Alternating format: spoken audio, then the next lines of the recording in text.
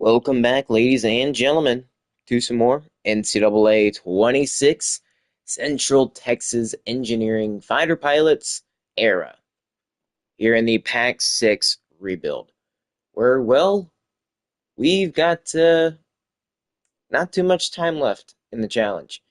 Less than 10 years. We've already played about three-ish seasons with CTEU. It's time.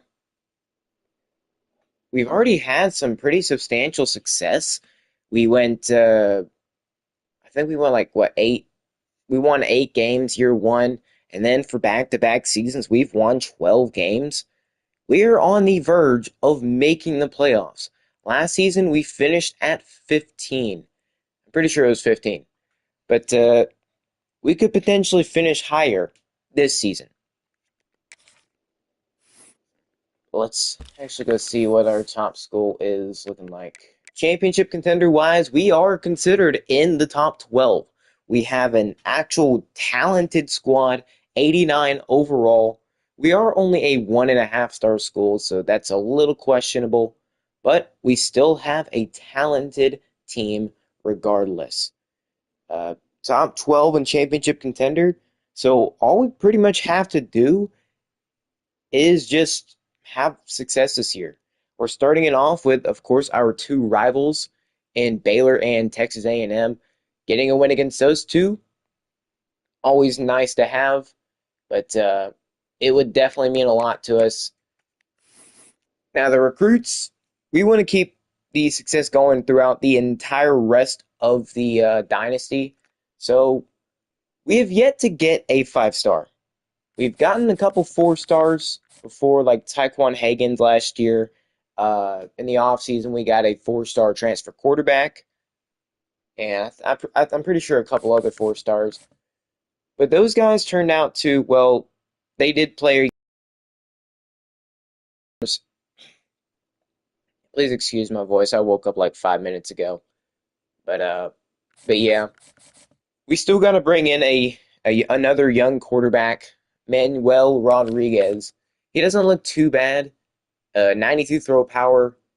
His accuracies, well, he'll develop at least behind our current quarterbacks for a couple years until he can actually fit in as a starting QB, which hopefully he can actually commit to us, which would be big time because we are constantly in a set of a or in a scenario of constantly looking for a quarterback. I mean, we've got some decent ones right now, but I want one to secure for at least the rest of the series. Now, will Manuel be that? Probably not, but I don't want to have to go any of these years by having a bad quarterback. We cannot have that. We are in a must-win situation, so bringing in as best a talent as we can, as quick as we can, is very important. But yeah, he's not the fastest, but I mean, it is what it is. But Nate Neighbors, he is a gem. 93 speed, 95 excel. He could get us back up to having an elite speed running back. Of course, the last one was Spencer Randall. He graduated 2 years ago, I think, at this point. We didn't have him last season. So, well, did we? Actually, I think we had him last season. We just kind of lost him to graduation and the NFL. He did go second round, and he was like 97 speed, 99 excel, 99 change of direction with platinum shifty. So we need another top tier running back who can actually come in and have electric speed to off the rip. And Nate Neighbors could very well be that. Plus, he's a 5-star, so that would help out tremendously.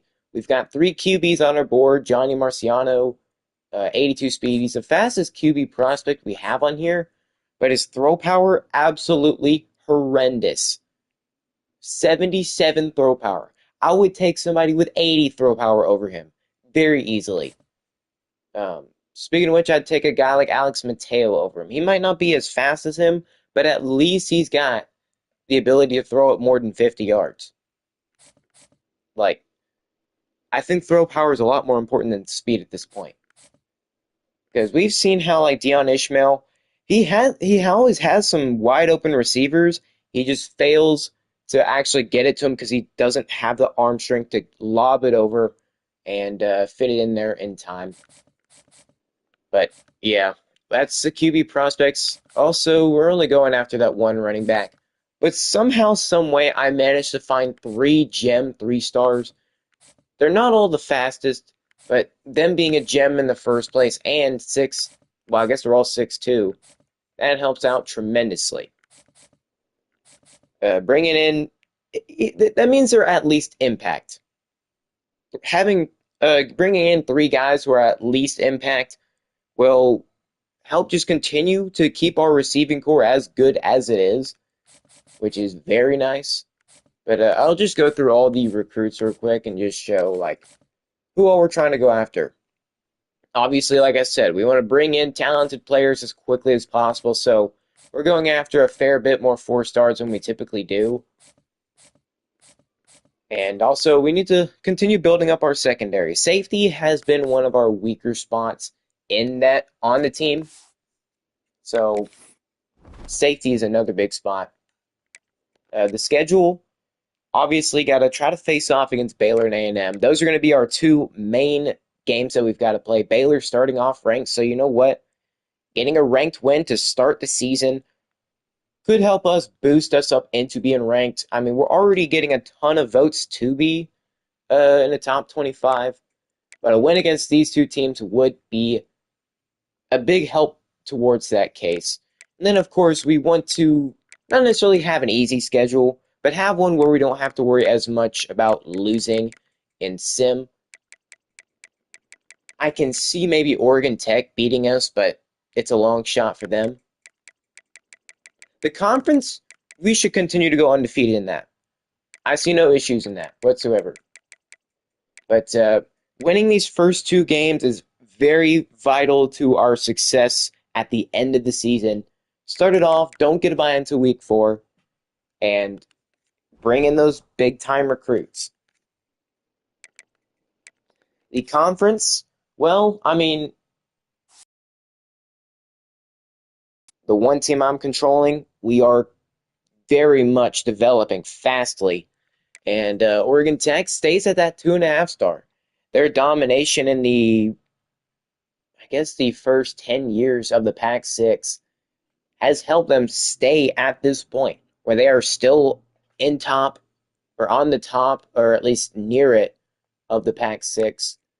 Dallas Tech somehow managing to always find themselves decent despite them not really having the best overall. Santa Cruz, they're just here.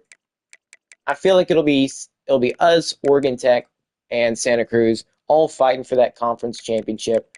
Who knows? We might even have I don't know. We might even have a freaking decent team outside of us. The Heisman Watch. Let's take a quick peek at that.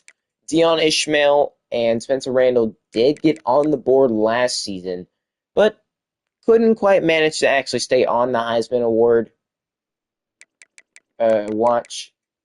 Instead, I don't know if Ty Ishmael's got any relation to Dion Ishmael at all. I think it's okay to say they're like cousins or something. It's very fair. So Dion Ishmael and Ty Ishmael, both good quarterbacks, like both really good quarterbacks. But I would give the edge. I mean, Ty's not bad, but Dion has like 99 accuracy on almost everything. So yeah. At least there's a somewhat decent range of players in here. It's not just quarterbacks, but maybe we. I mean, I kind of want to schedule a Louisville just so we can get the cousin on cousin action. Oh, I'm okay. Not what I meant. I meant like football wise. Nothing else. Nothing else. But yeah, the preseason top 25. We checked. I checked earlier, and it said we were ranked 29th. We're just outside of poll rankings, which you can see right there. We are actually receiving votes from the media, and for those that haven't watched the recent streams with CTEU, we have been pretty much blessed by well, the coaches like us more than the media, pretty much. The coaches rank us higher than the media typically, but we are sitting at 29 with 197 votes. Then it's a massive drop off to Memphis. So we are very close to being ranked. We just actually have to start winning a ton of games. And yeah, the coaches here too. Now, it was a massive drop off between Ole Miss and us, but still, we are very close to being able to be ranked. Now, Baylor, it said they were at 23, and it doesn't even look like they're on the coaches poll. Yeah, Baylor on the coaches poll is just outside of rankings, but for the media, they are at 23. So in Baylor's case, it's the opposite. The coaches like them more. I'm sorry, the media likes them more than the coaches like them. But we are universally decided that we are just outside of the poll rankings. But let's check to see if we have any national All-Americans or see who actually is All-American on our team. I expect this list to change for us quite a lot by the end of the season. Hopefully even having a national All-American. Last season we did have the best corner in the nation, Jason Kuklu, but he did graduate and we kind of had to replace him with somebody. And yup, Caleb Charbonnet. He came in as a 4-star transfer, and he will be a sophomore this year. But man, oh man, is he incredible. He's got really good speed, great awareness, great change of direction. His man coverage could use some work, but still, he's an incredible replacement for Jason Kuklu, and hopefully he can help us get that best corner in the nation trophy coming back to Central Texas Engineering. Yeah, you can see right here, it's us and Oregon Tech controlling the first team, and same thing with second team. No other team in sight. But yeah, like I was saying earlier, we need to make sure we have quarterbacks in the future, just players in general that could be good for us long term, other than just being a 1 or 2 year rental. We don't want that. But Devontae Jennings, he's developed up a lot, becoming the best player on the team. And actually, we've got a ton of defensive players finding themselves at the top of our rankings. 3 really good edge rushers. I'm fully expecting great pass rushing and just run stopping in general. Like, I'm expecting the defensive line to be great this year, and it's really all on Dion Ishmael to pull this offense together and get the job done. As you can see, 99 accuracy on practically everything except for medium throw accuracy. So he is going to be expected to do a lot this year. We also got his throw power from 85 up to 90, so he should be making a ton further throws than he has been. He's been struggling with those deep balls because, well, the lack of throw power. And his IQ, well, that's maxed out. He's not the most aware, or he's not the best at play action, but he can still scramble, and he can avoid defenders. Um, Change of direction is 86, so yeah, he can be a little shifty if he has to. But speaking of speed, 83, 88 excel, 93 stamina, and another thing that we have struggled with throughout the entire Pack 6 challenge and series is injuries. We have always had a ton of players getting hurt, but one player we do not want to get hurt is Dion Ishmael. Last player we can't afford to have get injured. But he's got a good injury, so we don't have to worry about that. And also, we lost our running back, Spencer Randall, but we still got in a guy like Mike Madu. Decent running back room. But like I said, I want to continue to keep this receiving core as good as possible. We brought in Jeremiah Jameson, who surprisingly had elite dev. He is an incredible receiver. Him and Vernon Shermer should be a great 1-2 combo at that receiving spot. Also, cannot count out Lyle Way. 91 speed, that third string receiver. He hasn't been talked about as much just because he usually starts kind of just slowly developed his way into becoming the third string receiver, which is really good for him considering he is a senior. So he wants to get as much exposure as possible, maybe even develop into an 88 overall eventually, and find himself in the NFL. But he's got a ways to go before he can get to that level in just, well, I guess less than 1 year at this point. But Vernon Shermer, he had a good year last year. He needs to have another good one. And this time, he's not the only star receiver on the team. That should definitely help out Dion and this offense a little bit more. Tight end, we got Brian Raheem. We brought him in, start Ev, and he has been a big time addition for us. We also had Kevin Stick a couple years ago. He was an athlete. We brought him in to actually play running back, but another one of those cases, he's better elsewhere, so he's a tight end. And one of the biggest developments this offseason was the offensive line. Incredible. Every single starting lineman was developed into an 80 plus overall. Our line has been terrible. We've failed to block much. Spencer, he had one down year because he couldn't run because, well, the offensive line was trash. But now with a bunch of other key pieces in the offense, skill players wise, and Dion basically coming back surprisingly for another year, I think Dion wants to win a national championship with this team, or at least help us get to the playoffs. He could have just easily left to the NFL. He has been eligible for like 3 years, like 2 or 3 years now. He decided not to leave, and instead he's coming back. So we tried to surround him with as much talent as we possibly could in the time. And now it is time to actually hop in and try to go win Dion Ishmael a bunch of games and potentially even a Heisman. He could cement himself as an NFL quarterback after this year. Hopefully, he goes to the NFL. One of the most accurate quarterbacks in the nation, heck, maybe even the most accurate. He's got a lot of weight on his shoulders this season. And you know what? We need to bring in Nate Neighbors. We have struggled bringing in these big-time players. Let's see, quarterback. The only downside with trying to go after Johnny Marciano is he's not that strong. He doesn't have the best throw power, but he is a gem. If he's an elite, it might not matter what his throw power is. We could just get enough dev points to actually upgrade at immediately. So I'm going to just not put points into him for now until maybe OU or a bunch of other schools actually start showing interest. But for Alex Mateo, I feel like I should. And Manuel Rodriguez, another one of those guys. 50 stretch, but you know what? We don't have to get all our guys in the regular season.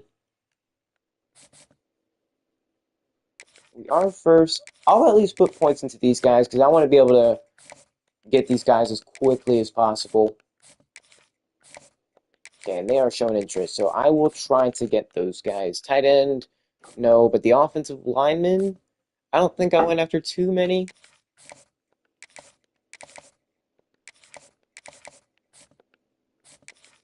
All these guys are well-rounded, so they will have, like, pretty much be good at everything. Whether I decide to go full pass blocking or whatever in development, they should be fine.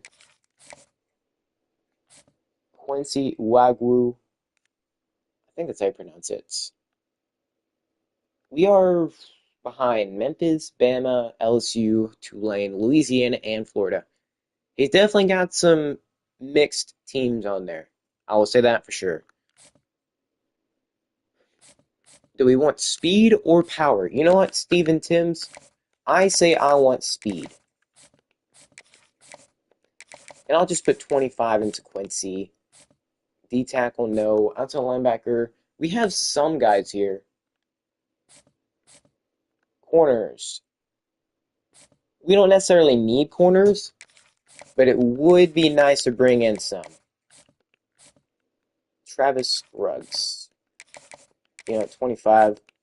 And then, I don't want to, I talk so much I talked so much about us needing safety, and I put barely any points into him. But that's it for recruiting right now. We've got to get into this Baylor game. As you can see, we are 8 overall points better than they are.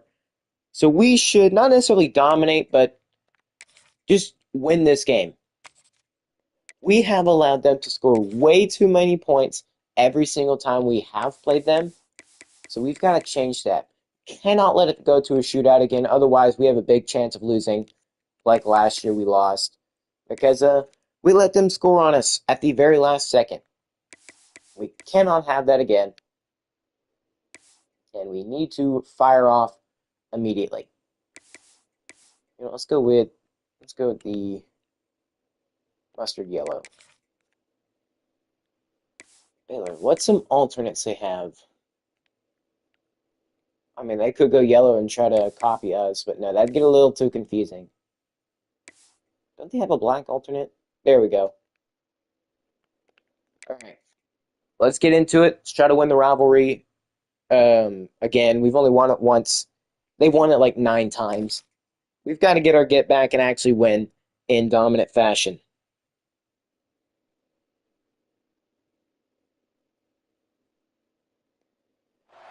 All right, here we go. In McLean Stadium, the Bears taking on the Fighter Pilots. In yet another game where many are expecting it to just be a shootout again. We want to shut that idea down immediately. We want to dominate from the get-go. It's not going to be easy. I will admit it won't be easy. Baylor has been a very good opponent no matter how bad they've been, no matter how good we've been. We want to change that narrative this year. We want to take control of the rivalry and try to at least get it tied back up so we're not down 9-1. But we will be starting off with the ball. Let's actually go into some of these real quick. And you know what? From what I've seen, we have just been terrible when it comes to getting hit and taking a ton of damage. And yet the computer has just not done any of that. Like, they've barely taken any. Alright, time to lock in, get a touchdown on the opening drive, and actually go win this one. Last year, yeah, we lost 52-49 at the literal last second. Baylor managed to score a game-winning touchdown. And, yeah, we do not want that to happen again. But here we go, Dion Ishmael. This season is all on his shoulders. Or maybe he can get some help from guys like Mike Madu. Also, if he wants to make a case for himself in the NFL, like a very high round draft pick, this game could be very important to that. Okay, nice little catch. 2nd and 8. Maybe let's try switching it up. You know what? Yeah, let's actually go this. And get tight end underneath. And we do. We get Raheem. It'll be 3rd and short. Hopefully our run up the gut will suffice. I mean, they are pressing Jamison and Shermer. And it won't work. Exactly what I meant by pass blocking was not effective. So they are really being an idiot here.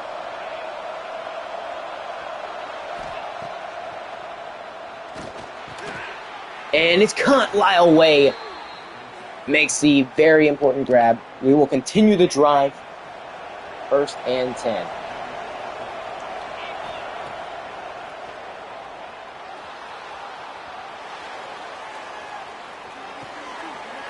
What on earth was that pass? I told you to throw it to X. Now, I don't know if he got hit or not. Probably should have just thrown that away. That would have been a much smarter decision. But I wasn't expecting him to throw it directly to the corner.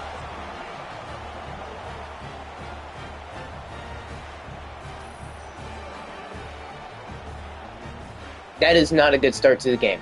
He started scrambling outs. Nope, that was just a terrible pass. He didn't even throw it anywhere close to the guy I was telling him to. that is that. Baylor will have the ball in great field position. Bad pass to the running back. Couldn't quite hit the mark on that one. 2nd and 10 now. We need continuous defensive stops. That is a great sign right there. Taking him down in the backfield, not letting him get more than he has to, or more than he needs to. Now it's 3rd and long. Don't know if this is out of field goal range just yet. And you should have been intercepted. Oh, Baylor, she's going to kick a field goal. 4th and 13 from the logo. Almost the other side of it. And it will be wide left. So as soon as we throw a pick, they miss a field goal and give it right back to us. So not really much happened, it seems. I love the fact that they're pressing Vernon over there.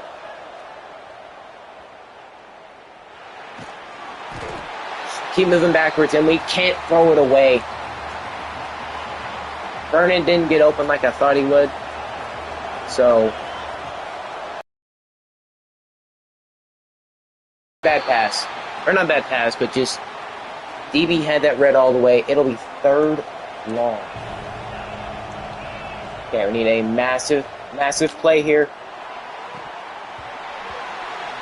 Okay, we're just going to have to punt it right back to him. Terrible drive. Both teams have had a chance to score, but it's not really worked out for either one. And they'll get at the 33. Offense, it looks like will be pretty tough this game. Also, just got to call actual good plays instead of what we have been calling. Caleb Charbonnet already making a big impact. In his debut game with Central Texas Engineering, he will get a 43-yard pick six. That's how you make your debut right there. You had to come in and he had some really big shoes to fill. He had to come in and basically replace the best corner in the nation who went, I think he actually just graduated. I don't think he actually got drafted. But that's some really big shoes to fill. And plus, we are supposed to be a defensive-heavy team. That is exactly what I wanted to see. Caleb Charbonnet getting it done when the offense couldn't get it done twice. Well, Dion's got some help. Like I said, we built this team around him. Offense and defense.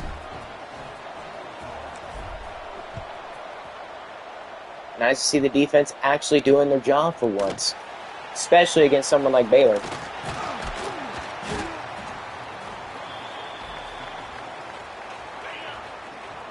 They will start from their own 24, and they are now down by 7 points. Yeah, it's going to be a running back who will get about 6 yards. Okay. That's, well, I think last time they tried that, they just overshot the running back by a lot. It was a bad pass. That time they actually got with him, and we're going to bring him down 3rd and short. But be very careful of what we get here. No, we're not the best at man coverage.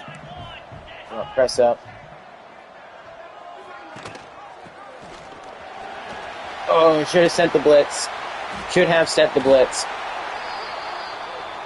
So a tad bit worried we were going to allow some kind of big pass. We are not the best man coverage defense, and plus man coverage just sucks. The hole was open, then it got closed. Like I said, we need our defensive line to produce a ton. Get a lot of pressure like they're supposed to. They're all talented. 3rd and 5. No, Alex Bonea goes down. One of our best corners. Don't want to see an injury like that. I'm pretty sure he's just got like a back spasm or whatever it is. Bruised back. Or bruised something. Bruised ribs, I'm assuming.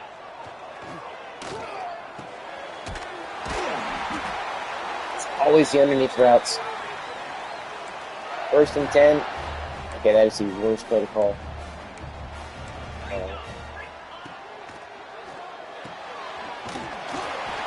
It's hard to cover when they go out wide.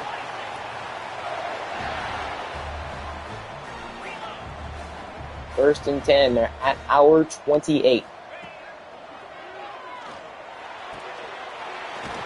I was so... They had a guy coming open over the middle, over the top. They decided to go elsewhere. It actually worked out. Make sure we're doing our jobs, covering our zones like we're supposed to. And breaking every tackle known to man. We've got to wrap up. None of this shoulder tackle, upper, like high tackle. We can't have none of that crap. Juked out of our boots, but he's breaking every tackle. Ryan Benavidez gets there for the TFL. 2nd and goal. We need to press up. Do not let them get a touchdown. Hold them at most to a field goal. You know what? Man defense. Script. We're going to absolutely cook.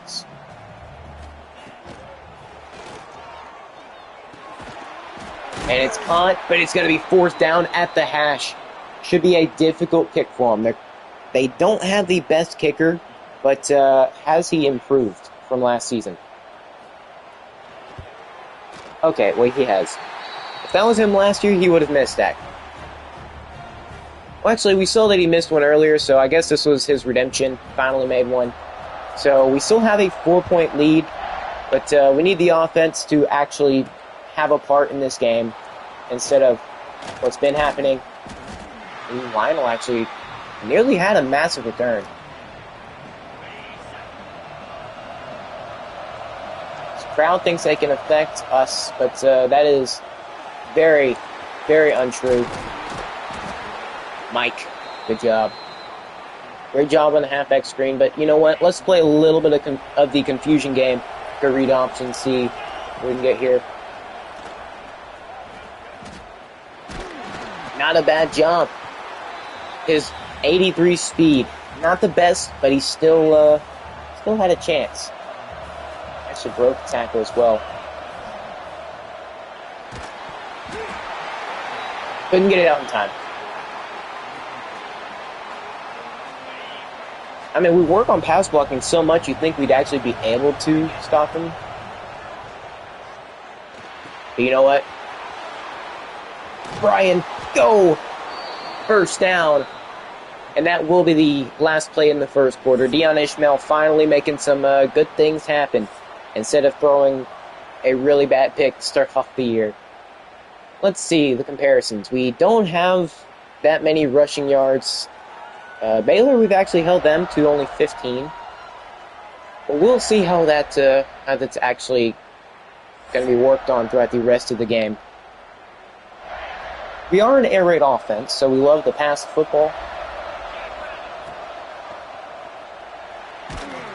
No! We had Brian wide open. We had to get that out a second earlier. We had the tight end open in the slot with no safety help over top. But you know who we also have open? Mike Madu. Playing a little bit of the slot receiver. Already making an impact in both the rushing game and the receiving game. But speaking of receiving game, I like Jamison on the inside here. And he's going to make a big grab. Diving catch. And that will be 1st and goal. Offense finally finding us in good field position. We actually run some kind of pass here. No. Let's just see what Mike's got. Well, he's got an easy lane to the end zone. Touchdown, Central Texas Engineering. Not that difficult. We are going to take an 11-point lead, barring a missed field goal. Not a bad start at all. Not a bad start. The defense has performed, I'd say, pretty good so far. Gotten a pick six, gotten a couple stops. I do want to say a lot, and I mean a lot better than we have seen previously. We've just allowed Baylor to score 50-plus on us every time we played them within the last 3 years. And that's just something we cannot have.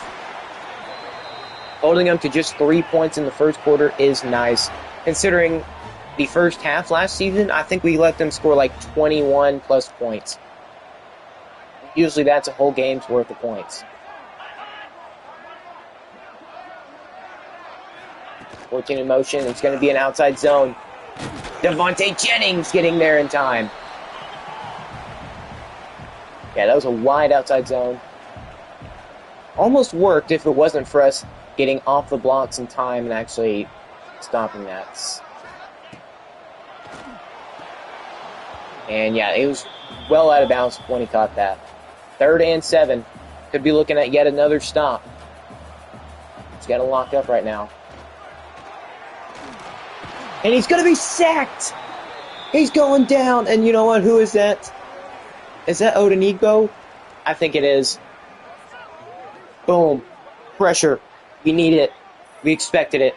We knew it was coming. Ezekiel Odenigbo. Not your typical number for a defensive lineman, but he makes 76 look good. All right, let's get this ball going back the other way. Let's get it popping. Let's try to get yet another score from the offense. This has got to be the Dion Ishmael Heisman campaign. So we need to cook every single game we play. Well, maybe a running back, Lionel Lamp, is going to actually do something too. All right, let's see. I'm thinking maybe Brian Raheem. And he does make the grab.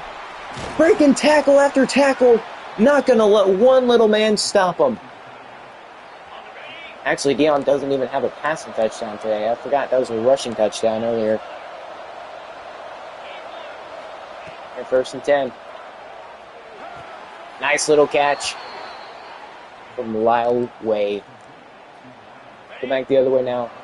I'm expecting, I want to say 300 to 400 yards passing. Oh, that was a terrible ball. Should have hit X. I was spamming buttons.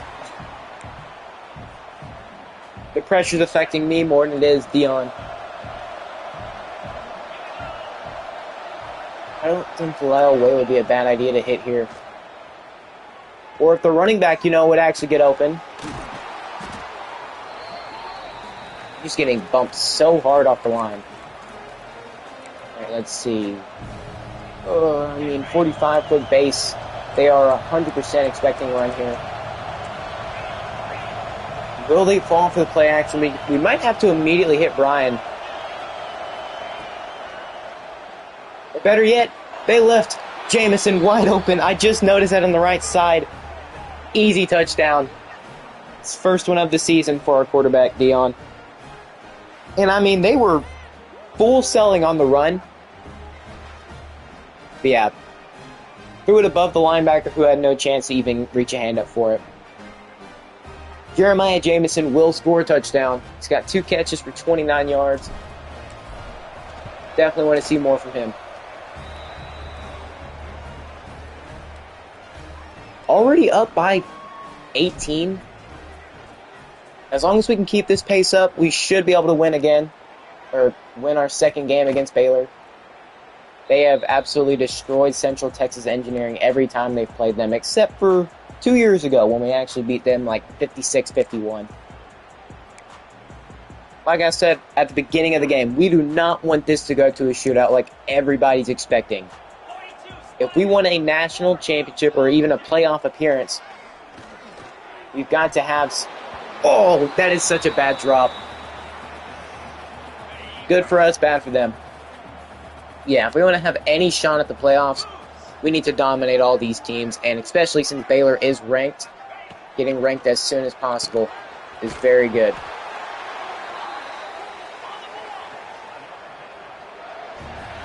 Both of us are actually considered We're ranked very highly in national standards. But he's going deep. Oh, he just lost. It's that safety not playing deep enough. Oh, well, Baylor will score their first touchdown.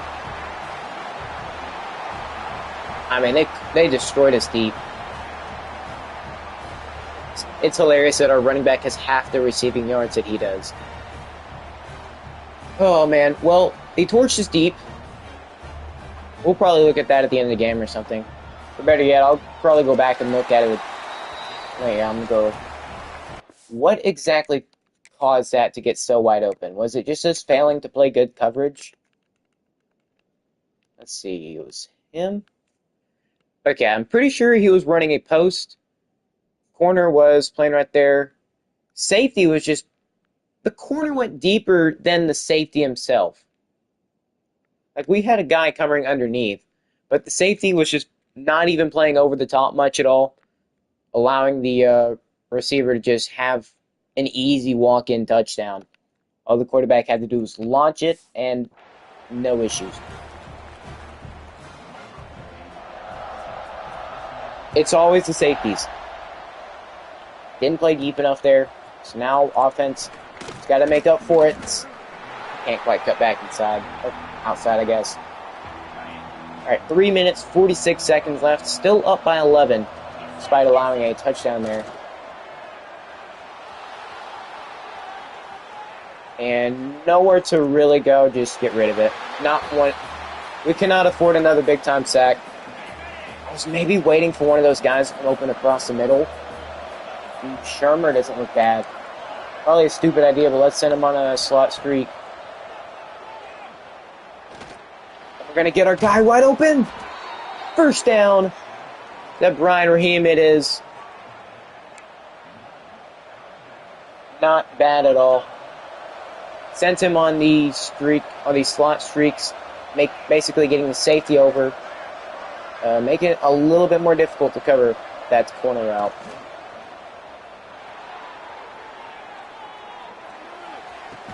Jamison holding on. It's one-on-one. He's ahead of him. Just throw it towards the sideline. And a guy like Jamison will bring that puppy down. 180 passing yards for Dion. Okay.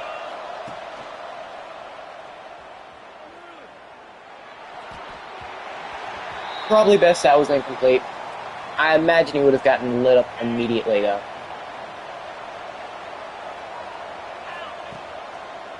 Just maybe think. Raheem. Oh, can't hold on. Okay, it will be 3rd and 10. Failed to hold on to that football right there. Oh, they are pressing Vernon. Come on, beat him on the press. Just go deep. Vernon's down there somewhere. And he is! He's going to make the grab! Vernon Shermer going up, making the absolutely incredible grab, and now our quarterback's over 220 yards. Alright, we got to hit Jamison or Raheem. Wouldn't doubt Raheem getting open here. And he's in the end zone. Touchdown to the tight end. That is his second passing touchdown for our quarterback. We'll get right back up by 18.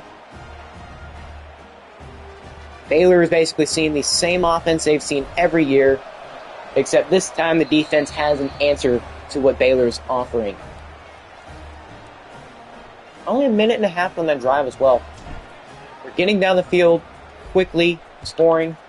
2 minutes, 11 seconds left in the first half, and we've got an 18-point lead.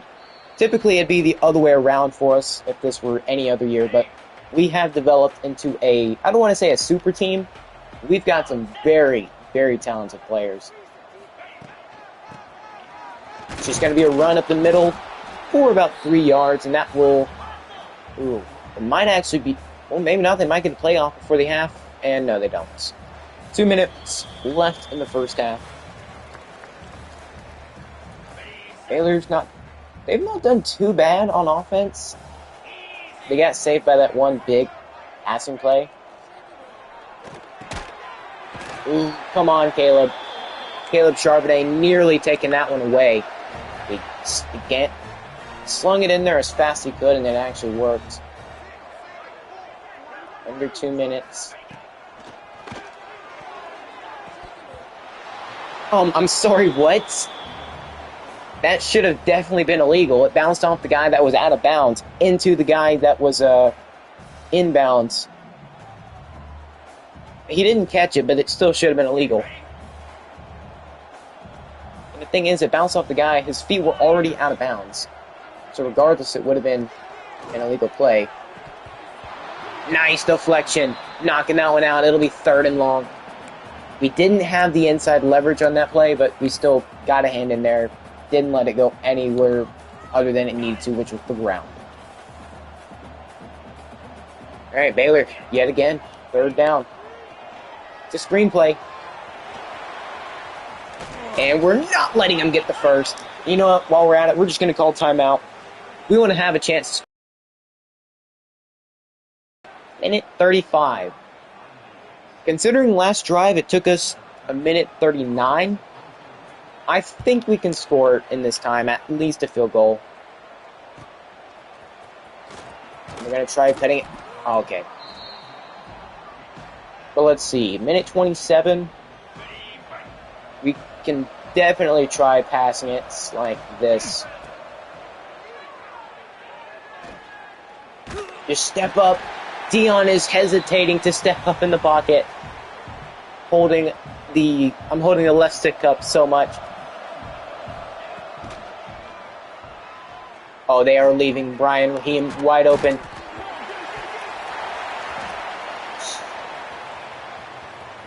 Do not let him score, please. The worst angle.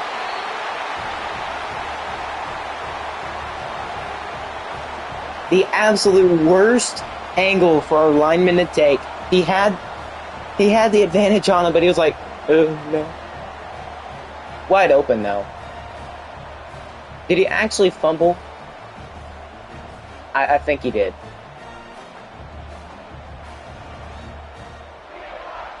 You tell him the truck, and then he's just like, you know what? Let me stretch out completely. We can challenge it, so I am going to look at it, even though it most likely wasn't. And so, even though it most likely was a fumble, yeah, they just straight up spread him wide open. Now let's zoom in. Supercomputer enhance.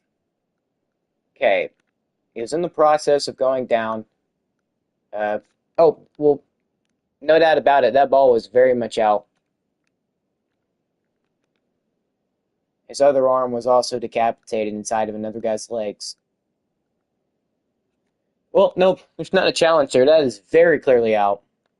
It's just a shame we couldn't get on the ball quicker. Anything can happen in college football.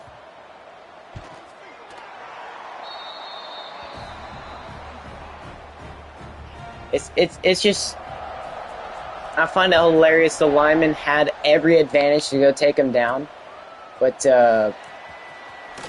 he kind of was just stuttering. He's buffering.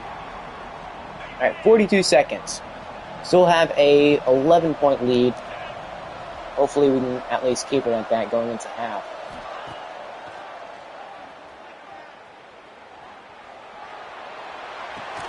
And Vernon, no. He had him. He was wide open. I don't know if we should have hit him quicker or what. You know what? The double deep cross.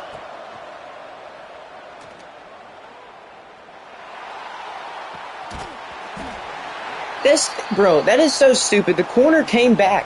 He didn't have any eyes on it. And yet as soon as the receiver went up to catch it, that should have been a catch. But you know, it's 3rd and 10. Just don't do anything risky or stupid. It will be 4th down. We don't want Baylor to get this ball back. 25 seconds. 4th and 1 shouldn't be too bad. But they are doing absolutely terrible play calls right now. Maybe halfback angle?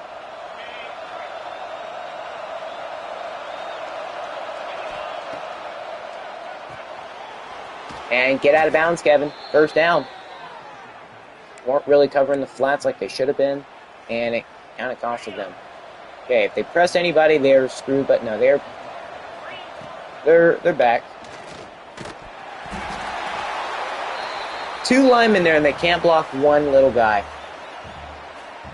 You know, we'll just let the clock run down.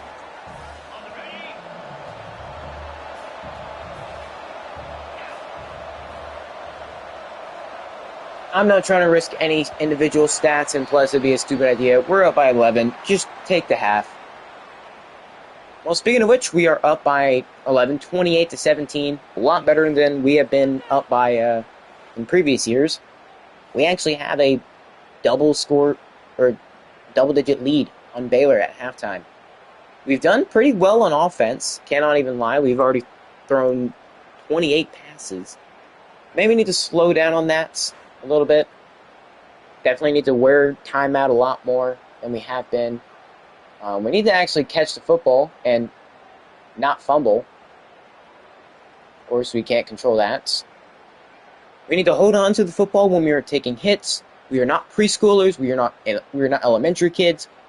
You are practically grown adults making millions of dollars. You need to hold on to the football. This ain't Kansas anymore. This is freaking... You're quite literally next, or you're just before going to the pros. Well, we've got a lead, and I believe we kicked the ball off the Baylor to start the half, so let's go out there trying to have a good first defensive possession.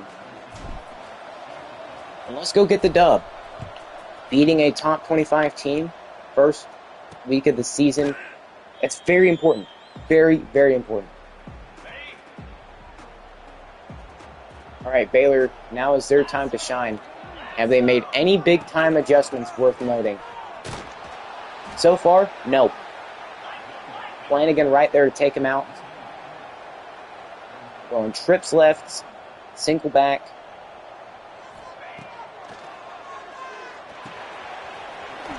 And it will be 3rd and 5. Brian Brown's already got 108 yards today. Not what we want to see, but still what we get. But speaking of what we get, 4th and inches. Let's go. 4th down stop to open the half. We got very lucky it wasn't called a first, because typically they would call something like that first down.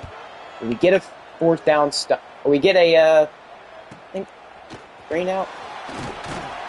Not bad. We actually forced a stop, and now the offense will have a shot to basically continue how we've been playing.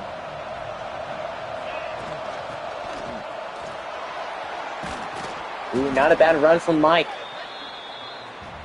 Let's see, what do we want to try to run? Let's see if a bubble will work. I mean, they've been seeing the run a lot, or not much. You know what, let's go.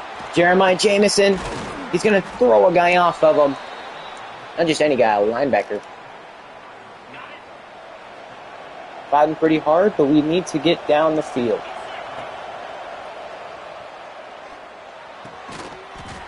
Just sneak it in there. They are fully expecting it to go to him. At least what the linebacker is looking like. Actually, get Vernon Shermer on a... Let's get him on a post.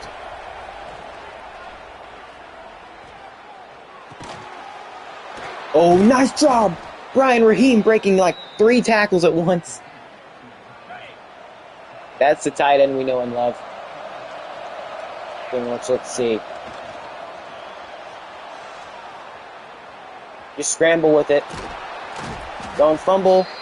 Take the 9 yards. You know what? Let's run a jet sweep. Who is it running? Well, it's Lyle Way. We know he's got 91 speed. Now let's just see how the blocking will hold up. Jet sweep out to the left. Not too bad. Lyle Way, he's going to have 1st and goal. The jet sweep works to absolute perfection. And from going from return man to a jet sweep merchant, not bad at all. So let's see.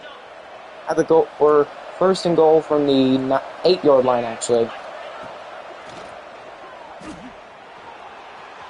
Can we get a scramble? No, we were about to get it out to Jamison. had him open, but we couldn't get it out quick enough. I think his throwing motion is just incredibly slow.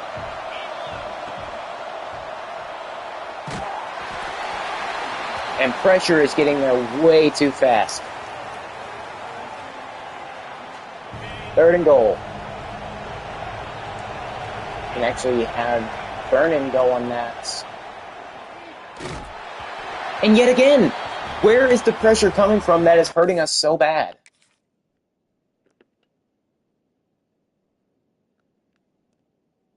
For whatever reason, we're covering one guy.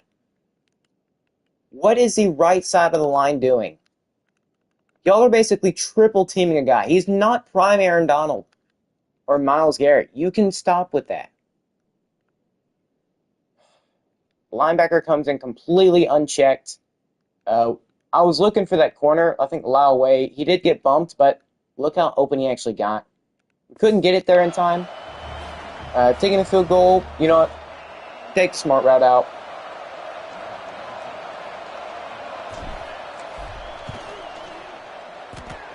And of course, you can't get it over quick enough. You can't get over far enough.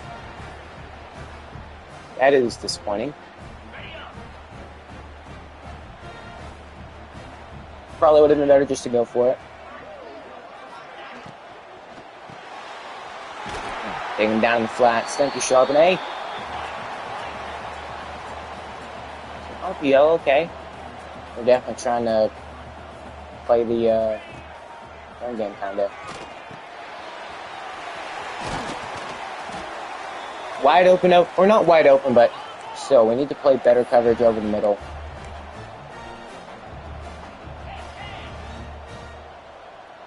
For once, the slant play actually worked in their favor. Well, it always works in their favor. Like that. Can we please cover underneath? Let's actually try to run this. Don't know how much I believe in it, but we'll try it. Expect the tight end to go on the route here. And he did, and we had it covered, strapped up. 3rd and 1. Let's see. Oh, maybe QB sneak. Yep. Try to stop him. Get everybody pressed up in the middle. No, because they don't even try to go for the QB. Just play patty cake with each other. And then just step out the way.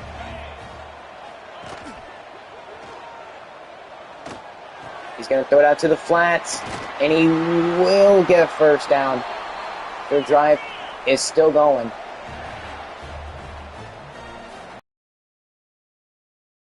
We're still up by 11. Both teams have yet to score a single point. But he's going to get sacked. Booyaka Shah. Awesome is there. And, you know, just Ralph Awesome, the freshman, just shoving the quarterback. He's like, you know what? Man, get off me. Well, keep up that energy. Keep up that energy, Ralph. Here, run up the guts. And gain of 2, but still massive chunk of change left to go before he can actually be calling for the first down. 3rd and 13. No. That coverage is on me, though. It was fully on me. Why are you... They did the 4 verts cheese, of course. Baylor now with a minute and a half.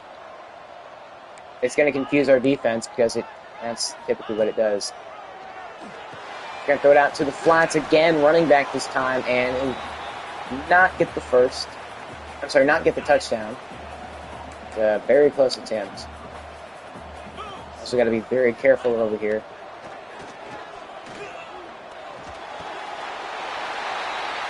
What part of man defense do you not understand?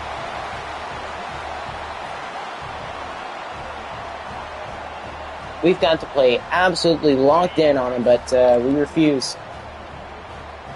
Well, I say, man defense is so horrendous in this game.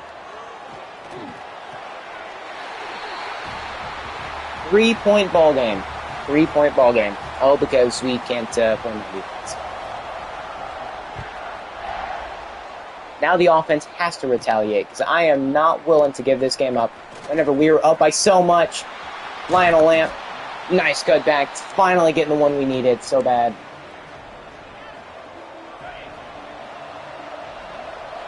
Let's get a touchdown in this drive, boys.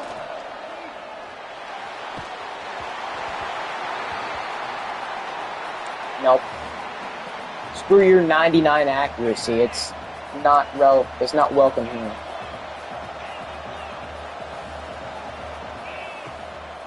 Let's try to get something open, please. Or better yet, they're not going to call any pass interference when there's guys all over him. And I mean, literally bumping him.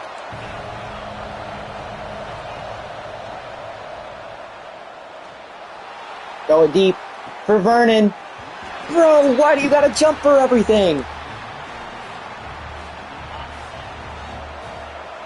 Call me stupid all you want, but we are gonna try this. And now,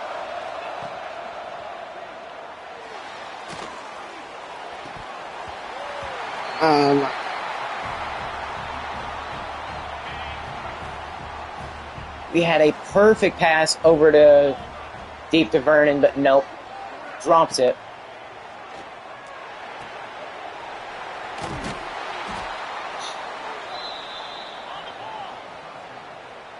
That's the type of performance we've seen from the offense time and time again. Doesn't matter how hard you work on developing their catching. Please tackle. Bouncing off of us like a freaking pinball machine. But it's going to be 3rd and 4. We need absolutely perfect coverage here. Or better yet, get the tackle. 4th and 5. Going into the 4th quarter, we have still yet to score at all. And offense has done barely anything at all. Dion, I don't know, man. You're not throwing incomplete passes, just your receivers are dropping the ball. Literally. Not helping them in the slightest. We need some better offensive plays. Seen kicks like this from their kicker. He's missed them. And this time it's actually going to be through, and they will tie the game at 28 apiece. Alright, now is where we got to clutch it up. Well, actually, no, we needed to clutch it up a long time ago. But, no, instead we allowed them to come back from like 21 to 3, I think.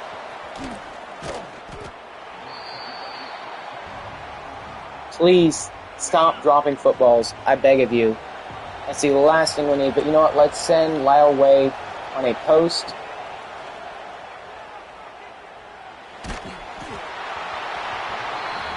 Also, the long decision-making is not helping. Our quarterback, minus 13 speed. He's already like 83.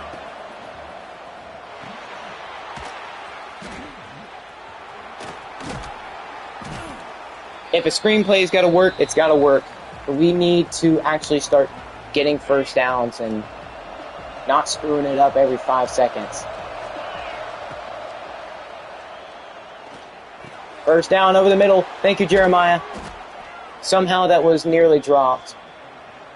Cannot explain how, but it nearly was. We cannot be the team. Dion, I'm so sorry you've been hit all game. But we needed so many bigger plays from guys like Vernon Shermer. Dropped that easy catch earlier, and step up, just slide. Do not take a big hit. You are already pretty damaged as it is somehow. The computer takes no damage, and we take all of it. Oh, they are leaving Jameson wide open. Oh, please don't be on us. It's on Baylor. They left Jameson wide open. And I was like, you know what? Send him on a streak. Baylor wasn't reacting quick enough, and that will be a Central Texas Engineering touchdown. Finally dropping one in the bucket. Jeremiah Jameson will score and get us the lead right back. We went from an 18-point lead to nearly giving up the lead in first place. 6 minutes left in this ball game. 6 minutes left to decide the winner of this year's rivalry game between Baylor and Central Texas Engineering. Defense has done good all game. Really, the offense giving Baylor the opportunity to get back in it. It will be an RPO. We're going to be there. Please take him down, and we do. 6 yards. Gain of 6. 2nd and 4. Let's see what they're planning. A run. We don't bring him down before the first down marker. Halfback zone. Come on. Watch out for maybe another run or a short pass. Definitely watch out for like a slant. Are they just waiting? Well, Baylor definitely trying to maybe read the defense a tad bit. Either that or they just don't have an idea what to do. Maybe they're expecting a jump off sides. And no, Baylor's just not going to snap it.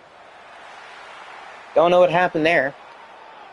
Baylor just never gets the ball out. I mean, they're at home, so we got to take it. Get every advantage you can, especially in a rivalry game. If Baylor just doesn't want to snap it, then they just don't want to snap it. Nothing I can do. It's an RPO out to the flats to their tight end, and it will be 2nd and 11. Okay, game's getting hyped back up. The fans are back into it, at least for the most part, at least. It is a screen to the left side. Can we please bring them down? And we do. It'll be 3rd and short. But let's try to find cover 6.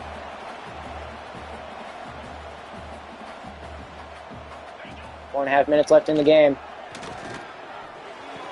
Why did you... No, the corner just stopped. We had that spot covered. He just didn't step up to go get the pick. And it completely screws up our defense.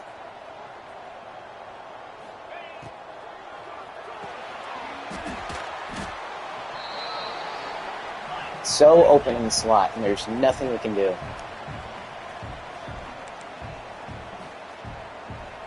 Baylor changing it up.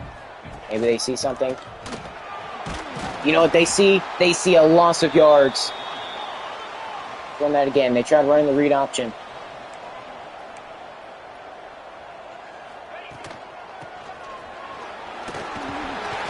And come on, we need to bring them down. They will get the first down yet again. I wonder if they're just trying to run this clock out. Maybe... I don't know, but it's 2-on-1 over there. There's no real coverage for that. And if you try running man, they'll just get open anyways.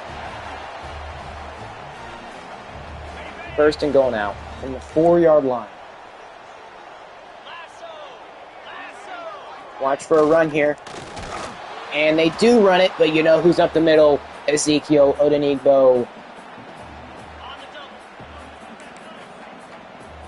I mean, it's been an interesting challenge against Baylor this game. Interesting game plan. But you know what? They're going to go down yet again. Another loss. 3rd and goal. Watch out everywhere at this point. Need to watch out for every possible. And he's going to get sacked. We bring him down. That'll be 4th and goal. And that's the big man taking him down. Don't remember his name. Ooh, a little bit of a shoulder wear right there. But Baylor kind of needs a touchdown. They've got 2 minutes, 11 seconds left. Oh, that's Jimmy Salaja. Okay. First sack of the season for him. First sack of the day as well. Might have just been a very clutch one right there. That will be the 2-minute warning in the game. Baylor needs to get the touchdown here on a 4th and goal. Otherwise, this game might as well just be considered over.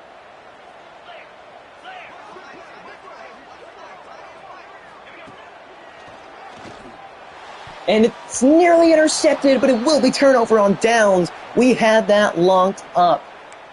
Nowhere to go. You know what? No need to be stupid here. Run the clock out. Okay.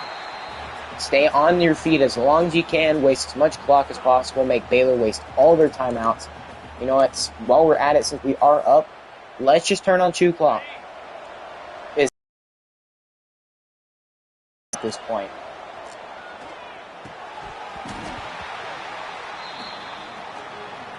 When they jump, they float in the air like a freaking flamingo. Dion, it's okay. You're not gonna die. I promise you, bro. Reaches for the first, and I think he got it. I think he got the first. Great field awareness right there. I think that was Ryan Raheem right there. Baylor's got 1 timeout. We are pancaking, guys. We're getting caught up on defenders who don't even realize we're right there. That was Baylor's last timeout. 1 first down would most certainly end the game. And you know what? Just go down. That'll be the game. No need to do anything stupid. Dion Ishmael, take us out of here with a W. 35-28. We get the win over Baylor. Actually, we also get a win over a ranked team in the first game of the season. The locked and loaded rivalry is coming back to Texas.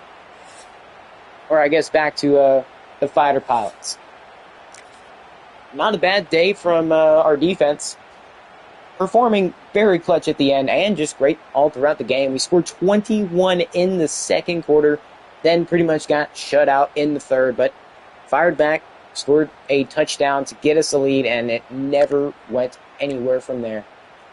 We nearly let Baylor come back and win it, which is not good, but we did get a pick. We did get a bunch of sacks.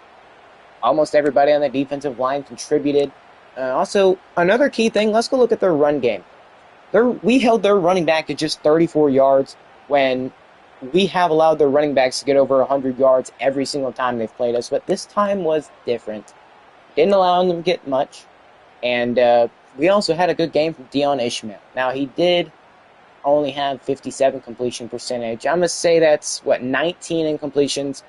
Yeah, not good. For a guy who has like 99 accuracy on practically everything, you would think he'd complete a lot more of those passes, but it wasn't even his fault most of the time. Now, that first pass where it was an interception, yeah, that was definitely his fault. He was supposed to throw it deeper, and, well, he kind of just threw a duck straight at the defender underneath.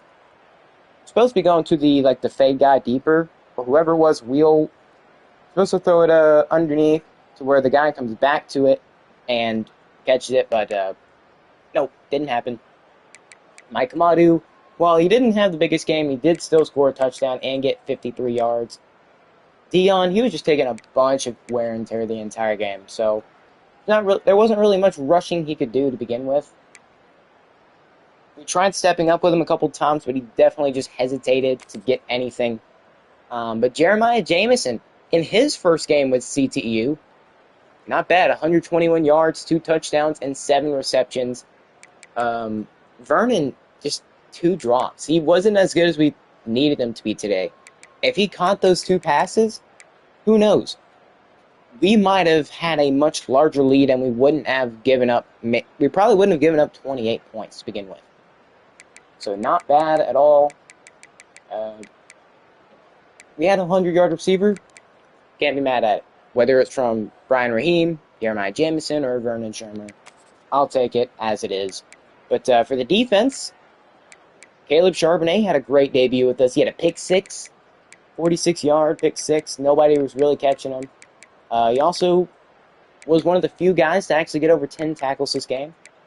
Robert Flanagan, Brian Benavidez, and him all did great. Now for TFLs, we were getting in the backfield like crazy. We were making sure that quarterback felt it every single down. And then as for sacks, well, like I said, we got 3 sacks today. Ralph Awesome, Ezekiel Odenigbo, and then, of course, Jimmy Salaja. 3 freshmen, by the way. 3 freshmen. That is the impact those guys are going to have for us this year and for the future years. Caleb Charbonnet surprisingly didn't drop it like the majority of people on our team do. Pass deflections, James Yancey, Devin Carney, and Deontay Allers all had some deflections. How about forced fumbles? Well, we weren't fortunate enough to do that. We didn't recover any either. No block kicks, no safeties, and that 1 pick 6. But not a bad day from Caleb Charbonnet. I think he should definitely, you know what, actually, well, no, I guess this year is all about Dion Ishmael. Well, not necessarily all about him, but it is his duty to lead this team to success. Are you serious?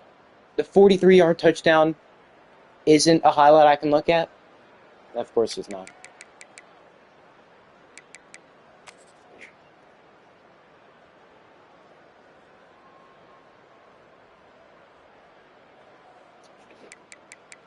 Let's see, where is... Well, I mean, there's the Caleb Charbonnet pick 6. I don't want one of him getting sacked. They are really screwing me over. I played every single down of this game, and you can see literally how many freaking highlights I get. I even have some big plays in there, and it doesn't matter. Why is it all him getting sacked, though? You know what? I'll take that. I'll take him throwing a 40-yard ball.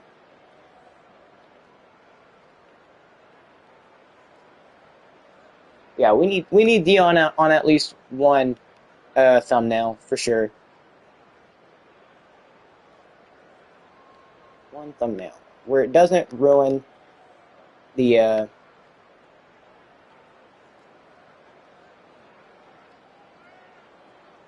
let's see, where can we actually... Okay, no, that's terrible. I'm trying to think of something. Okay, you know what? Probably looks like he's hunched over taking a number 2 or something. You know, that'll have to do. That'll have to do. Don't reveal any score or anything. Next week, though, is going to be a tough game. Texas A&M. Never, ever an easy game. I just hope we actually have a chance against them like we did Baylor this week. All right. Good win. Great win. Does it boost us into the rankings, though? We beat a top 25 team to start the season. And let's see. Do the poll voters or do the rankings voters like us this year?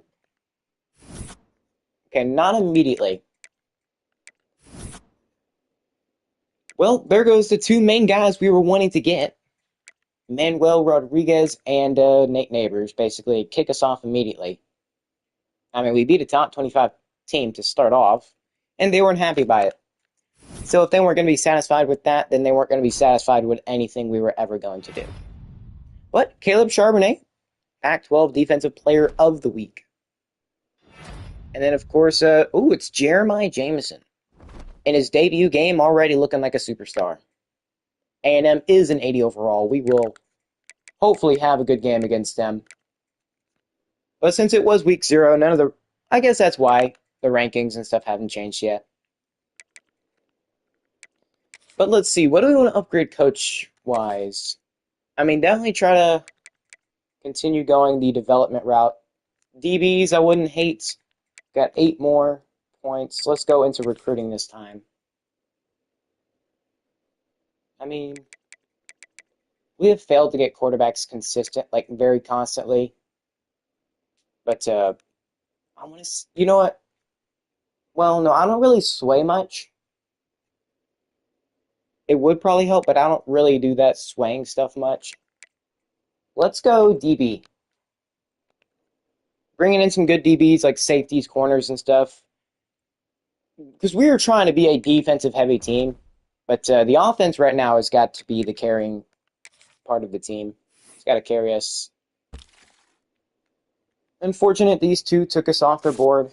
Would have been very nice if we could have at least gotten close to getting them. At least give me false hope. But Tyler Butt and Hakeem. You know, we'll just reinvest these 50 back into these two. Just try to get these two outside linebackers.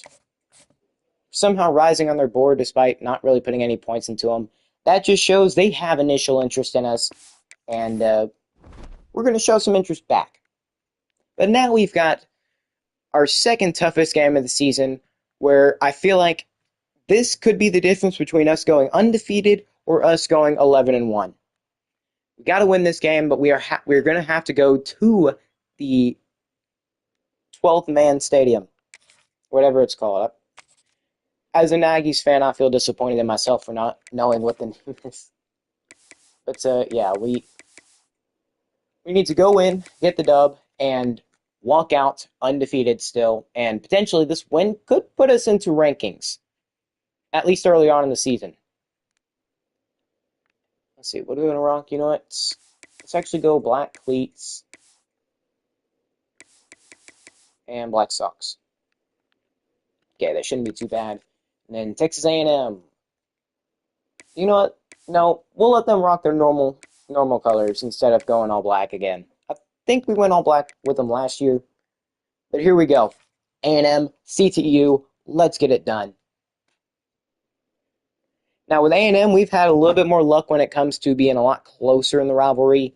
Then again, the rivalry hasn't gone on for as nearly as long. But you already know, when you go to the home of the 12th man, it's never, ever an easy battle. But we are far better than A&M. Far better. They don't quite have the talent we do. They aren't as good as we are. Rebel, you're 1Q pup. But I'm sorry, we gotta put the Aggies down. We're gonna have to. We can't be steamrolled anymore. This has to be the year we make the playoffs, and the way we do it is by going undefeated, beating these tough teams. Alright, let's get into it. We're going to be starting off with the football. A&M's going to kick off, and here goes nothing. Okay, not a bad return to the 23. Coach B.J. Michaels has done a lot for this team. Last year, we actually did beat Texas A&M 32-29. They are ahead in the series 5-1 against us, though, but we beat A&M last year. So, you know what that means? They want revenge. We do not intend on giving it to them now. But, you know, we are planning on giving. Lyle, you could have still had him. Well, there goes my trash talk. Got a hand on it, and, you know what, let's... Sure. Lyle, run a streak, sure.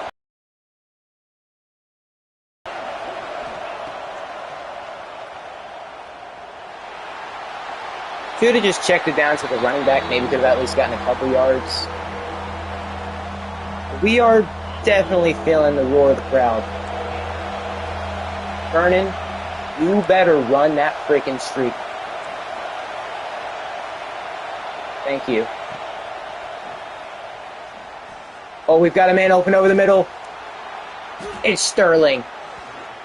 He's not typically high on the depth chart or even out there on the field playing. But still.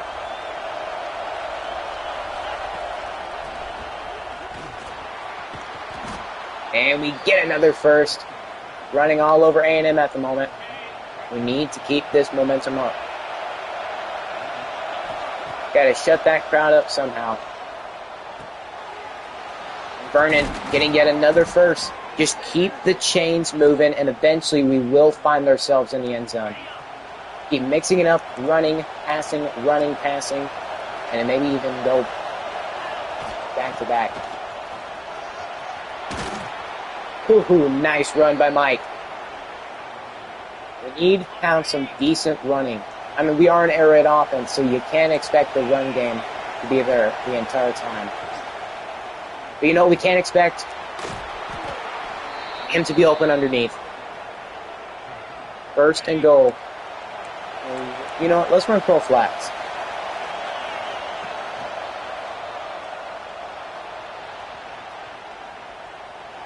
Are we faster than the edge rusher? And yes, we are. Dion Ishmael powering his way into the end zone. We're going to take a 7-0 lead over Texas A&M to start off the game. I mean, the only real factor in this game is the fact that their crowd is just one of the best in the country. I mean, they're literally called the 12th man for a reason. But Dion Ishmael reaching out, not giving up on the play. Showcasing his dual threat ability. He can pass it, he can run it, but not a bad job there.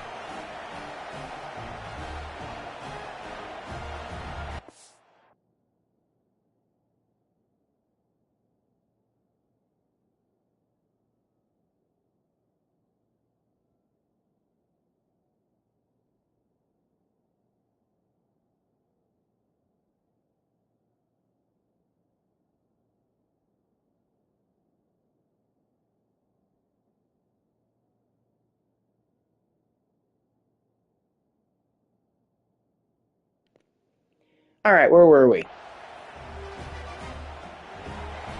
Here we go. Sorry for these slight pause.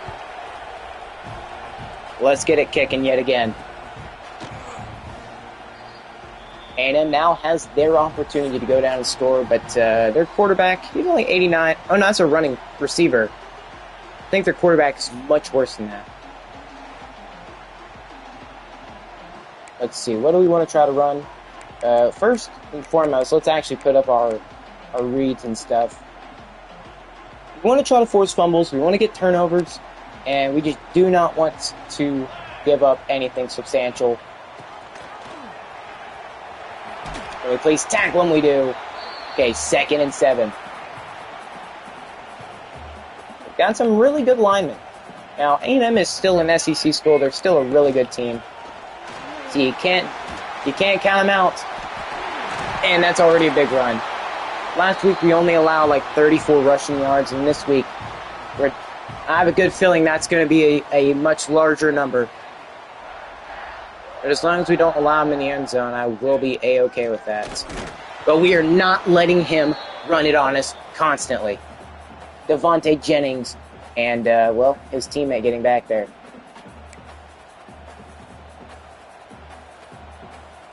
Can't let these big-time running backs run it all over us like we're still the crappy team from the same team from year one. Yeah, their quarterback is definitely not good.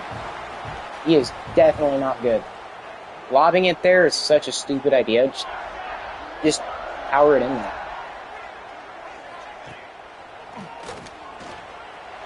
He's going up. Please deflect it. And nearly intercepted.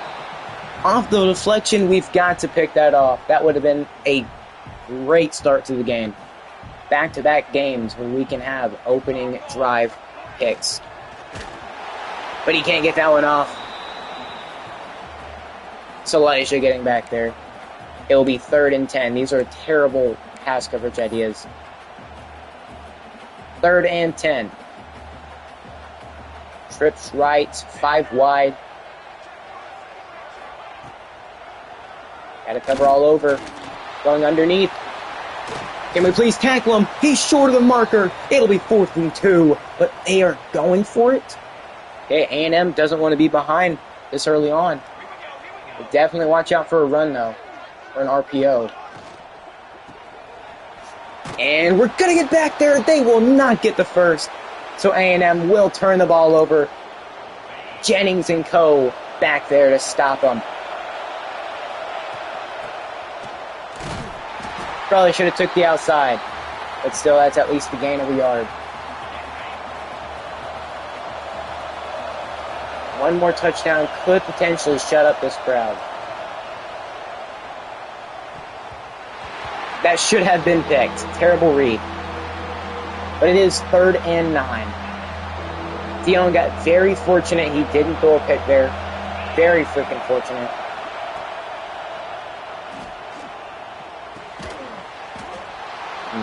I expected him to at least have more of a lead. You know what? Let's go for it.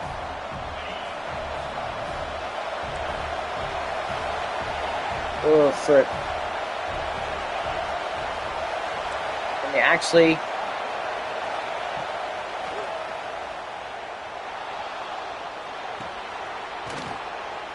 good job, Lyle. Had him go underneath, had the stop route working to perfection, and it works. Maybe try running an RPO of our own. Could we potentially get Brian Raheem open? Better yet, just go to the slot where we have Lyle way open. Or not the slot, the bubble. We have him wide open. Now here's the question: are they expecting another RPO here? No, they weren't. 1 yard. I don't know if it was worth it on the mono special. You know what? Let's go play action counter go. Safety help isn't really there, so if Jeremiah can get open, I suppose. Speaking of which, you have 99 accuracy. You are still overthrowing that? I mean, I suppose if you get hit, it makes sense. You have 99 accuracy. You shouldn't be throwing a duck like that.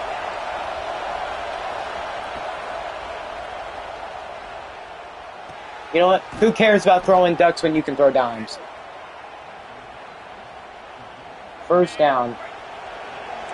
Yet again, they're trying to press our wide receiver, Vernon Shermer.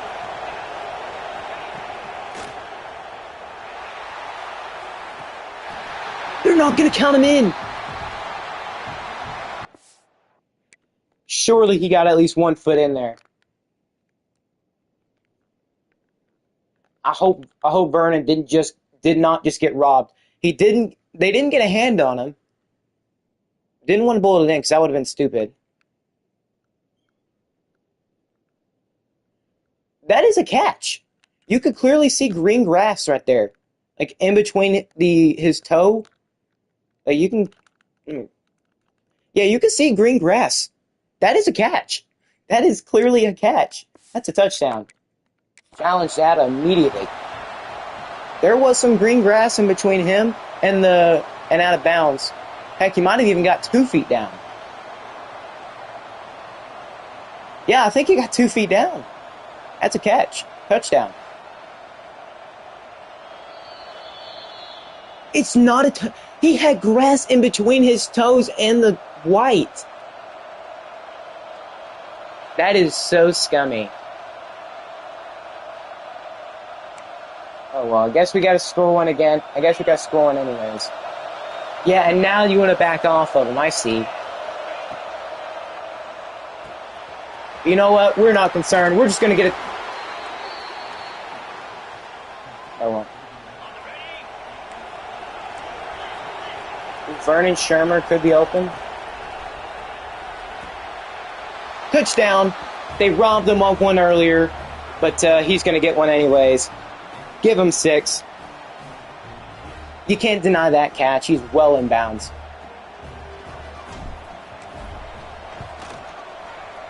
Vernon said, you took my 6 earlier. I'll just get my 6 back anyways. Up 14-0 against Texas A&M.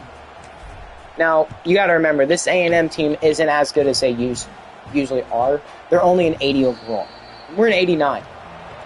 Basically, we have the role switched from, I don't want to say last season, a year or 2 ago.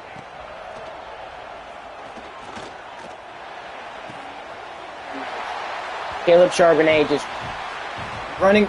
He's running around chasing him like he's in JV basketball or something.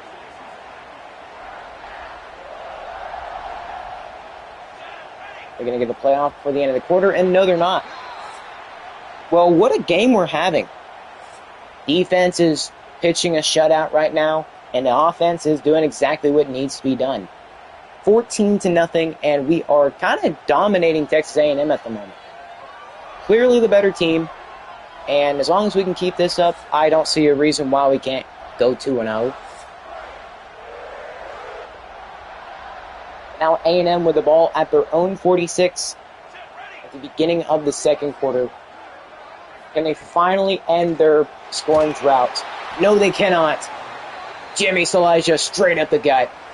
punches him in the gut, uppercut him, bow and arrow, sliced you, diced you, taken down for a sack. 2nd and 16, so extra long. Cover 2 invert and Tampa 2 are the last things I want to call at this spot. The last things I want to call. Because there's not a good zone.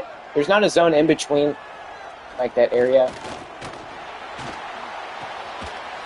Nearly got sacked again, but luckily he was able to roll out and only get about like 5 yards. So it's still 3rd and long. 3rd and 11. They're just going to chunk it deep. Caleb Charbonnet, one-on-one, is deflected. No, sir. With the deflection, not letting himself get mossed and embarrassed on the biggest stage, or one of the biggest stages. We have quickly shut that crowd up.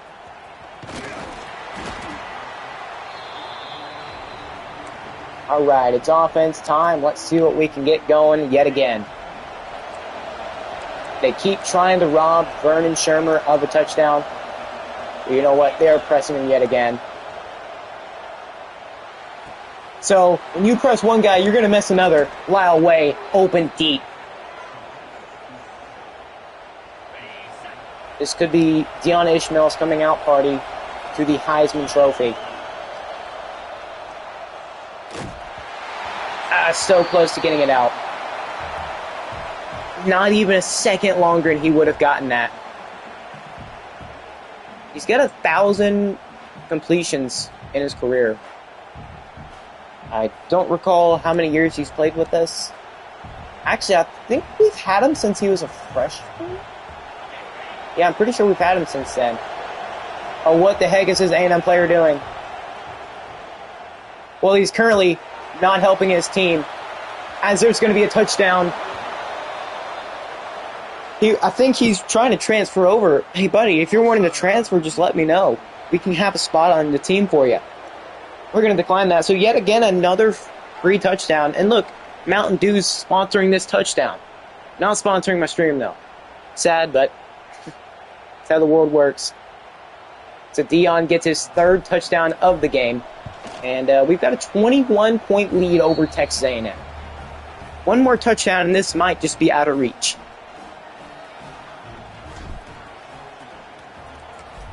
A&M just does not have the capability, the power, the talent to stay with us anymore. We are finally at that moment in time to dominate our rivals, and I'm all here for it. This A&M and Baylor are 2 really good teams, and cannot be upset about us dominating them. I cannot. If we go up 35-0, I might as well just sim it, because the largest comeback I've ever seen in this game was a 28-point comeback, and that was me. I came back. 35, and we might even put in our backups if we go up 28-0. Just so we could save our... Well, great catch, first and foremost. Tight end actually managing to hold on. I mean, we've got to deflect that. It's one-on-one coverage. Just go up, basically torpedo into his back while he's catching the ball. Not a... whatever the frick it was called with the Saints. Not injure him, but still take him down in the backfield. Would we hold A&M to a shutout in the first half? What a grab! He's like, you know, we're down 21. I might as well get my money. Might as well show off. One-hand snatch. He's going to get sacked. Going down. Ezekiel Odenigbo. And that'll be 4th and 11. Yeah, A&M is getting whooped right now. And look how many people we've got in the crowd. Our fans, yeah, we should definitely be splitting the field, because we own the stadium now. Nearly a massive return. Not a bad job. It's actually a pretty solid return, man, especially on punt return. It's just he's not the fastest, and he doesn't get the best opportunities. But you know what? Speaking of opportunities, Mike Madu giving us a big run. For a guy who had to come in and fill in for some pretty big shoes.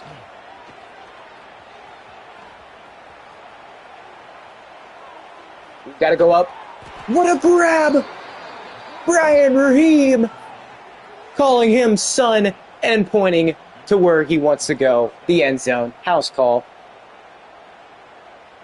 It's always the tight ends that make the biggest catches. Mason Taylor, Brian Raheem, practically any tight end we have ever used. But we can definitely try chewing this clock down a little bit. Not turning on chew clock or anything. Just being respectful with our time. You know what? Just throw it. Give him a chance.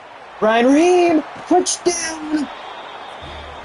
28-0 on A&M. And I'll prove it. Live right now. I'm playing on nothing but the hardest difficulty. Heisman right there.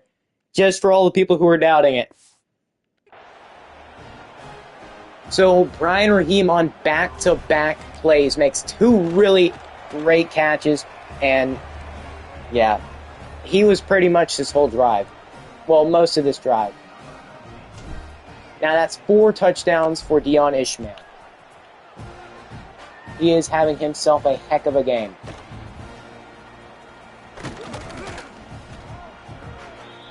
Like I said, if we go up 35-0, I am putting in the backups guaranteed.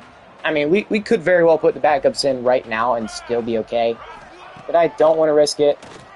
I'm not trying to have a freaking Falcons versus Patriots Super Bowl type comeback. It's a rivalry game. It's college football. Anything's possible. And I don't want it to be possible here.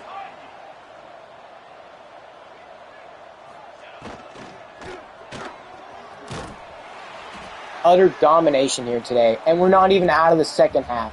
We're not even out of the second quarter, I mean.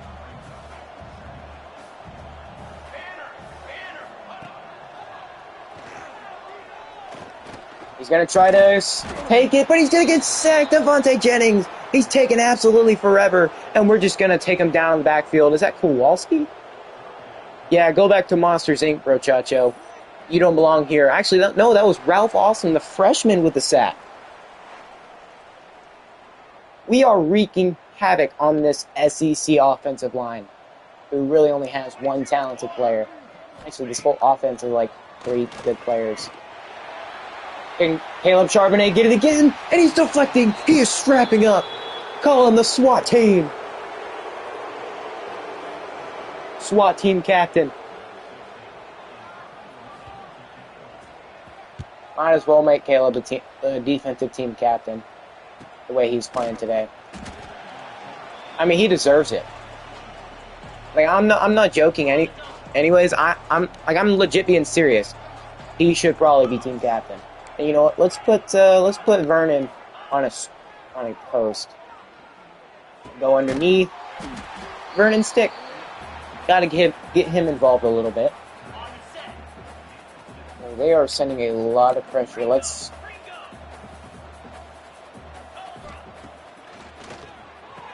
get it out. And yep, just get it up quick to Vernon. They were sending a blitz. No need to go deep there. That would have been stupid. Just get it underneath.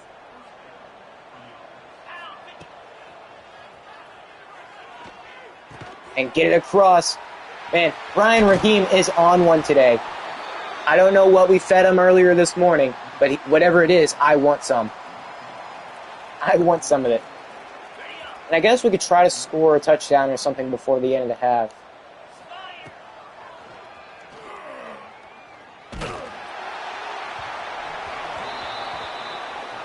I mean, it was worth giving him a shot deep. It was one-on-one coverage. Brian Raheem, considering how he's been catching the football recently, I think it was a fair shot. Let's throw it away. Hey, there's got to be some penalty. No roughing the passer, bro. Okay, 3rd and 10. Yeah, definitely not smart to run it here. Can we get him on a play action, though?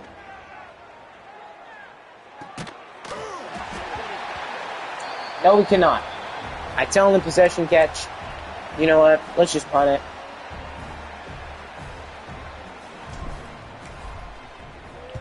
Can we get that inside the 10? No. It's a 19. Okay, inside the 20. Inside the 20.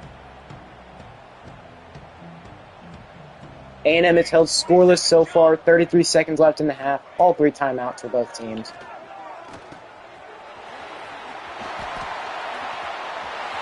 Come on. We're not wrapping up like we're supposed to be. I'm honestly surprised they have yet to even get a field goal.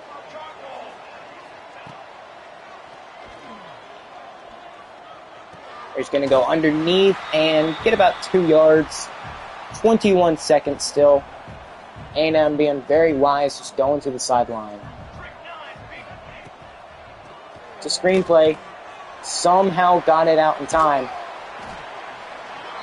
3rd and 3. Just let the clock run out. At this point, they could call timeouts and maybe get like one more play off, but they're not playing it smart. And, oh, they might get a field goal. Got to burst in there. You know what? We might not hold them scoreless at the end of the half, but still going up 28-3. We're on the right side of history. We're not going to allow a big comeback again. It happened last week with Baylor. We nearly let them come back, but I promise you, our team has been playing so much better than last week.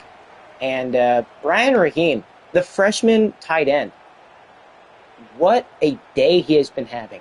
Several big catches, a touchdown. He has been very reliable when we needed to throw it to him. Dion Ishmael, no real problems today. A&M is like right there. That is the touchdown. Well, I don't want to say that's the touchdown of the day for us, but catching it, DB basically taken out of the play because of his own idiocy. Caleb, you put an arm on him. You're really not even trying to take him down. Well, we got to give it back to A&M, who has been held scoreless, touchdown-wise, the entire game. Is their luck going to change, or is it just going to get worse for them? At this point, it's already domination, but we got to keep it this way. The crowd is still ever so silent. They're trying to hype up their team, but their team just isn't that good.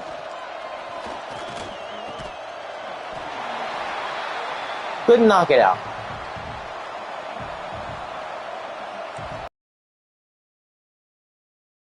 What's that?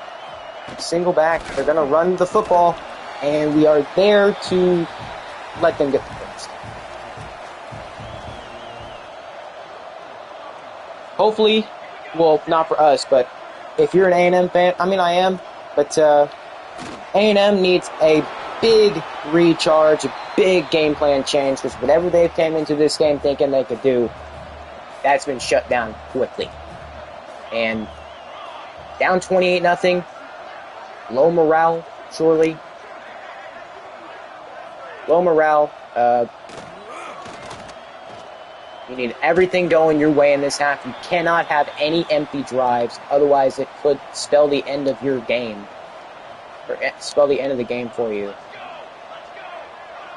You don't want that. You simply just don't want that.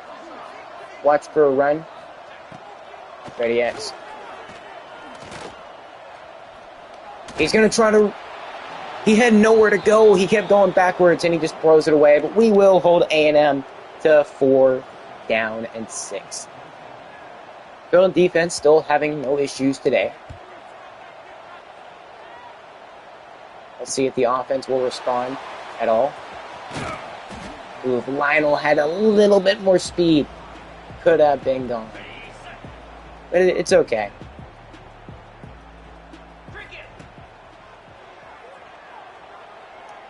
Go out to the running back.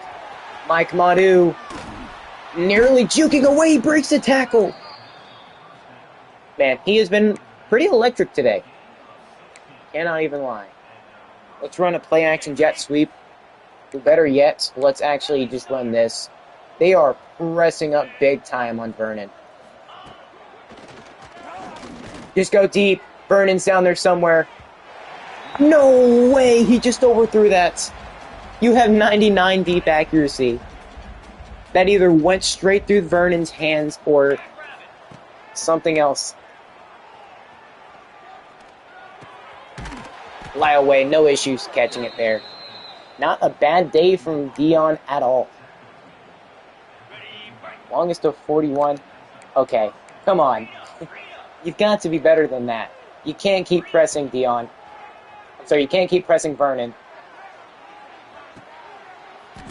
Touchdown! That's why I said you can't press him. Double coverage. Nope. Triple coverage. Nope. Touchdown, he goes up, destroys the DB. And I didn't even aggressive catch that either. Dion, knowing his man, just gave him a shot. Boom. That's how it's done. Best receiver in the league. 2 touchdowns, 57 yards, 4 receptions. Having half of your receptions be touchdowns is very good. Well, I guess not technically if you only got 4 catches, but touchdowns are touchdowns, man. 35-3. We're up 32 points. Is it safe to put our backups in at this point? Probably.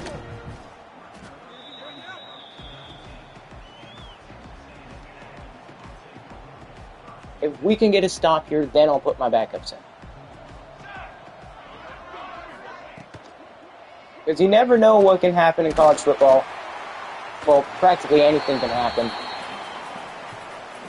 I mean, you've seen the Vikings come back being down like 33-0, basically. That's NFL, but still. A&M, it's a rivalry game. You can't completely count them out. But still, being down 32 points in this game is not what you want to have. Not what you want to see.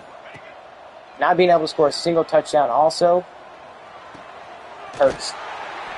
It's gotta hurt your soul so much. Defense trying to do everything they can, can't get a stop. Relying on the offense to get something done, but then they look at the scoreboard and see that they haven't put up a single touchdown at all. I mean, you already hear the crowd is just so down on themselves. The truest fans are cheering it. Heck, you might even just be hearing our fans. Dang, they're running back. Power through, but he's only got 45 yards rushing. I feel like the difference between us dominating a team and us barely beating a team is the run game. Because typically we are terrible at running defense. But this game we've actually done a decent job. Well, not just this game, but also the Baylor game. Done a really good job stopping that run. And an even better job stopping the pass.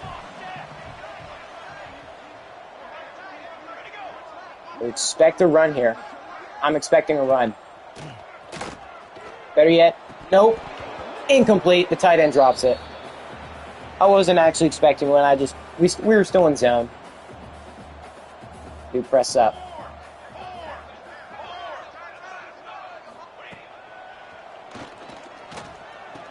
Oh, nice job. I can imagine that was like not tight end angle, but some kind of angle route. Wide trail, that's what it was. That is, I'd say that's a pretty smart play to call in that moment. Is A&M finally waving the white flag? Oh, I'm on recent. I just realized I'm on recent. Let's actually send a blitz. Press up. We are on the goal line. And yeah. Trayvon Harris, our free safety, Bruce Rib, just come back. We'll eventually put in our backups. We will eventually put them in. Make sure... Oh, I'm actually on Harris right now. Don't let him score. Take him down. Nice tackle. 3rd and goal. Cover every aspect of the field.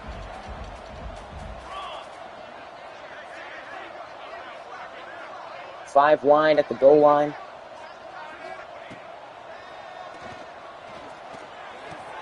I tried stepping back up, but I couldn't. A&M will finally score their first touchdown at the end of the third quarter. Good job, A&M. You actually showed some sense of life, just not at the right time.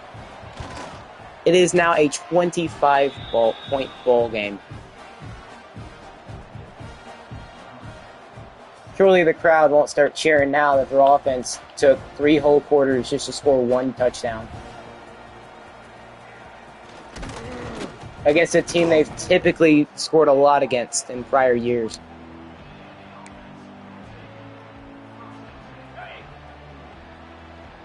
Of course, I want to keep stat padding Dion Ishmael, but do it smart. Ooh, nice run. 1 broken tackle would have led to a touchdown. I can almost guarantee it. What are these guys? Oh wait, that's Jeremiah.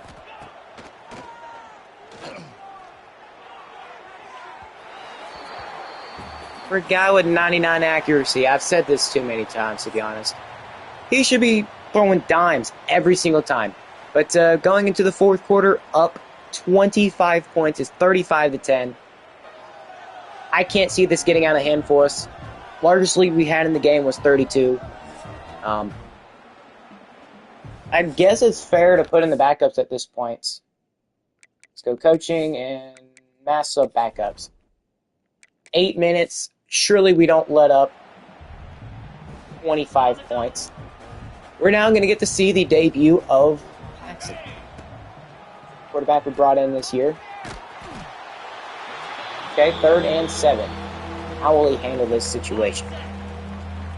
He's supposed to be the replacement. Ooh, I do not hate it out here. Holding on to it. Great catch. First down. You want to impress and be a starter next year? Or heck, maybe even later on this season. Lionel Lamp fighting. Just can't get out of the crowd. Yeah, if you want to be a starter at the end of the year, you've got to play good here. Got a 25-point lead. You've got every advantage. And there goes our backup running back. Barely even played a snap.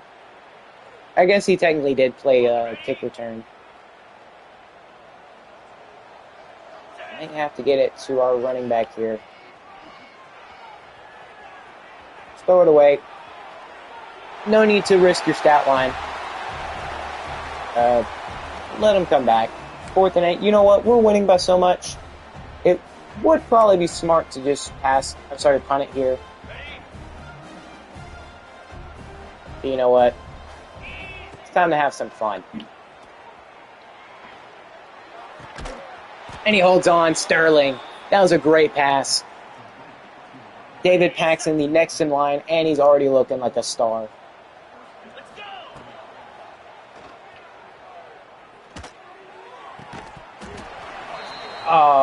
He's putting it on the money. It's just his receivers aren't catching it. Who was that? Sterling who dropped it.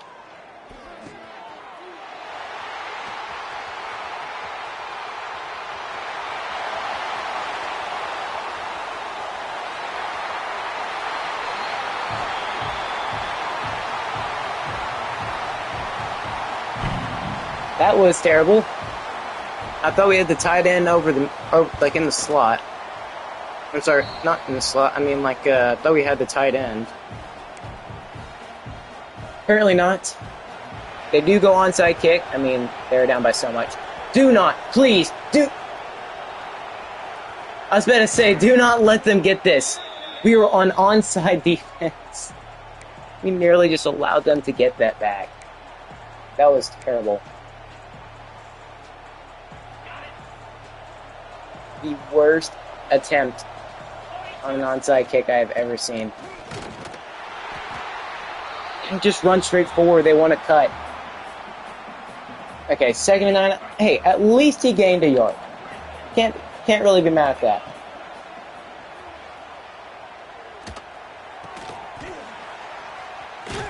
Iverson. Great catch. Had a way to hold on as well. Nelson Iverson.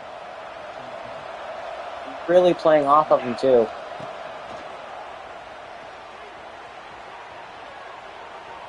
On the run, Lionel Lamp. Got to give him some love. He's been returning for us so well all year. Also a beautiful throw from David. Beautiful throw.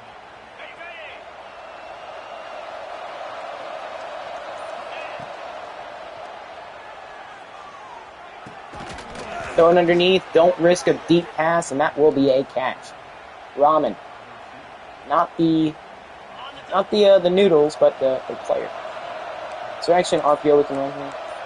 No? Okay. Just run it up with Lionel Lamp. And somehow not in the end zone. But actually, I want to try running like a triple option if we have that. So let's go play type, option. Do we have any kind of triple option? That play works wonders. No, we do not. We just have simple read options and speed options.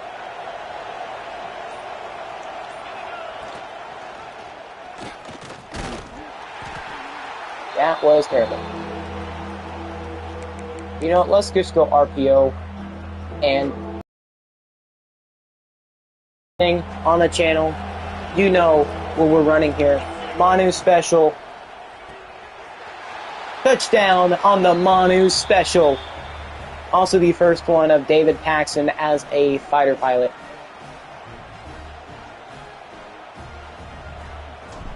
Two minutes left in the game. We go right back up by, what is that, 25? Yep.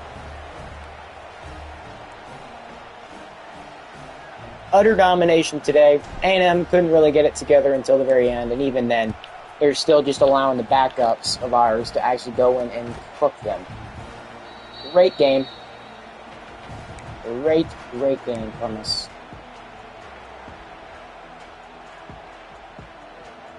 Let's see how the backup defense does. Surely it can't be any worse than the starting. Well, I mean,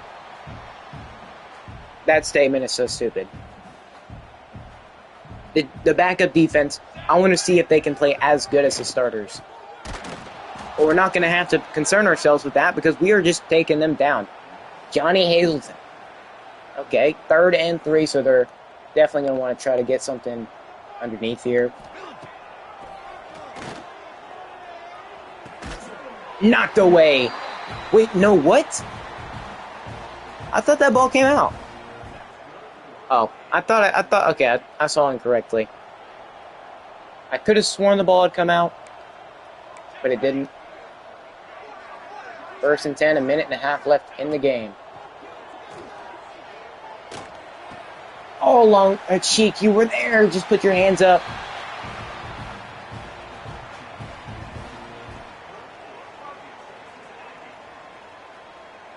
Got to see what these backups and these... Well, most of these guys are probably freshmen, for some of them. Gonna throw it out to the flats. He couldn't quite play good coverage on him. Number 6, whoever you are. Come on.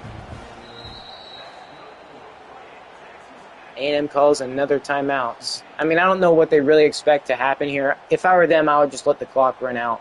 There is no real save in this game at this point. You're down 25, less than 2 minutes to go in the game. There is no redeeming this team. No redeeming this game. Jason Kowalski, you have played terrible all game.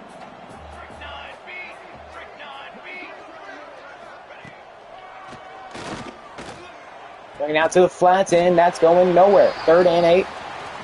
Heck, I'll even give us a chance to get the ball back. Because I know for sure A&M does not want to just kick a field goal at this point. They want to try to make it look a little bit better than it actually was today. Never really had a chance, even from the beginning. Biggs somehow picking that one off. Well, I guess the backups got it done too. Biggs not only deflected it, but he also picked it off. Somehow not stepping out in the process, but cannot be mad at that. Just take the knee, end the game. David Paxton, great job. That will do it. We come in and dominate A&M in their home. The crowds, at the beginning of the game, it looked like they were an issue, but that's really all the issues we had.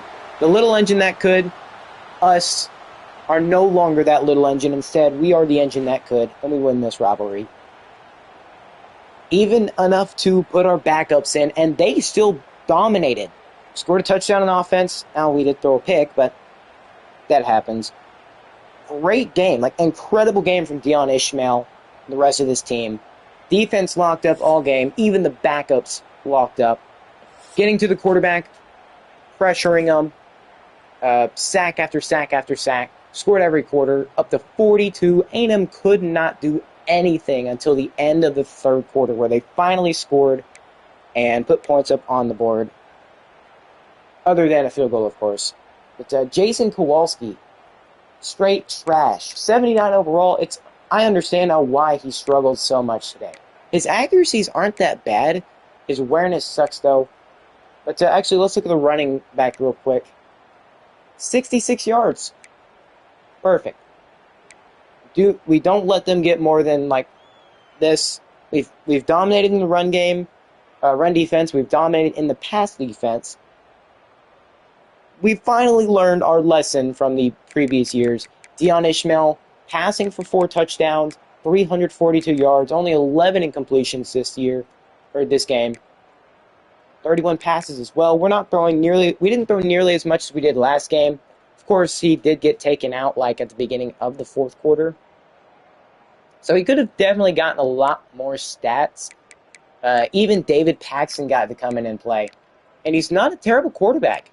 He actually made some incredible throws while he did get to play. He threw a touchdown and he threw a pick. That pick, well, he's playing in A&M Stadium. It's his first game playing at all with us. I don't remember where he was previously, but wherever he was doesn't matter as he's with us now. Mike Madu, he's kind of more of a receiving threat than anything. Like, if you need him, he'll most of the time be found open. But speaking of open, Lyle Way making some clutch and very good catches. Brian Raheem, you want to talk about great catches, great game, one of his best games in his entire career. 93 yards, 6 catches, 2 touchdowns. He was going absolutely crazy. No drops either. He even mossed a man. Made him look absolutely ridiculous. Now, we'll go back to the highlights, or the stats, I mean. But I want to find that one catch where he scored a touchdown. Is it this one? I'm pretty sure it's this where he mossed him. Okay, let's keep an eye on, where is he? Is he over here? Oh, he's right here. Okay, let's check out Brian Raheem on this one. He was going to cross, covered by a defensive lineman. Of course, he's not really going to be able to cover too well. But look at this going up, showing who the big man is. Absolutely mossed him. You want to talk about the helmet catch? Well, he caught it, bumped it off the opponent's elbow or helmet, and just came down with it. Impressive catch. And he's a freshman. That guy is a freaking freshman. Oh, not highlights. I meant stats. But yeah, Brian Raheem, probably a career day, if I'm being completely honest. Also, not to mention, Dion Ishmael did run it in for that one touchdown at the beginning of the game. He didn't really take all too many sacks either, which is another good thing. The line finally blocked for him, long enough for him to make a lot of really good decisions. Didn't throw a pick, but Brian Benavidez, 11 tackles. The only guy to have a lot of tackles in the first place. Kind of pitiful if you really look at it tackle-wise, but we were just getting a bunch of fourth down stops. We were on offense a lot of the time, and it didn't really hurt us. Because we ran the clock down as much as we could, without it being too cheesy, of course. TFLs, Ralph Awesome, every single tackle he had was a TFL. Of course, it was for not solo tackles, but assisted tackles. But still, a TFL is a TFL. We were in that backfield the entire time. Quarterback could not have a moment of rest. Yet again, 3 total sacks. 4 different guys, though. And at the end, of course, Kenyon Biggs, the freshman corner, getting his first ever pick. It was off of his own deflection, and that pretty much sealed the game. Well, as if we were already up 25. But speaking of pass deflections, Caleb Charbonnet, they kept trying to go at him, but he kept getting in the way of the ball. Kept hitting it out, knocking it out, not letting any big plays happen. And that is the type of corner I want. Going in, getting a hand in, and knocking it out. No fumbles at all. Blocks, none. No safeties, and no defensive touchdowns this time. But still, really good day defensively. What a turnaround from last year. Last year, we could barely even stop them once. Both Baylor and A&M. We could not even stop them. But now we're holding A&M to scoreless till the end of the third. That is talent right there. Well, let's go check in on the rest of the season. We aren't really sure. I'm not really sure what game I want to play next. Usually I play like 2-3 games-ish in a season. Then we play the conference championship if we end up making that. And sometimes even the bowl game. We're only a 1.5-star school, so we really got to start winning a lot more bowl games, conference championships. The more and more we win, the better and better it will be for us. But we dominated A&M. Does this game put Dion Ishmael in the Heisman? Does it make us ranked? Let's see after this week. This is really where everything starts to completely change. We are not ranked, unfortunately. But we are getting our program tradition up. We beat both of our rivals this year, which was big. We are not ranked, and a safety takes us off the board, but we are first on Alex Mateo, which is not terrible. We are also first on Alex Smalls. Hey, we get as many four stars as we can. I am not even upset. But we were ranked we were considered 29th before. Now we're 27th. Okay, so we are slowly rising up. I think Baylor dropped out. I wonder if they were, like how they were. Oh, and the coaches, like I said, the coaches always love us. 26th. So I think if we just continue to win and dominate games, we should be ranked very soon. Well, unfortunately, no changes in the Heisman, so I think that'll probably come next week. Because surely everybody's played by then. But has recruiting changed at all? We know that one safety took us off his board. We're first on Tyler Butt, first on Glenn Hakeem. That's 2 really good outside linebackers that we're first on. We are fighting for Travis Scruggs. Steven Timms, okay. Would not hate getting some good edge rushers to go alongside of the already really good edge rushers we have. Freddie Michelle, unfortunately, did not want to come here. Not our loss, that's his loss. If he doesn't want to be a part of a really good team, then he just isn't going to be a part of it. But here we go. FCS Southeast. Let's make it 3-0.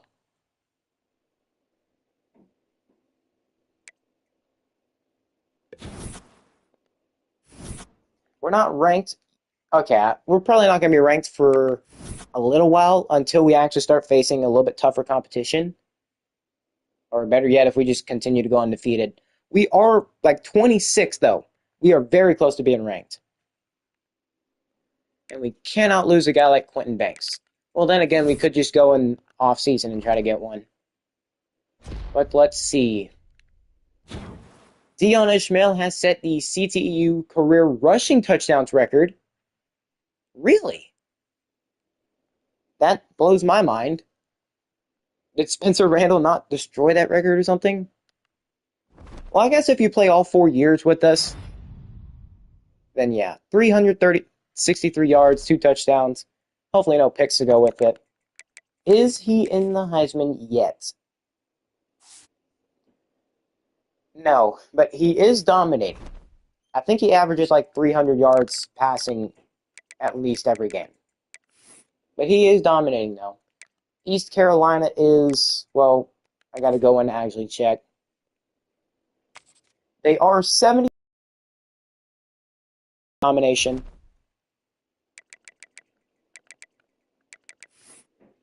I think I'll check in next week to see what we're looking like rankings-wise. Because surely we have to be close to being ranked. Very freaking close. We can't stay at 26 or 27 forever. Recruiting says we're good. We're still fighting. Alex Mateo might fall. Still, nobody's gone after Johnny Marciano. I don't blame him. Teams probably scouted him and were like, yeah, that 77 throw power is a big, big, scary number. So we are doing pretty good for these other guys. So no need to fear yet. Here's East Carolina. They typically do pretty solid in sim. 4-0, and we are finally ranked. Okay. Finishing the year last year like 15th. Now, like 4 weeks in, ranked 23rd. This is where the train truly starts. We're ranked. We just got to keep building on it, win every single game we possibly can. I can't really think of a game we would lose at this point. First on these two outside linebackers still, but second on Travis Scruggs. First on Steven Timms. Okay. I love it. I love it. I love seeing that.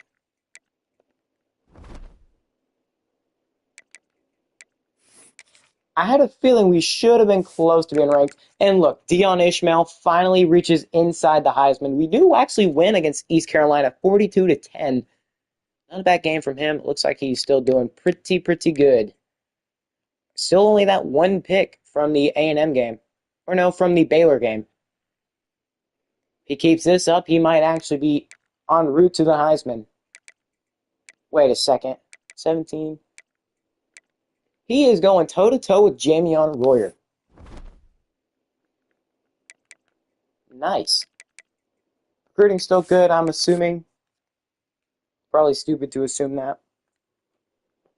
But so far, from what I've seen, I haven't seen recruits really hate us. Up to 21 now. I'm assuming we're up in the top 10 championship contender.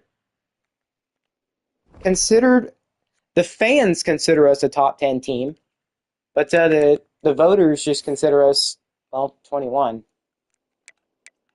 Now it's time to take on Buffalo, who is a 69 overall. Recruiting updates. Still first on Marciano. No real need to put any points into him. First on Alex Mateo, but by just a tiny margin. Hakeem, we're growing a lot. Tyler Butt seems Kansas State's just basically giving up on him. USC's trying to do everything they possibly can. Let's see, can we actually... Ooh, his hard sell might not be that bad.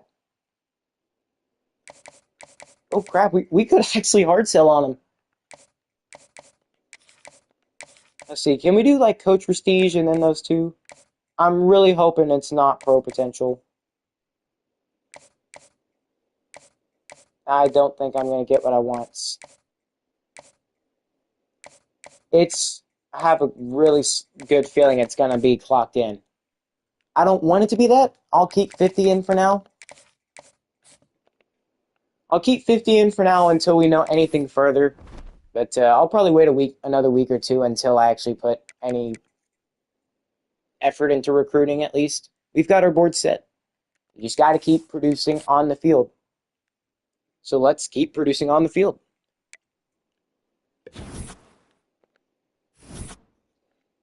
Up to 20. Nice win against them. All right, nice win against Buffalo. Lyle Way having a good game, 154 yards, 3 touchdowns, and 7 receptions. And now is where we truly should break out, as if we weren't already doing that. 63 points dropped on FCS. Okay. Buffalo somehow scoring 23 against us. They put up a decent fight, but not nearly enough. But let's look at the conference. How is everybody actually doing? Well, Metro Atlanta is 1-4, Dallas Tech 2-3, 2-3, 2-3, and 2-3. So there's no team other than us above 500 in the conference. How is our quarterback doing, though? Well, he fell out of the Heisman. Of course he did.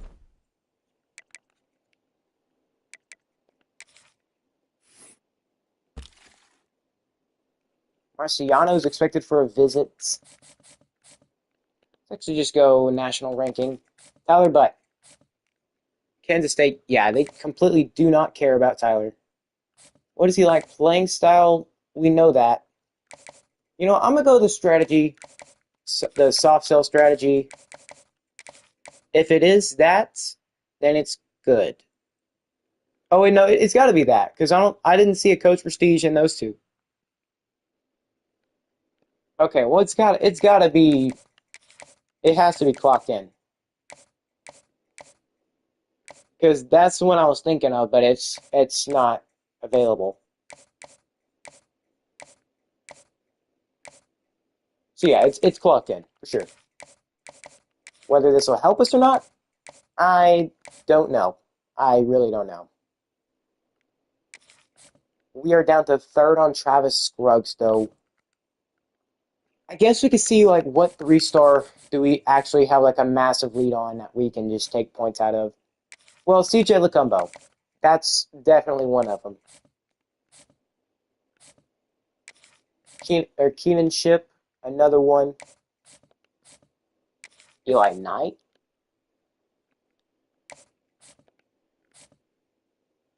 Leon Carter, I think we still need to go after because even though it looks like NIU only has their scholarship in and no points, yeah, I really couldn't care to go elsewhere. Quentin Banks. I mean, it's a lost cause on him at this point. No real need to do anything substantial, of course. Alex Mateo probably needs a couple more points. Travis Scruggs. It looks like Louisville probably has his deal breaker unable to actually working with his deal breaker, of course. I probably worded that so terribly. But everybody else has him on a visit. We could bring him on one. You know, better yet, let's take out the 25. We can just do 50 hours like we probably needed to at the beginning.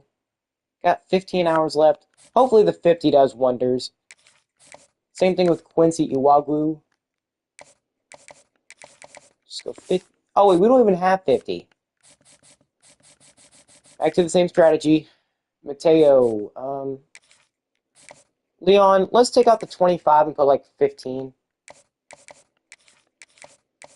So you can at least still have points into you, so that way NIU does not come creeping under us. Alrighty, Wildglue, let's go 50. Okay, we can hard sell on Tim's. We know what he likes. My favorite one, of course, is Clocked In. Check Scruggs, I think we could. I don't want to do anything yet because we just don't know what he likes. You know what? Let's throw a shot in the dark. Let's throw a shot in the dark. Let's go soft sell.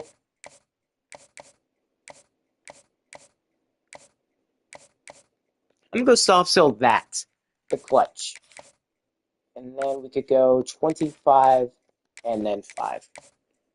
We'll soft sell the clutch because I feel like that could actually work for that one.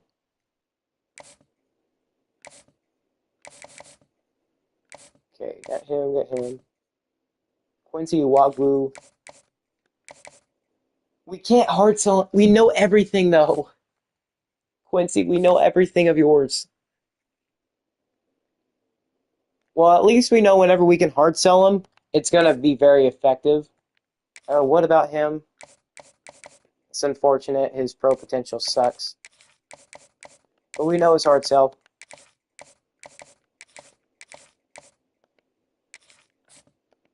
And then Alex Smalls, we are very far ahead for. I'm very surprised by that. Oregon, A&M, Troy, Miami, nobody really paying Alex Smalls any attention. Kind of shocked. But it is what it is. We don't have to put as many points into him to begin with, and, well, that's just how it's got to be. But let's go win our first conference game of the year and just continue our undefeated streak. 6-0, still number 20. Okay. Still second on Alex Mateo. I think UTSA is going all in on him.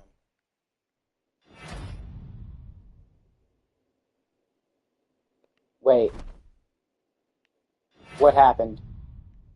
Why is David getting to play? Why is David getting to play?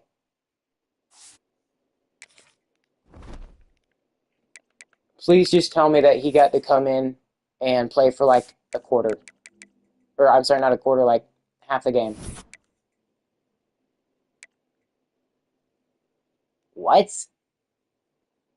Okay, I'm assuming he was just hurt. But David Paxton coming in and actually destroying Metro Atlanta. Yeah, Metro Atlanta didn't put up but one touchdown, and that was in second. He still had a pretty good game. He also, 100 rushing yards. He had his Justin Fields breakout game. 236 yards passing, 3 touchdowns, no picks, and 103 rushing yards, 4 touchdowns rushing. He scored 7 touchdowns, but 4 of them were rushing. I think David is going to go crazy next year when it's him at starting quarterback. He is going to go crazy.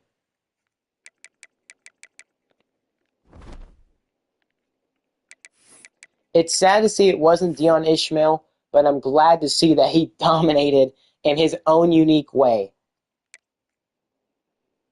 Okay, Dallas Tech, 59 overall. Let's see, did switching up some of that stuff actually work? Clocked in, of course that worked. How much though? It worked okay, I guess. Scruggs, did he like the clutch? Well, yes he did. Okay, let's go ahead and just hard sell it. Whew. We haven't had the best luck with Travis Scruggs. Hopefully our luck changes now. Hard selling him. Tim's, of course, he loved that hard sell. We already know what he likes. How much did it help us out by? Well, actually, we are in the lead, and it looks like Florida might have figured it out, too. We need 30 hours on a visit, though. We do manage to get first, or I guess... Wait, were we not first on Quincy? We are first by, well, a fair amount. We're doing the most right now. I'm honestly surprised Bama's not doing a lot more. Bama or Arkansas. Memphis and Tulane must be... I mean, obviously we know they're... now I'm pretty sure, yep, we can hard sell them. And this hard sell is going to work absolute wonders. Quincy might as well call us freaking home. What about Glenn Hakeem? Hard sell is actually doing really good. And if that was it. We need to find some hours to put these guys in visits. Like Alex Smalls. I mean, we're not doing too much for him, but still we are well in the lead. Nobody else even looking at him. First on Bakari Swift. We do fall on Marcus Jennings. Do I really care? No, I don't. I don't really care for him. Leon Carter. Alex Mateo. You know what? I'm just going to let UTSA take him. We'll just take Johnny Marciano. Gem quarterback. Not the best quarterback, I will admit, but still, something's better than nothing. Okay, Travis Scruggs. Bring him against Vermont State. Playing time. Guarantee him playing time. Then we got 25 hours. Tyler Butt. Actually, let's see. Who else? You know what? Steven Sims. Oh, we need 30 hours, of course. Leon Carter, we are not doing much for him. Who could we?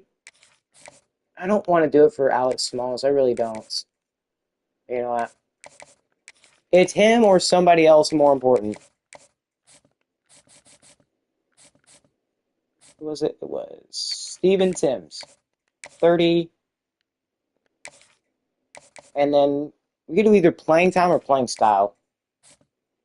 But he should probably end up committing with us by that time. And then Swift, I'll just put 5 and 2.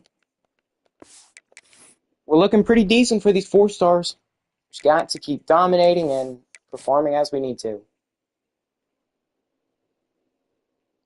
Got to keep the undefeated streak alive. We win again, but we moved down to 21. Dion Ishmael in his first game back, he hit 6 touchdowns, 349 yards, 65 completion percentage. He did miss 1 game, but does that put him back in the race at all? Not really. I can imagine our quarterback has definitely more than 2,000 yards. Right? Does Dion have more than that? No, he only has... That's not even a good number either. Well, if he can start dominating in these upcoming games, getting back up yards-wise, he should be back in the race for Heisman soon because he's only thrown 1 pick all year. And that means something. So let's see. We can spend it on one position. I think I still want to just go recruiting because we have been so terrible at it. Let's go starting interest from DBs. All right, recruiting. We have extra points, 70 to be exact. Okay, nobody's offering him. Tyler Butt. He likes the hard sell. Let's bring him on a visit against UConn. Playing time. It's got to work. We have Travis on a visit, I think, next week? Or no, this week. Against Vermont State. This could very well come down to the wire for Travis. I don't think he's going to make it to Louisville and Purdue's visits, so we've got to dominate Vermont State. I don't even think he's going to make it out of this week. And then Steven Sims, same thing with him. He likes the hard sell. We got him on a visit against Vermont State. There's a slight chance he might not even make it out of this week either. And we actually have, I want to say, a fair lead. Quincy Iwagwu, bring him on a visit against UConn. Playing style, when we get as best of an advantage as we can. Glenn Hakeem, he's not making it to week 12, so there is no point in wasting hours on that. Alex Smalls, let's give him 50. Even though we are like super far ahead, if by the end of the season teams pick up on the fact that he's still available, they're gonna want him. Soft sell, let's see if he likes clocked in. We know he likes playing style, I believe it was, yeah. Let's go clocked in, contact friends and family, and then just search social media. Can't bring him on a visit, we've got 10 hours left. So Bakari Swift, just put 25 hours. All right. 14 recruits still left on our board. But we need a massive win against Vermont State. They're only 59 overall. We need a massive dub here. We can go ahead and get 2 4-stars committed. Please dominate. And we get somebody. Glenn Hakeem. And Tyler Butt. And, let me guess, Steven Timms. 3 4-stars committed. Perfect. 8-0. Commit 2 4-stars. And now the defense looks just a tad bit better. And Devontae Jennings set the career sacks record. And he's a junior. He's definitely leaving to the draft. I can't even deny it. 5 sacks? Okay. Okay, man. Oh, I see you, Devontae. 5 sacks. Perfect. But how is the conference looking at this moment? Santa Cruz and Oregon Tech. We've already secured a bowl game, but we're not looking for a bowl game. We're looking for a playoff game. Oregon Tech and Santa Cruz, at this point, the best they can hope for is making the conference championship with more than 7 wins. Like 7 or more wins. That's what you got to hope for. But both of them need 2 more wins to make it to a bowl game. Not guaranteed in the slightest. Not guaranteed at all. They could still lose to both or the rest of the schools, which wouldn't be the best. But Glenn, some big time additions. Travis Scruggs, we brought him on a visit against Vermont State. 24-3. We blew them out. And are we first on his board? We are. I don't know if we have more than Louisville. But we do have him on a hard sell on the clutch, and it looks pretty freaking good outside of coach stability. Nobody's still really going after Marciano. Quincy Iwagwu, it's going to be close if he can make it to his visit against UConn. Very close. Alex Smalls, he's really wanting to come here. Leon Carter, we can actually do a ton better than that. Let's just, 40? That hard sell is not worth it. I'm going to be completely honest. It is not worth it in the slightest. How close are we exactly? Pretty freaking close. I really hope he can make it to the visit, which he should. Bakari Swift, let's go 50, because he needs it. And then bring him on the visit against UConn. Championship contender. Cedric Free we're looking good for. Derek Kearns. UMass and Troy, really? I'm having to send the big guns. Let's go hard sell. We know what it is. Well, I can't say the big guns. That's not really the best sell. First on, first. I mean, I guess I'll just put, whatever hours are left over into the rest of these guys. Before that, actually, do we really have many available weeks left to visit? He'd have to make it to week 12. He'd have to make it to week 12. All right, let's see. We've got Oregon Tech. They've typically been an issue for us. Are they going to ruin our perfect season this year? The first undefeated team in the conference in a while, I guess in 5 years. Actually, no. 6 years, 5 or 6 years since we've had an undefeated team in the conference. Oregon Tech, they are a real issue when it comes to dominating or losing the conference. They typically make it every year. They have dominated it for the last couple decades. So, let's see. Can we beat Oregon Tech? They're only a 72 overall. And who do we commit? Travis Scruggs commits, and we've got yet another 4-star defensive player. Of course we freaking lose.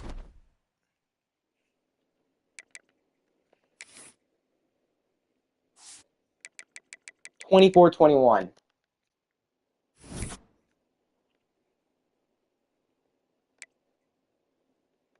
It's just so hard to stop that dang team. When your defense is so much better than their offense and just their team in general, what's there to do? We were in the playoffs. No, probably not.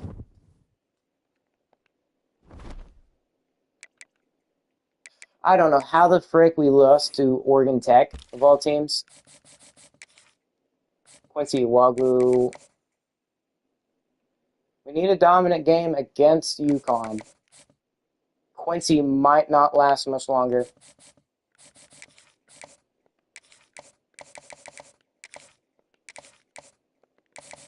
He probably won't last much longer, if I'm being completely honest. Let's see. Championship contender goes down to B plus because of that loss. We were on such a really high. And it all just came falling down because we decided to lose to Oregon Tech.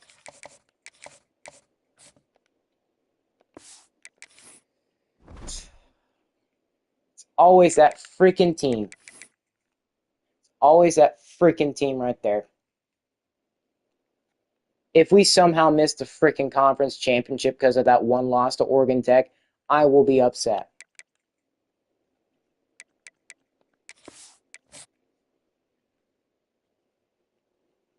It's hard to trust simulation sometimes whenever you're such a great team. You're like almost 20 whole points better. We're ranked again, but I don't know how much that's going to help our playoff case. We keep moving down for Quincy. Robert Flanagan had a good day. 2 picks. Okay. Great job. We need to dominate UConn if we want to have any shot at getting Quincy Iwagwu.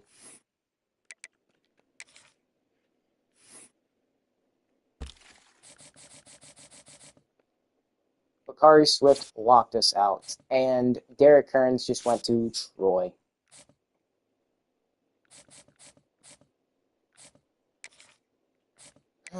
Well, this absolutely sucks.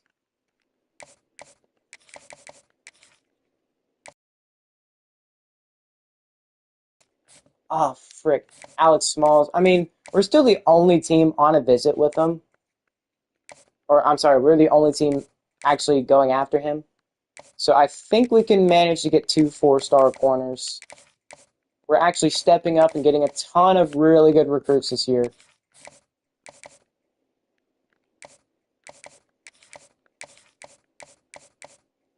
Okay, what can it really be at this point?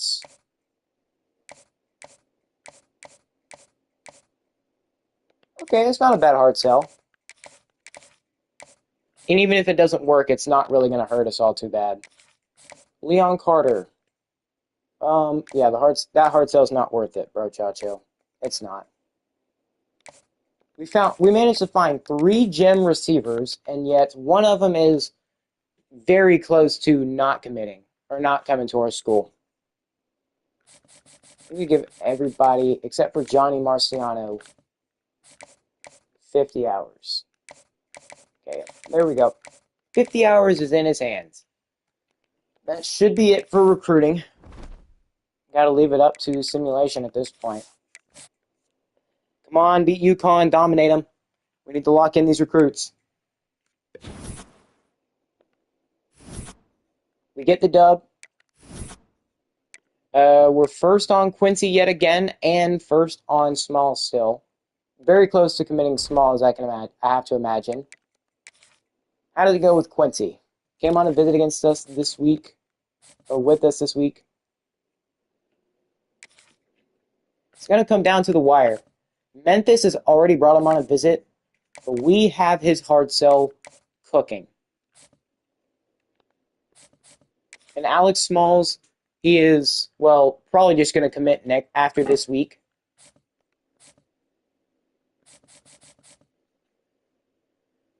Hope for the best, really.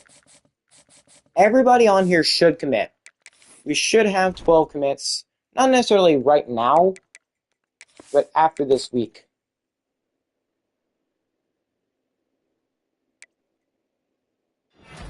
And Quincy Iwagwu comes here. Let me guess, Alex Smalls. We bring in 2 more 4 stars. Talented players. We're up to 20. Santa Cruz.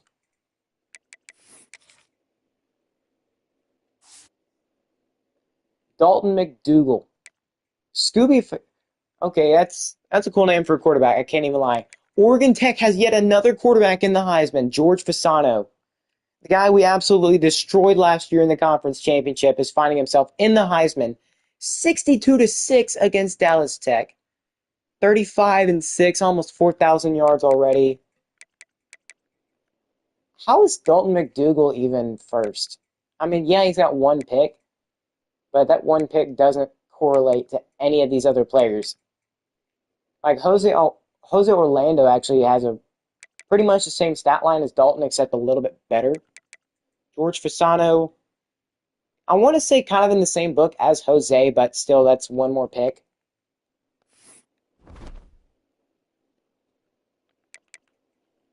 And actually, let's see. How much does Dion have? He has 3 interceptions, not even 3,000 yards. Highly disappointing. We have an air raid offense. Can we produce passing yards, please? Like, air raid should be nothing but passing. Look at this, though. Insane. We weren't really expecting to get many players at all. I never do. But we get Travis Scruggs. Somehow get Quincy Iwagwu from Memphis, or away from Memphis. Alex Smalls never really had anybody looking at him. You don't really see a 4-star not get looked at unless there's some terrible sign. Let's see. Where are some of these guys that haven't been scouted? You know what? Let's check Cedric Free. And, of course, he's a bust. What about Eli Knights? Is he good at all? Run blocking looks terrible, and now I see why a ton of people completely avoided these players.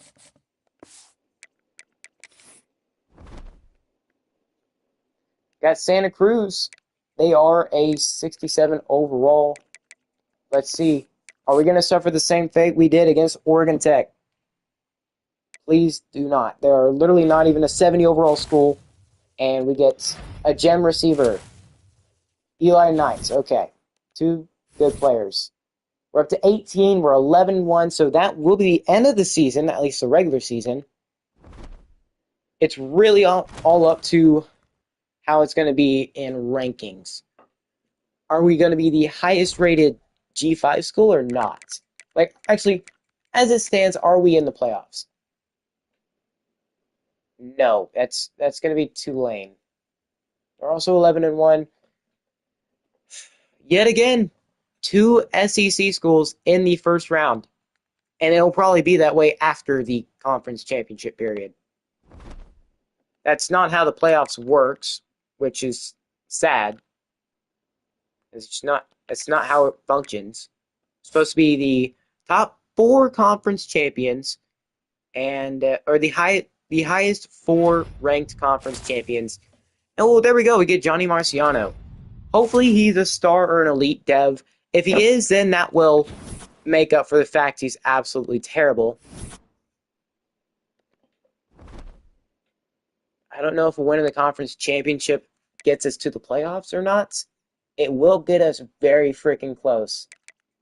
We're going to have to at least hope it does.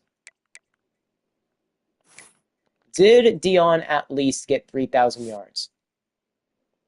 He did, but he didn't even get 30 touchdowns. But when David Paxton played, he freaking went crazy. I'm really hoping that's a sign of next year. Really hoping it is. That would be absolutely great.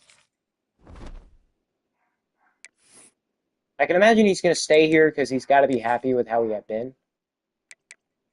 Now we can fire coaches. Greg Pizzo. Do I really like him? I mean, his tactician's almost maxed out. He's got to do a little bit more in run game, DBs, or I'm sorry, secondary and kicking. For the most part, he's got what we want. Has he done anything into recruiting? No.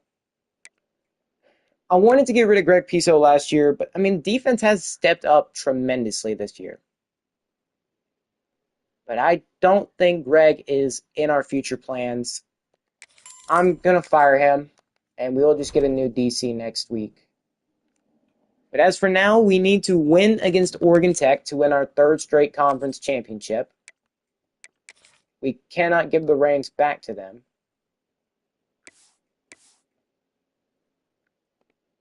Let's go all whites, and you know what?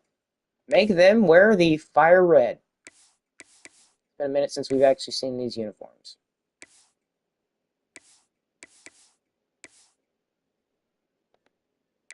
All right, here we go. Conference championship time. Can we win the conference for yet another season? And plus, we probably need this win if we want to look at at any kind of shot of making the making the playoffs. Losing that game earlier on in the season against Oregon Tech really freaking hurt us. If we would have won that game, we probably would be top 15, maybe 13 right now. But here we go. Let's get a good start to the game.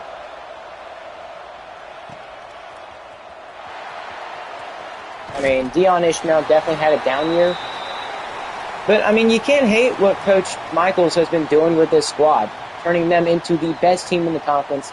Don't play down. Respect every opponent. Yeah. Wait, what? It just said Oregon Tech, you're the better team. No, they are not. I guess let's see. 10-0. We are the much better team. Oregon Tech finally responds back with a field goal, but now they're down 17-3. I will play the entirety of the fourth quarter, whether we're winning by a lot or not, which seems like we are right now, 24-10. Okay, let's get into that fourth quarter. It's 1st and 10. How have we been doing? Up 14. You know, let's give him a shot. And no, Brian Raheem, you've got to hold on. We need to dominate this game. Hopefully Tulane can lose their confidence. If Tulane loses, we might end up getting in. Which Tulane losing is very unlikely.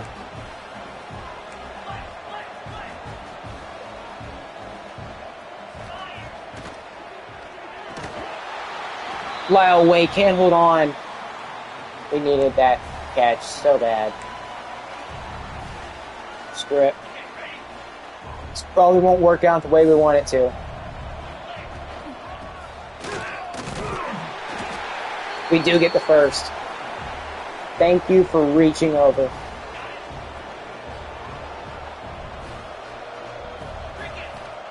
Hey, come on, let's see. Oh, they are leaving the flats wide open. Ryan, just get it to the man. Okay, Dion's been having a decent game today. No picks so far. About 250 yards passing. Come on, get underneath. Thank you, Brian. Holding on. 3rd and short. Let's actually run an RPO here. Good. I don't know, getting it to Lyle Way. Or better yet, just get it to Rahman. No, that's Sterling. Okay. Very risky pass with the corner guarding him pretty closely, but touchdown, going to extend the lead. Ramon Sterling. Okay, kick is up. 31-10, 21-point lead. Oregon Tech needs a big comeback here in the fourth quarter. They might have beaten us early on in the season, but we want revenge. If we want to have any shot at making the playoffs, this is a must-win game. I feel like I do want to change the offensive playbook next year to maybe like Texas Tech or something. Because what we're running now is not working. We're running the Oklahoma playbook, yet we can't really seem to get anything going. We run an air raid, but we barely even got 3,000 yards passing this year. And from what I can remember, an air raid means you pass a lot. Most of our plays are just shotgun plays, or shotgun formation.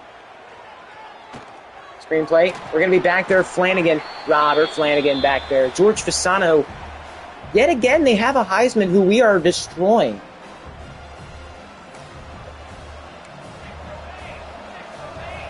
I mean, usually Oregon Tech has some really good quarterbacks. Fasano has proven himself, but he's going to get sacked. Doesn't matter. We've gotten 5 sacks the entire game. We are wrecking him. 5 minutes left in the game. Down 21, Oregon Tech's got to... They can't just be freaking hoping for these late-game heroics to happen. It's not going to work. All right, let's see. 4 minutes, 58 seconds left in the game. We're leaving Lyle Way uncovered in the slot.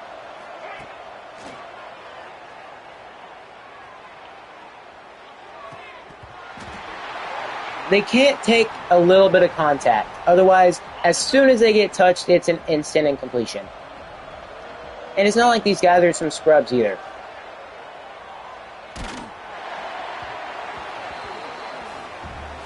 Pitiful. Absolutely pitiful. 3rd and 10. And Rahman couldn't quite reach over, but you know what? It's all worth it. Let's go for it. And I'm seeing a lack of Vernon Sherman. And you know what? Brian Raheem gonna get an easy grab. 1st down. Dion Ishmael will help the drive stay going. I mean, Lyle Way, we've seen him run this kind of play before. I don't know how it's going to work, though, that corner off the edge. Not even a yard. I figured he was probably going to be heavily covered. You know who's not covered? Brian Raheem. 1st and goal. You know what? Since we're at it, Dion Ishmael. Gonna try to take it, but there's literally no room to work at all. Maybe we can try to get a crossbody throw from him. Let's go corner.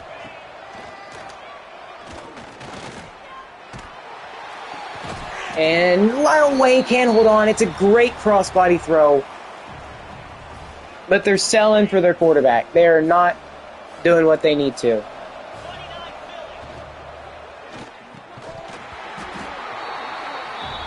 Nobody holding on. I guess that's why you probably shouldn't have a ton of backups in at the moment.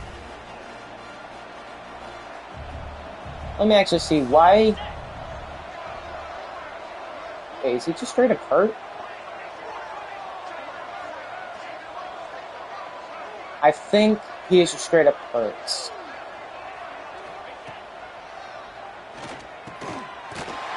And we'll just get in the end zone either way. That's a touchdown. That's Rahman with the score. Going up by, what is that, 28? I think it's safe to say the conference is in our hands. It is in our hands, for sure. We've proven ourselves. Best in the conference. That game with Oregon Tech was a fluke. We lost by 3, but then came back in the conference championship, dominated them by 28. Is that enough to put us in the playoffs? I don't know, but it's going to be a tough ask for the playoff committee. It's going to be very tough. We beat the Heisman, like one of the Heisman contenders, made them have a terrible game. It also didn't help that we didn't have Vernon Sherman, from what I could tell. But yet again, we won the conference. That's really all we. That's like the mini goal every single year. Win the conference. Because if we ain't winning the conference, then we sure as hell ain't going to the playoffs. But does that win bump us up any? I hope Oregon Tech won more than 6 games. Yeah, we dominated their quarterback defensively. He had nowhere to go, nowhere to pass. Dion Ishmael, nearly 300 yards, 4 touchdowns, and no picks. We didn't do as good on the ground, but we did do pretty solid in the air, I guess. Christian Rahman did great.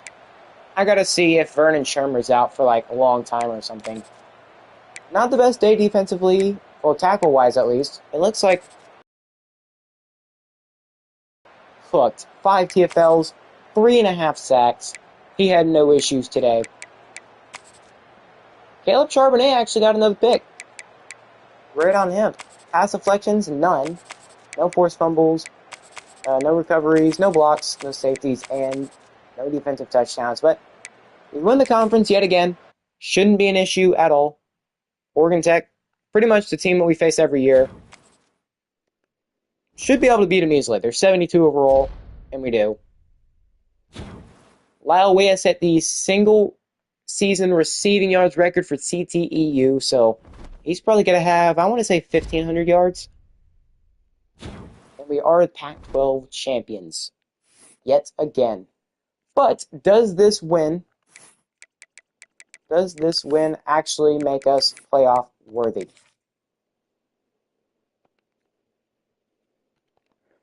Really hope it does. I really freaking hope it does. We have to hope that Tulane loses and we can make it. We're 18th. Oh boy, I really hope. Please, Christian Rahman, Pac-12 Player of the Week, of course. We will find out next week.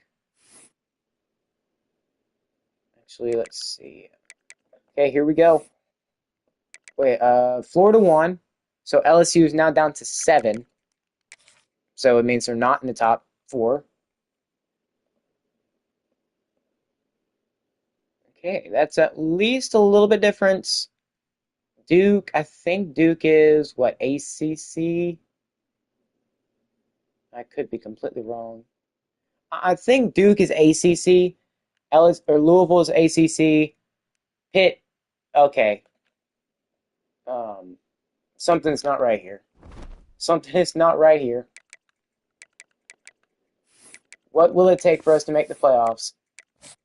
Actually, I think Tulane did win. Tulane won their conference, I'm pretty sure. Yep, they're 12-1.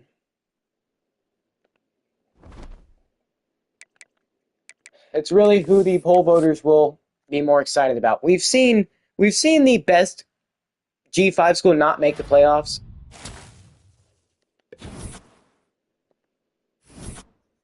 And no, we're not making it. Got one loss.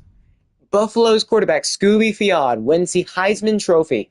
What on earth is going on in this freaking dynasty? Of course, I think we've seen crazier Heisman trophies. Back to the freaking Las Vegas Bowl. They really can't come up with anything better for us. It's either the Las Vegas Bowl or the Sun Bowl. Arkansas is, what overall are they? They're 89. I gotta see this. Is Vernon out? No, Vernon's not out. It's just Tresman Lett. I guess I gotta go in and let's see, upgrades. Surely we can upgrade a lot. And we upgrade a little bit, yeah. Vernon, when did you get hurt exactly? You don't really look to seem like you got hurt all too much. You didn't really play. See, game log. No, he played every game. Wait, no, I think he got hurt week 9 and just got taken out. So I guess this is his first game back. Oh, that. If only we were in the playoffs, man.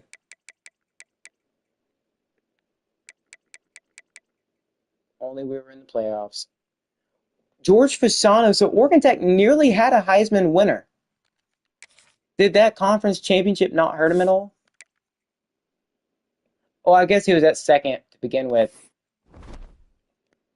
Nearly had another Pac-6 Heisman winner. Well, let's go hire a new defensive coordinator, one that isn't just a tactician. Taylor Watkins. He's a motivator and tactician.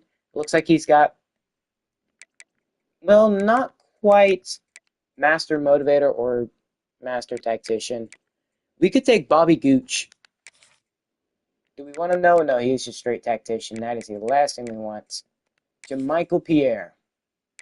Recruiter and motivator. I mean, I wasn't too upset with having a motivator, to be honest.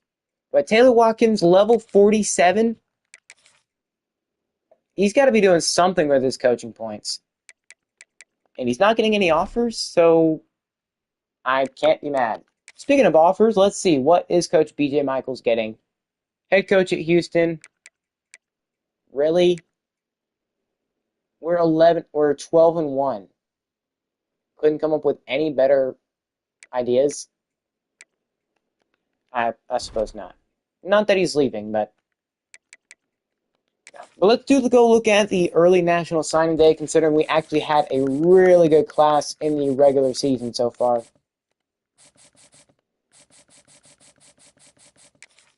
Okay, let's check out from the very bottom. Eli Knight, normal.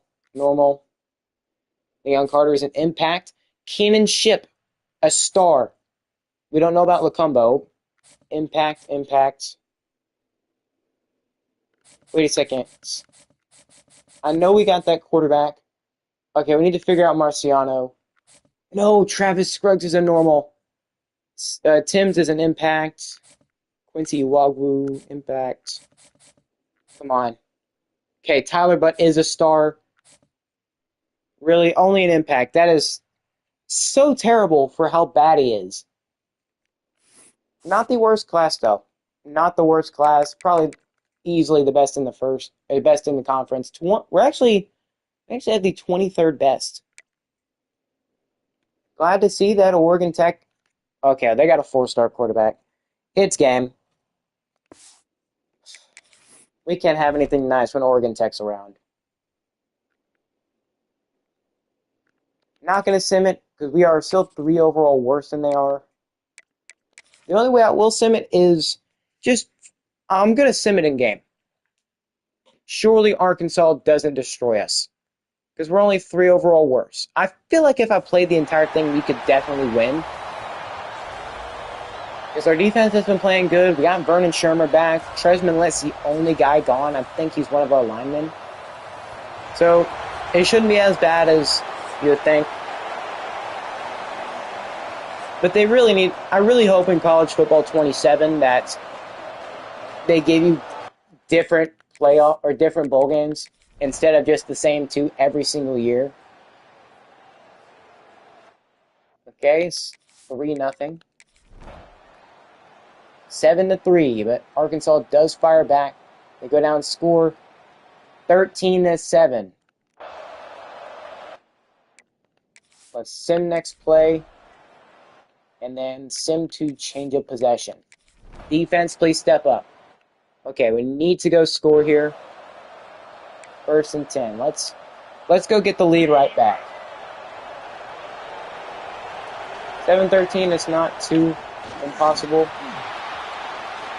Mike Madu, he's been a great running back all year. 23 yards on today so far. Could be better, but look on the left side. Our dynamic duo is back. And Jameson getting pushed for the first. Dion Ishmael has had a terrible game so far. Not even 100 passing yards. We need that to change. Horrendous blocking on that run. Absolutely horrendous. Or maybe we're going to have Vernon Shermer wide open. Great route running. One of the best in the league. In the nation, I guess. He's got only 35 receiving yards today. Got to change that. He's not really been a big impact player for us the way we would like him to.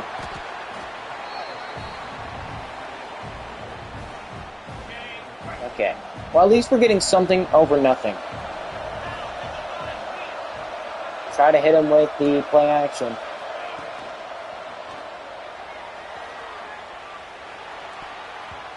He's at 99 throwing the run. This game's a joke. You have perfect everything, yet you don't play perfect. But you know what? We're not concerned with that. 1st down. That should be a penalty. Tackle them out of bounds. Let's go RPO peek slant. See if we can hit him with the RPO and get in the end zone. Lyle Way, you better not screw this up. I don't know why it's always thrown behind them, but it is. 2nd and goal. Maybe Brian Raheem here. And it's dropped. Shermer dropped it. Out of all people to drop it, you are the last person I expect. But you know what? It doesn't matter. In the end zone, Brian Raheem. We're going to get the lead right back. Hopefully defense can get another stop. And offense can start firing off in sim. Okay, let's see.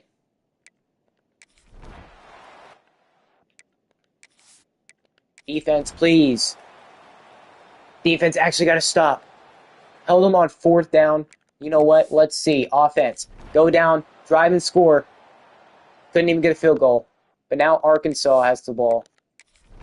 Can defense get a stop? They do. We force them to punt. 6 minutes left in the game. If we score again, it might put Arkansas at a spot they just cannot come back from. Why he doesn't throw it ahead of him, I don't know. I guess it just, your ratings don't matter.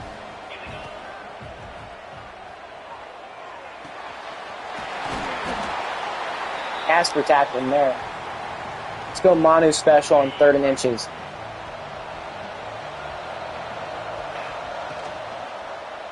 Get him a good block. Trucked him. 1st down. Turn on shoe clock. Winning this game would definitely help us out. And all I'm really hoping for is starting next season ranked. If we can start next season ranked, then I'm going to be happy. But we have been doing a good job how he tackled him there. I genuinely don't know. Keep that clock ticking.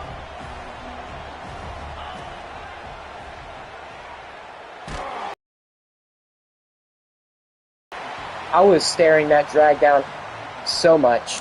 Probably not the best idea to do that.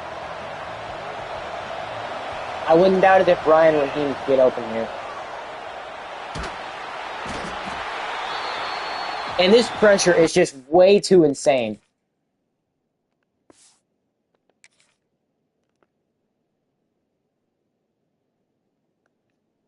We're leaving guys so unattended, but it's 65. It's kind of hard to beat that. We should have just instantly checked it down so we would have gotten at least something.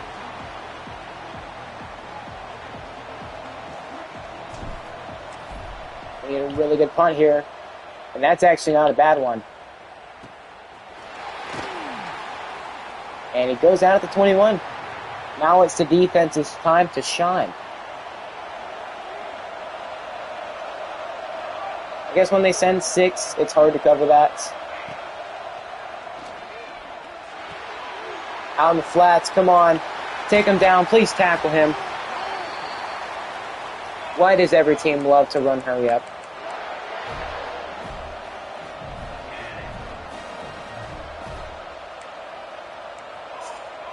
It just screws us up so much, so unnecessarily.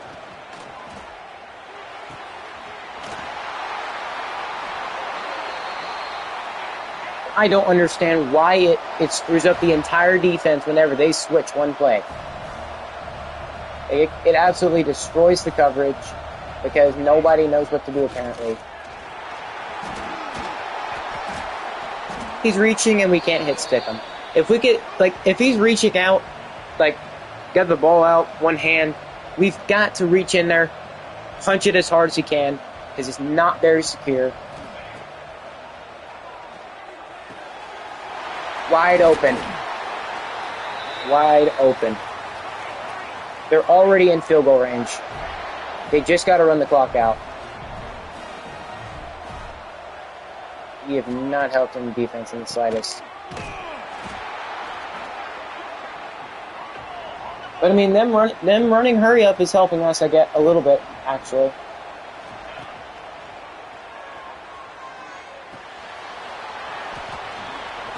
Where that dive was going, I don't know. I wasn't even aiming that way.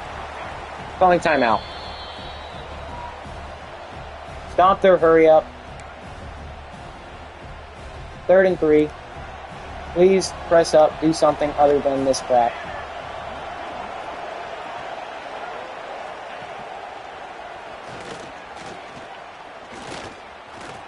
No, Benavidez! We had him. We could have just straight up went for the sack. Oh, that is so terrible.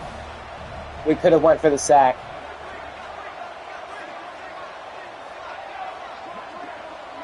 Watch for the run here. Back out, back out, back out. Touchdown. Are we actually joking right now? Okay, getting the stomp here would be very important. Watch for the run.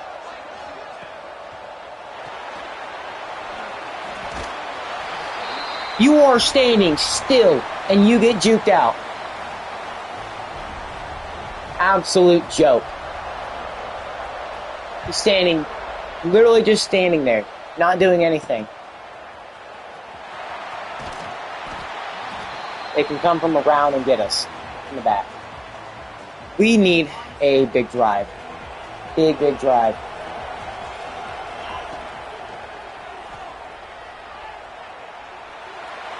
Vernon, please. You jump for it. Don't just run.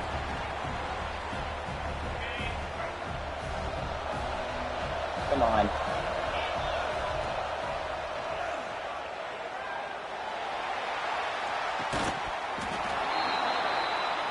I thought he made the grab. 3rd and 10. It's not how we've needed it to go.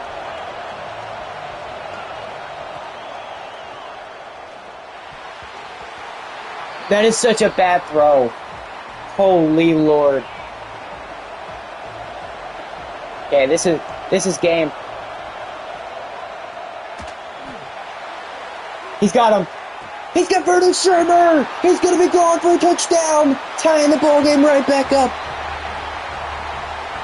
He put everything he got into that. Got hit. Vernon Shermer on the streak. We needed that big time. Vernon Shermer. Touchdown. Dion Ishmael took a massive hit there. We got to look at that again. Of course, they tried sending a guy out, but I saw Vernon was wide open. You got to take that shot while being hit. Bang. Screw it. Vernon's down there somewhere, putting it on the money as he was being hit, and it's an easy score. We could go for 2 to try to get the lead, but all Arkansas would have to do is literally just get a first down. I'm okay with trying to send this to OT. I trust the sim more. Please, simulation. We get a stop. Okay, clutch time, crunch time. We've got 1 timeout, a minute 2 to go try to get down the field and win the game. No need to rush it, however. Just let the clock run down. Let it run down. That is probably too much.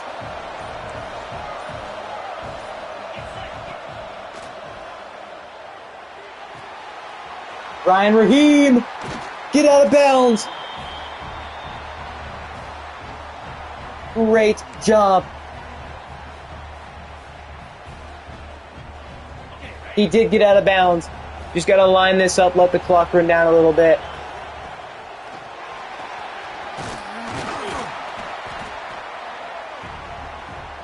Let it get down to 3 seconds and we can end this game. There we go. We're calling timeout. The most massive kick of the season. Could be the final kick of the season. Arkansas will call a timeout. Trying to ice the kicker.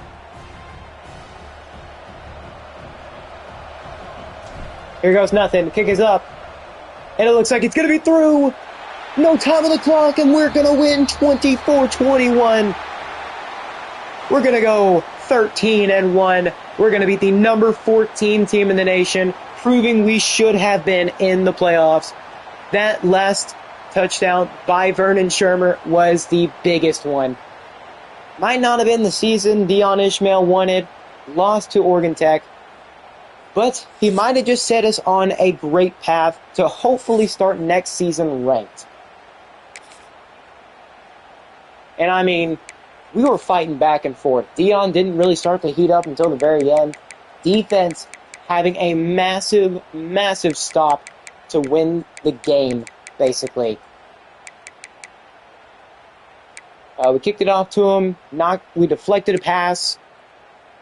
Robert Flanagan deflected a pass, but then they completed it at 9 yards. Then he got sacked for 9 yards. That was 4th and 10. Arkansas believed their defense could get a stop, but no. That pass to Brian Raheem for 19 yards basically set up the game-winning field goal. Just line it up with Mike a little bit. Wait for 3 seconds, call timeout, and then kick your field goal, and then bang, it's good. But this is really what helped us win this game at the very end. If this pass would have been a little bit more inaccurate or underthrown, it wouldn't have scored, and we would have lost the game most likely. This was 4th and 10. But Dion Ishmael finally showing his true potential in the last play or the last touchdown of his collegiate career. Look at that. He took a massive hit. He did what he had to. Bang, delivering it out the last second. But you know what? Doesn't matter. Vernon Shermer kind of had him beat off the line. The DB tried to turn the wrong way, and it hurt him big time. Vernon Shermer is not a slow receiver at all. He's like 92 speed. And that is a big touchdown to win the game. That is really what we are all about. Winning the ball game by finishing strong instead of... Because we didn't start the best. We were down 13-7 at halftime. Then we went down and scored a touchdown and actually held Arkansas scoreless until the 4th quarter. Their quarterback didn't really do too bad, but he didn't do too good. Our quarterback, however, had a great game. 14 incompletions, 2 touchdowns, no picks. Our running back had to get involved. Mike Madu lining it up for us at the end, making it pretty much a chip shot for the field goal. Dion Ishmael also had a rushing touchdown. Okay, 120-plus yard run. But you know who had to come up clutch at the end? Vernon Shermer. He'll be a junior next year if he does decide to stay, which I'm hoping he does stay because we're going to have an incredible team next year. We could even be 99 overall if we're not careful. But great game from the offense, at least in the second half. Defensively, we were cooking. Robert Flanagan getting that big time deflection. Of course, in sim, we didn't really see it. I trusted simulation a lot more than I trusted myself. And you already know Devontae Jennings is going to go out and get him a couple sacks. Interceptions, none, unfortunately, when we needed it most. Pass deflections, Robert Flanagan, very important. And also Caleb Charbonnet, who he's been a decent corner for us. Very decent. 97 zone coverage. We didn't force any turnovers. No block kicks, no safeties, and no defensive touchdowns. But still, that's the kind of defensive performance you need at the very end of a game to beat a team like Arkansas. Imagine if we can get inside the top 10, at least to end the season, just because we won that game. That would be massive. Very huge.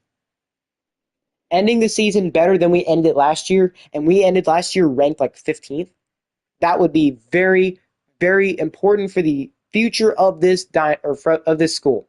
Very, very much needed, yes. That's the word. I'm not trying to say the same things over and over again. Not trying to sound like a broken record. But we do end the season 13-1. Our best season yet. Hopefully next year we can have an even better season going, well, undefeated.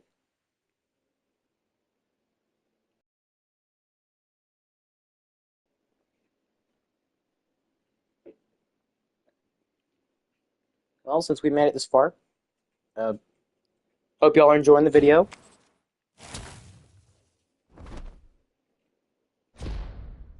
And let's see, what did we break? Devontae Jennings has set the CTEU single season sack record. Did he get above 20 or something? And yep, we do win the Las Vegas Bowl. That should help our school go up a ton in star rating. We shouldn't just be a 2-star. We should definitely try to get up to a 3-star soon. I'm hoping like a 3.5 stars or 2.5 star school. Because we won't be able to move up to a 3.5 star until like we actually go win a bunch of playoff games and maybe make it to the national championship once or twice. But so far we have yet to do that. Let's get DB transfers more interested. I want to bring in as many good players as I can. But we do beat Arkansas at the very end. And that was a very clutch win. Very clutch. And that was also Dion Ishmael's last ever game with us. It's kind of sad, but we were the worst, we were the lesser team in that game, and we still won because we pulled it out at the end. Our pullout game was strong, some would say. Some would say the best. Not a bad performance for Dion in his last ever game. Now, I can imagine he's going to the NFL, but let's go. We got a level 47 defensive coordinator who I'm assuming has max motivator. He just doesn't have a master motivator. And also max tactician. He's going to help us out tremendously when it comes to developing players, playing good in sim, at least defensively. That's going to be very important. Let's continue on with the bowl games. Let's see how do teams do in the playoffs. Weeks 3 of 4. I should have made my prediction, but I'm going to assume one of the SEC schools like Florida or LSU are making it for sure. Heck, maybe even both. But here we are, the national championship. Who is it? Florida and TCU. Funny enough, I think this is TCU's first national championship since they got beat by Georgia a long time ago. But looky here, LSU lost to Duke by 5. Tulane didn't get destroyed as bad as you would think. Florida's just kind of had a pretty decent playoff run. TCU's actually scored a ton of points every single game. They barely beat the number 2 team. If we could have went to the playoffs this year, this would have been the year to win a national championship. Without a shadow of a doubt, this would have been the year to win it. But unfortunately, we didn't even make it. My pick, I'm going to say Florida wins and goes undefeated this year. I do think they're going to go undefeated. I don't think they're going to dominate, but I do think Florida will win the national championship by a couple points. I'm going to say a touchdown.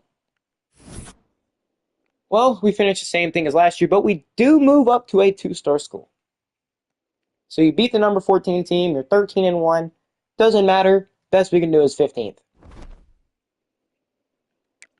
And the winner is Florida by domination, 41-24. So yet again, TCU fails by a lot to win the Natty. But let's see. Is there any coach moves other than us? Well, Greg Piso goes from us as our defensive coordinator to Oklahoma State. We might have to schedule him. I mean, he has a 45-11 record with us, 4-4 against our rivals, 3-3 against top 25. Well, I guess we've been pretty, I don't want to say mid, but Greg Piso, he wasn't really in danger of losing his job. But I am, Jeff Brom, new head coach of Georgia. Oh, great. They're going to go on a domination spree again. Look how Steve Sarkisian retired. Kalen DeBoer went to Clemson. Eddie George, legendary running back, is going to be going to coach Ohio State. Oh, and look who his alma mater is. Eddie George going back to the same place I'm pretty sure he won Heisman at. Dang. Ohio State's about to have a fun time. But yeah, Steve Sarkisian deciding to hang up the cleats. To hang up the notebook or whatever. He didn't have a bad career. It's just he didn't do the best against top 25 teams. 26-12 in bowl record. Level 95. He pretty much reached the max of what he could be, or what he thought he could be. Kalen DeBoer coming into, like I said, coach Clemson. Any other big-time coaches? Not really. Pac-12. Any big-time changes? Well, Oregon Tech gets a new head coach. Oh, boy. What happened? I think their other one just got poached or something. Yeah, their other one pretty much got poached. But they're getting a level 68 architect coach. So that's perfect. Hopefully they can actually develop into something so we can have a decent, or excuse me, a decent team to beat. Because we need as many good teams in the conference as we can to even be considered for a playoff spot, even the 12th seed. Santa Cruz seems like they fired the defensive coordinator, but their former head coach, he went somewhere else. Well, either way, they hired a new head coach. Vermont State also got a new DC. Dallas Tech a new head coach. Bunch of coaching changes here. Ooh, Vermont State got Indiana's former head coach, David Braun. It's going to start getting tougher and tougher. I'm calling it now. It's going to start getting tougher and tougher. If Vermont State doesn't develop, they've literally got a master motivator. If they don't develop to at least back to a 70 or something like that, they better not fire this guy. If I'm them, I would not fire David Braun. He's the last guy I'd want to fire. But that is the end of the season. Let's actually go look back at everything. How did we play this year? Well, we played pretty freaking good until we met Oregon Tech in the regular season.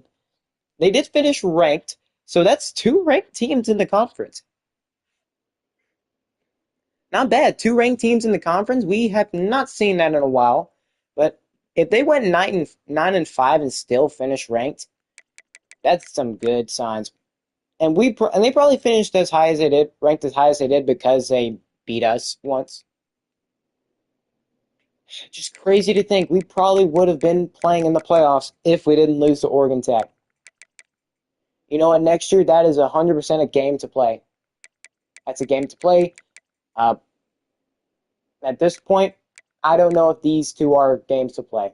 I really don't. We did destroy Buffalo, and they had the Heisman winner. They went 10-4, so that helps our season. Oregon Tech helps our season. I think Arkansas State would help us. So we should have been ranked higher, but we can't really argue. Not a bad season. We scored a ton of points. Don't know how much that's going to change next year, but something's going to change. Something big time is going to change. Let's see. Was there any one-loss team ahead of us? Well, I would say Duke is really the only one-loss team ahead of us. Arkansas, we are really one spot above Arkansas. We beat the number 14 team, and it only moves us up like 3 spots. They're like, here, this is the best we can do. Shut up and go eat a cookie or something.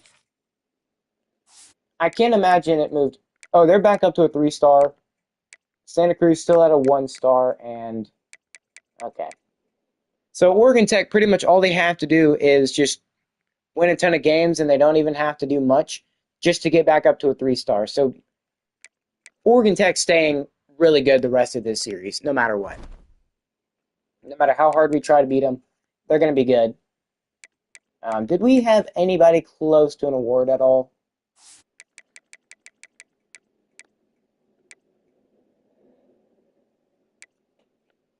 Kind of surprised I'm not, or Coach Michaels isn't on here. Like, we went 13-1. Then again, we do that every year, or something like that every year.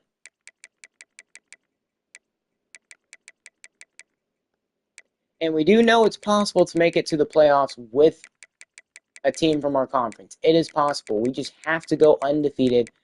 Lyle Way, the only guy receiving any kind of votes for any kind of award. And he's considered probably the 12th best receiver in the country. Okay, well, I stand corrected. Devontae Jennings, he had 20 sacks. Holy crap. That is how you know he was on some serious timing. 20 sacks, 30 TFLs. Jeez Louise, man.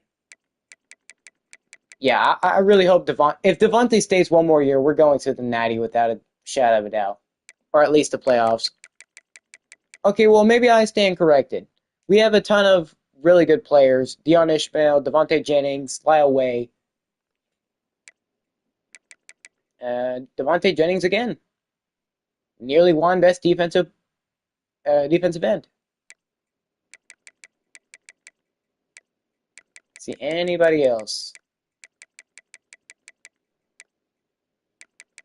Anybody at all? I'm assuming not, but at least they got a ton of awards.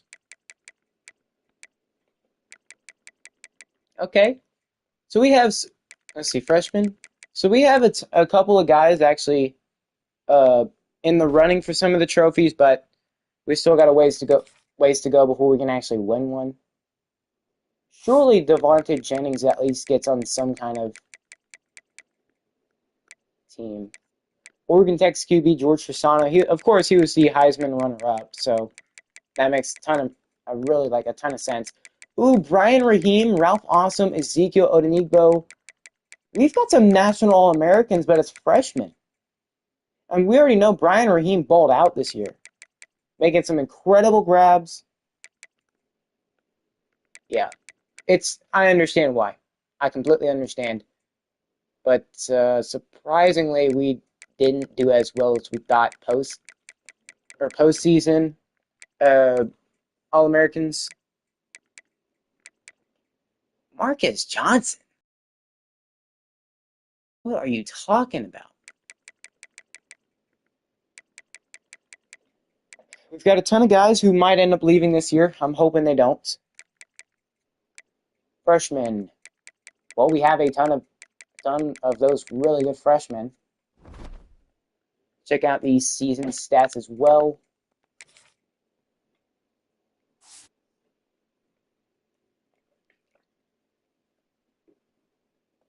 Not a bad year from Dion Ishmael.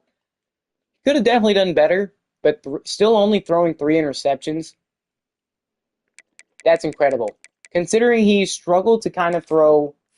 Oh, I should have just. Whatever. But yeah, he has thrown like 8 or 9 picks every year. His first season with us, he threw 14. He kind of never really matched that same 2046 season from a couple years ago. He couldn't really match it, but he did step up a lot last season with 47 touchdowns, but he massively improved the amount of picks he threw this year. He threw 6 less. He had his career best with only 3 picks, but I do think it is time to switch up the playbook because what we do now doesn't really do as well as I want it to. Feel free to let me know like what playbook y'all think I should run, what fits our team well, because what we have now is Oklahoma's air raid offense. It doesn't work as well as I thought it would. So for now, I think I just want to go Texas Tech. I think I've heard Texas Tech is a pretty good playbook. They still have a ton of shotgun plays, but I'm sorry, yeah, shotgun plays. But they at least have in I-form mixed in. So I'm willing to try something new. Like I said, if y'all think I should try anything, like a certain playbook that y'all think would work or be fun to play with, let me know.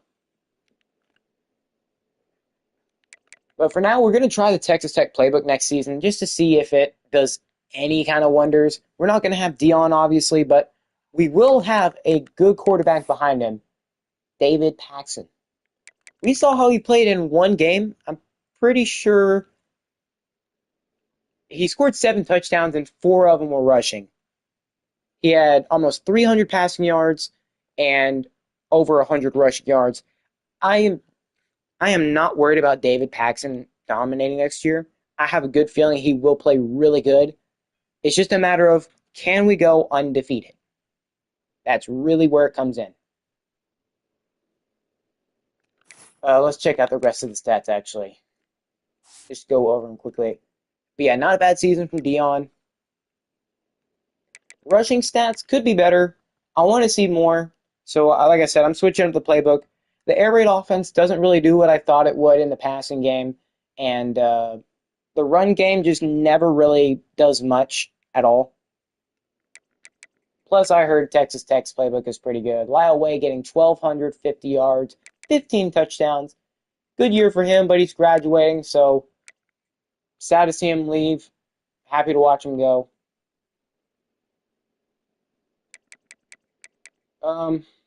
It's going to be close, whether he gets to the NFL or not. I doubt he will. I wouldn't doubt if he makes it to like the UFL or something like that. because he's definitely a good player, unless a team picks him up as a UDFA. But Lyle Way deserves to be drafted, at least in my opinion. He's got decent speed. He's got really good spec catch. He's the kind of guy to go up and grab a ball for you. But not a bad season from him. Kind of disappointed with how Vernon and Jeremiah played. They didn't really do all that I wanted them to. Vernon barely playing style. Of course, he hates playing style. Vernon better not be on that board. He better not be. He can't hate the fact that he didn't get enough yards because he didn't play every game. He was hurt. Didn't realize it, but he didn't get to play weeks 10 through until I'm pretty sure the conference championship. Conference championship was his first game back. Who's to say he wouldn't have had close to or at least 1,000 yards this season if he actually played that span? But he didn't. He only played 10 games and 673 yards. How many did he average per game? About 67.3. So,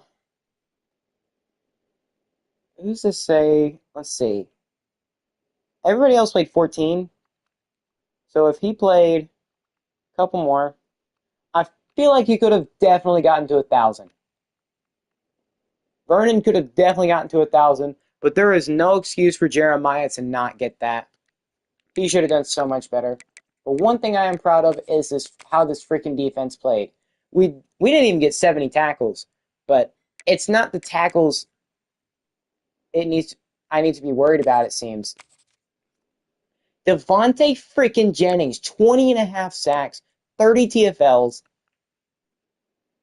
This is the best defensive player we've probably ever had in the Pac-12 or in the Pac-6. 20 and a half sacks. I have not seen that kind of stat line in a while. Seriously, I have not seen that in a while. And also, not to mention, I got to give a quick shout out to Ralph Awesome.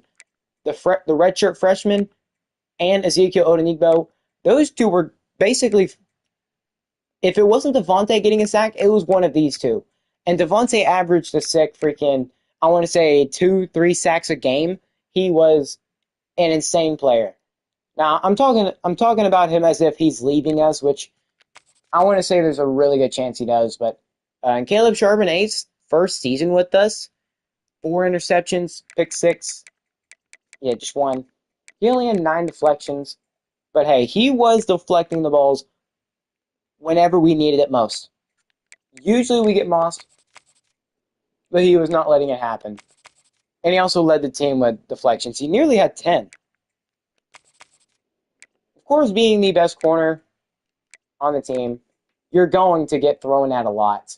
So he did allow 22 catches. We forced about 5 fumbles here, and we recovered only 2. How unfortunate. Didn't block a kick. Didn't get any safeties. Of course, got to show some love to the kicker. What's his furthest? 52. Punter, Franco.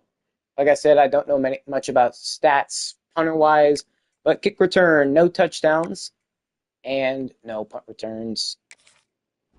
Well, that's all the stats. Check out the trophy room for Coach Michaels. In just 4 seasons, in just 4 seasons with us, or with CTU, he's won the Pac-12 3 times. He's won the Las Vegas Bowl 2 times, beating Georgia and Arkansas. Yes, we did beat Georgia like a couple seasons ago, whenever Dion had his best season, yards-wise. We also had a guy win the Paycom Jim Thorpe Award. That was Jason Kaklu winning the best DB in the nation. I don't think we even had a guy in the running for that this year. Not even close.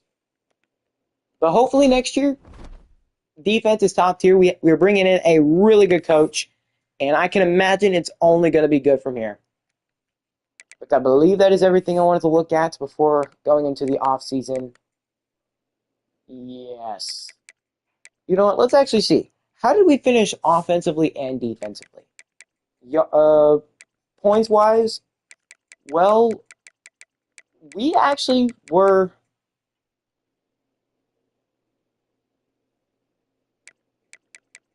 We were actually, well, the 15th highest scoring offense in the nation. I wish they'd actually show you, like, I don't know how they do it, but if they could say, like basically how Madden does, like, number 15 scoring offense or number 1 passing offense. We had, let's see, 6,100 yards. It looks like TCU with the veer and shoot. Okay, now I see why Texas Tech might actually be pretty good. The veer and shoot playbook worked wonders with them. Looks like the multiple offense and the veer and shoot offense works wonders. Texas Tech is here. We only had 6,100 yards. Not the best. Oklahoma, not typically at the top anymore. Heck, even UMass got here. They went 10-4. Okay, there has been some massive development from them. But yards per game, how are we looking yards per game wise? Did we do good at all? Did we suck? Well, we sucked. Because we are not even close. Only 435. What about, what is that, yards per play? I don't know. Passing yards, however, TCU. Okay, so I have a good feeling the veer and shoot playbook is going to be very important, very good. Look at that. A couple of veer and shoots, a couple multiple offense. Yeah, I think this Texas Tech playbook is going to help us out tremendously next year. What about defense? Total yards. We actually have the best defense in the nation. That's what I'm freaking talking about. We've allowed the least amount of yards in the country by 200 plus. I didn't realize this, but yeah, we have the freaking best defense. What about yards per game allowed? Same thing here. What about points? Second best in points or points allowed per game. Well, I guess 14.9. Actually, we allow the least amount of points per game. We allowed. We apparently have let the second best amount of touchdowns scored on us. So yeah, we pretty much have the best defense in the country, and also we have the most sacks per game. Holy crap! Do we even have we even have the best run defense? We have a top. Well, we have the number 6 pass defense, but the number 1 run defense. Okay, well, we have our identity. We are a defensive dominant team. Our offense has to produce enough for the defense to destroy others. I didn't realize we have that good of a defense. Like, we are already considered the best defense in the country. I don't know why we didn't make the playoffs, but still, dominant, dominant, dominant defense. We are progressing quite nicely. What about players leaving? What are we looking like? Vernon Shermer, no. Devontae Jennings wants to go to the draft. Projected round 1, I don't think he's... We're not getting... The dynamic duo is gone. Oh, no. That sucks so bad. We're going to have several people going to the draft. Deion Ishmael, round 4. Our highest projected pick, Devontae Jennings. I'm assuming he's going to go top 5. 20.5 sacks, helping us have the most sacks in the country, having one of the best, if not considered the best defense in the country. We are freaking so thankful for Devontae. But we're bringing in a ton of 4 stars, so can we really be mad? No, not really. Just upgrade these guys a little bit more to hopefully get some of them going to the draft. But so which freshmen are leaving exactly? Well, I don't think there is a single freshman leaving. Well, Trey Brommel, unfortunately, is going. Shamir Hendricks also leaving. You would have, well, I mean, the only guy we're really going to miss is Devontae and Vernon. Those are two really big players for us. I'm surprised Vernon's not just going to the draft. He's upset about playing style, which we didn't actually have as bad of playing style as we thought. It's just a fact. It's a simple fact that he got hurt and he didn't play like I don't want to say half the season, but he didn't play for like the majority of the end of it. So Vernon's leaving for no reason. He's going to be getting a ton of targets and stuff next year. Very stupid for him to leave at this moment.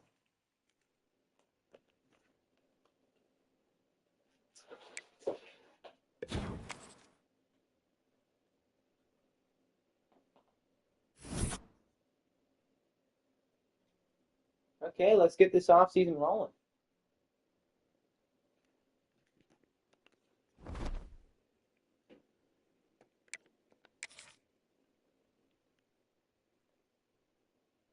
And it seems Devontae Jennings actually went, he went in the round one. And Dion Ishmael actually went a little earlier than expected. Third round. Congrats, Dion. You did it.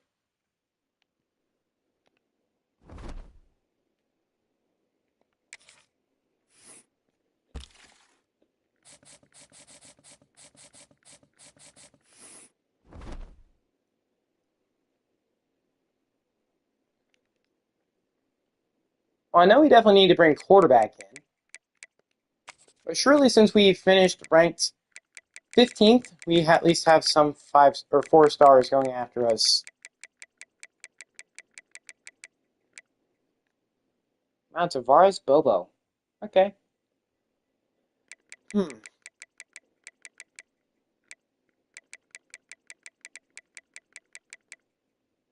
Really? Okay, I know for sure we've got some 4 stars interested in us. Yeah, you cannot play that game with us, man. Channing Poindexter.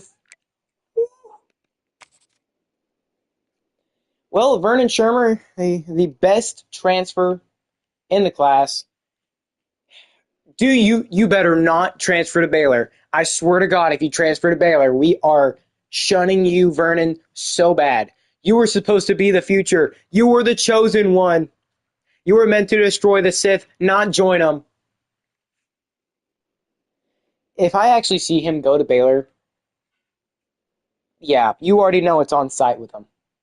I mean, the rivalry with Baylor, it's really been a one-sided affair. Baylor's been destroying us, but now we finally stepped into our own. If they really get Vernon, it's on site. We are going to murder Baylor next year. To even have the audacity to even try to go after him and actually be able to have a shot with him. He's locked us out. He just doesn't want to come back. There's nothing I can do. But at least we could say we had the number 1 player in the transfer portal, not on our team. Well, technically, yes, but transferring from our team.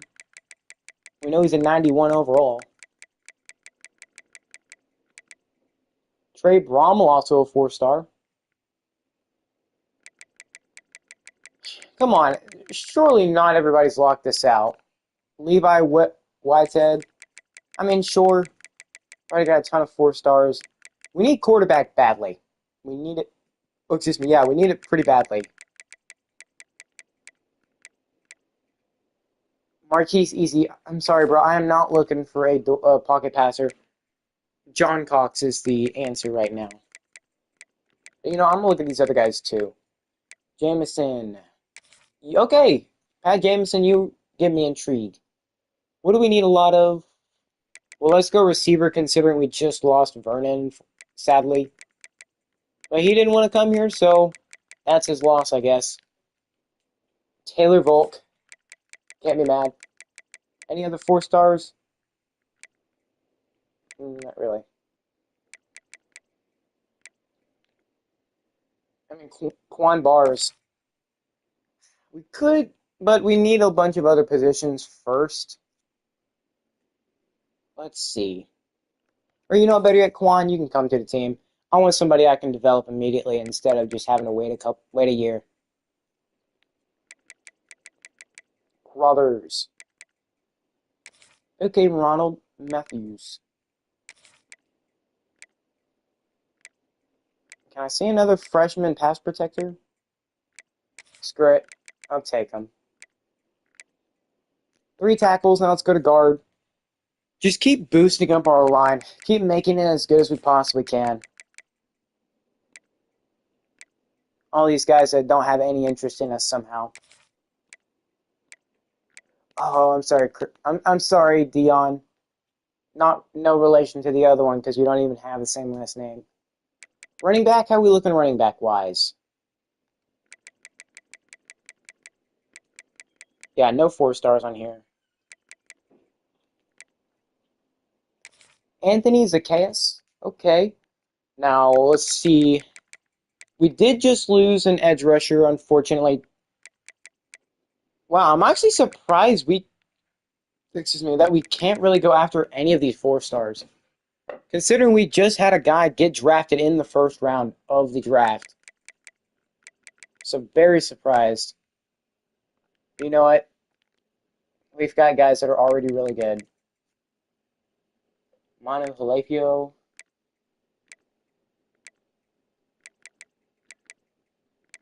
Who's on top? Jamie Bunting, okay. Might even try to go after a little, maybe like a couple more edge rushers. Ooh, Nathan Preston. Okay, I'm okay with you, bro.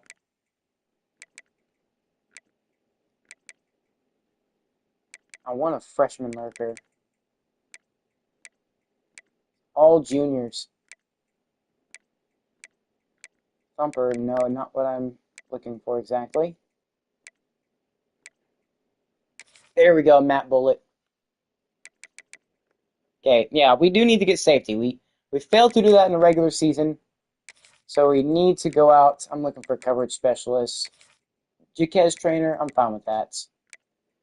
Actually, I guess a mix of both wouldn't hurt.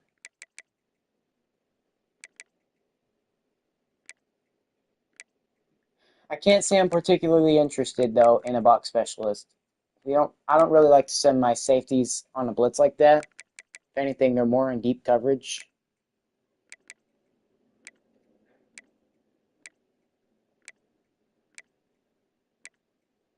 Show me the freshman. Okay, Roy Azuma, fine. Okay, let's give everybody on that board a scholarship. Lacumbo, yeah, we don't really have any offers. But we should have a couple more hours to spend, at least.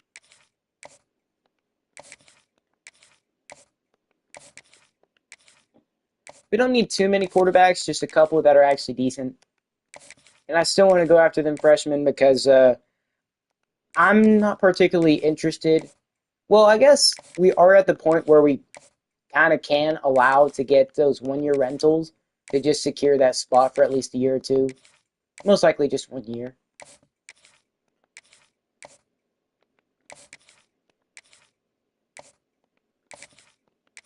Who knows? Maybe like Zacchaeus is actually pretty good. We've already got a ton of recruits committed as well. A ton of 4 stars, I should say. A couple 3 stars and then a bunch of 4 stars. This recruiting class should help us out tremendously. Quarterback, well, we got Johnny Marciano, but I cannot guarantee he is going to be a help at all. John Cox, however, let's go 25. Let's go 35 for both of these guys. We should at least be able to rise for one of them. Running back, Anthony Zacchaeus. Let's go 40. Receiver, I probably don't need to go after as bad, but still. Like Quan Bars. Let's just see with let's see with Quan actually before I actually decide to put any points into him. Let's see how we do with them first. But Taylor Volk, 50. Bringing in a guy to basically replace Vernon Shermer is going to be very important. Now, to say a 5'10 receiver is going to do that, that's very unlikely.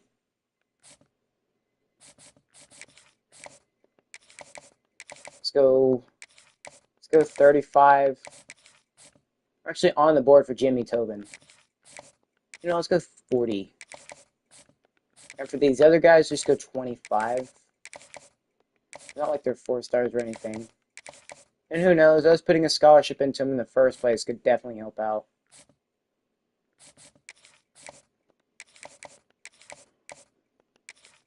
I'm not trying to put 50 into these guys.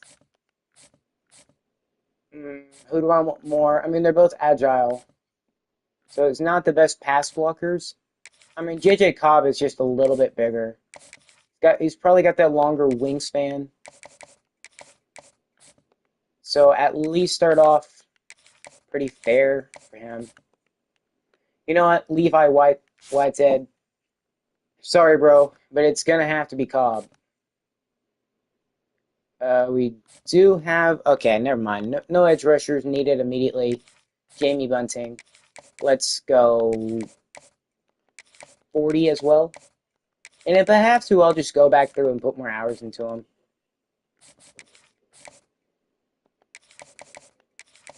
Let's go 50 for him. And then Max Bullet, we are already 5th on his board. So let's just go... I'm going to say 35.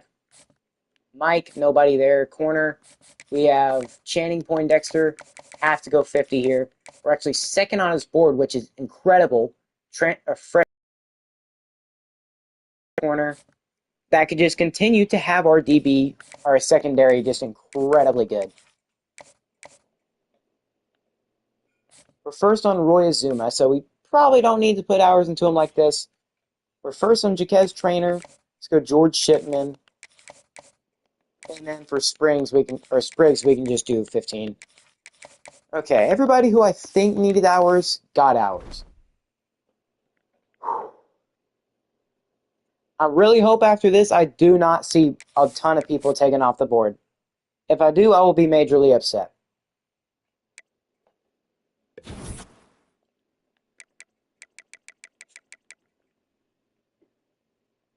Well, it's just Cobb. So the guy we said we wanted to go after lineman-wise, well, he didn't care for us that much. But we do unlock Master Motivator, which I will take as a win. Quarterbacks, well, we're up to 3rd on John. New Mexico State's really firing for him. Gosh dang, Pat Jamison, bro. What's a man got to do? We need a backup quarterback. Fine, I'll just put 15 to both of them.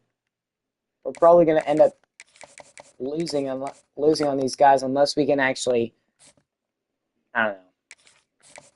And these are the kids. We put freaking 40 hours. What more does a man got to do? Clearly, these are some highly sought after 3 stars. Quinn bars, okay. 40 hours in the Quinn. I thought nobody's really going to care. Taylor Volk. Bring him on a visit. I want to say week 3. He likes proximity to home. He likes playing style. Oh, we know his hard sell. We could hard sell him if we wanted to. Now, it'd be an okay one. Okay, that's literally the second one. Bringing him on a visit week 3, and it's either playing style, proximity to home. Gotta bring that 4-star receiver in, who will end up probably being a junior next year anyways. Linemen, we're up to 1st. Yeah, we probably don't need to put as many points into Ronald Matthew. Take 25 out. And put maybe 10 more into Jimmy. And that much more. Okay. Yep, JJ Cobb takes us off. We're the only man going after Christian Finley, thankfully. The tackle. Oh, we need 50 points.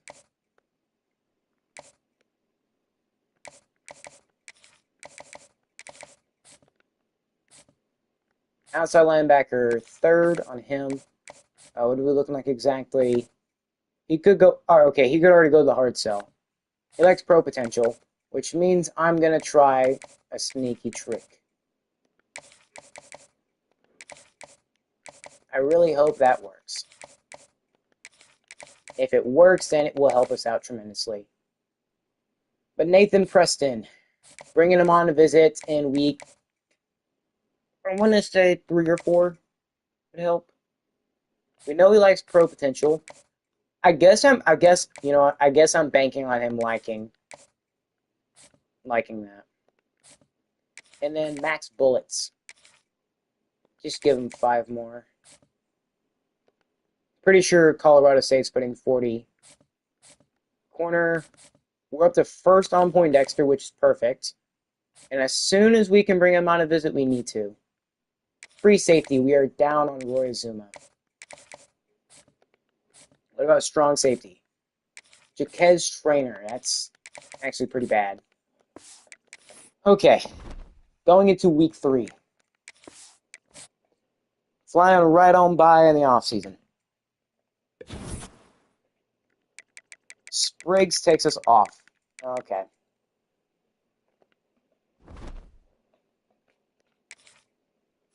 Now is really where we got to go absolutely crazy when it comes to just figuring these guys out. Bring him on a visit. Put him on a week 4. Put him on week 4. That's going to be very important. So I feel like Channing Poindexter should be locked in. Playing style. Okay, can we hard sell? Yes, we can. Surely it shouldn't be too hard to figure out what it is at this point. Okay, it's got to be the clutch. Should go off for him. John Cox, what about you? You like playing time and playing style. I want to say visits.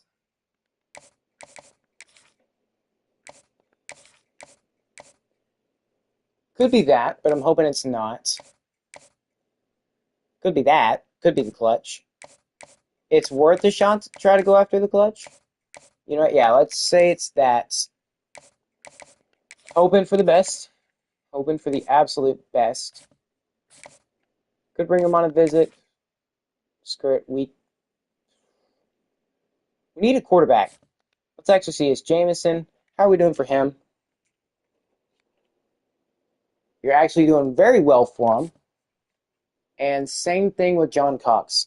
So I think even if this hard sale doesn't work, which it should, it very well should, we should just rise up first. Okay, I don't think we're gonna have to bring these two on a visit immediately. Volk, he's coming on a visit this week, and he does like that hard sell. Quinn Bars, we're back up to first. And I think we have a massive lead an absolutely massive lead over James Madison. Matthews, however, we do move down. Let's get 10 back and put 25. Tobin, we are actually competing very close with Texas Tech for him. But we need every player we can get. That'd be a terrible hard sell. I'm just going to try to allocate points to everybody first. Ooh. I think Chuck is a lost cause. And he's coming on a visit. Yeah, he's committing to them without a shadow of a doubt. Tobin, it's going to be close. I want to say we have about the same as Texas Tech. Bring him on a visit this week.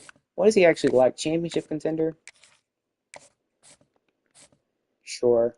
Christian Finley, I think it's safe to say nobody's going after Christian. So, take all points out of him. Shouldn't be too bad. We've got 80 hours now. Anthony Zacchaeus. And playing time. Oh, you know what? No, I said I'd go back through hard selling. Jamie Bunting, freshman D tackle. Do we know his hard sell? He could. Playing style, though. Another shot in the dark, really. Another shot in the dark. And, oh, that sucks. We need the 4 stars coming first, though. Ready for a visit. Who is ready? Any of the 4 stars? Luckily not.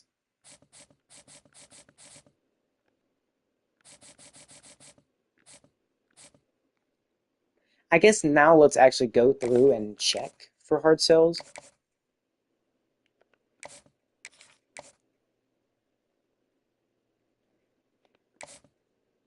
For him, can we actually hard sell? We could, but I don't know.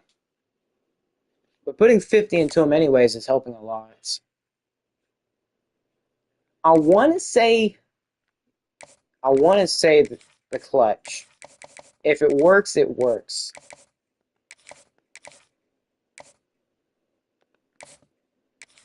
Team player, he likes that. Quinn Bars. That is not a worthy hard sell, unfortunately. But Quinn, I will do 50. We're first on you, and I do not intend on losing you. To James Madison, of course. Ronald, however, playing style. And it's not the clutch this time. I'm really hoping it's not. I'm really hoping it's not. What is it? Clocked in. I really hope it's not that. So Ronald, how are we looking? Well, Akron is just going absolutely crazy for Ronald. His hard sell would hurt us pretty badly. Just not waste points here. Do we know his hard sell? Oh yeah, this is the guy that I didn't think it would be fair to hard sell him. We have him on a visit for week, what, 3? Yes. So let's just go 50. Nice little 50 hours. Christian Finley, we were basically far ahead, no need. His hard sell. Okay, he can, so I'm gonna say the clutch. And if this doesn't work, it's gonna hurt us a little bit more. He could hard sell. We're saying the clutch. Okay. I guess we can bring Jamie on a visit. Actually, let's see. Is there any other 4 stars that we don't have on a visit yet? There's all those. Okay. So, whoever we want to bring on a visit, I think we're fine with now.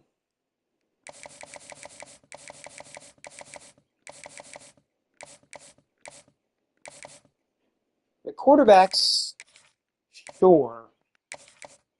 But they won't be happy. Okay, now I guess this is really where we decide which quarterback are we going to ultimately want. I mean, Pat is a little bit lighter. They're both 6'4", so there's no real need to think about that. They're both from Louisiana.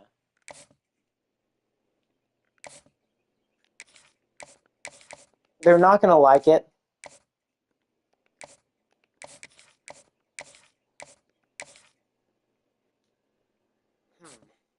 He likes pro potential. We'll give him that. So Pat Jamison, we'll bring him on a visit. I don't time. That's only going to hurt us a little bit, so it might not end well for us getting John Cox. Who else? Okay, Quan Bars. No. Tobin. No.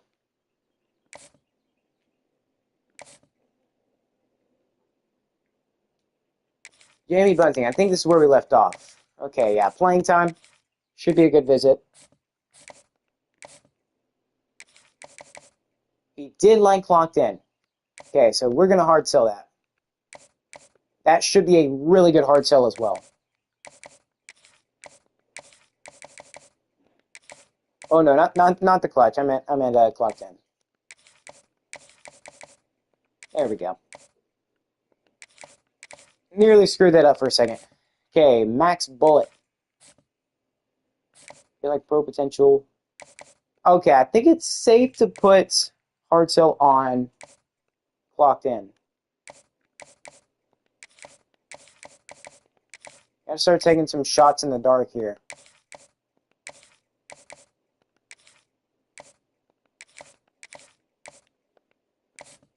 Want to 100% lock in these guys for sure.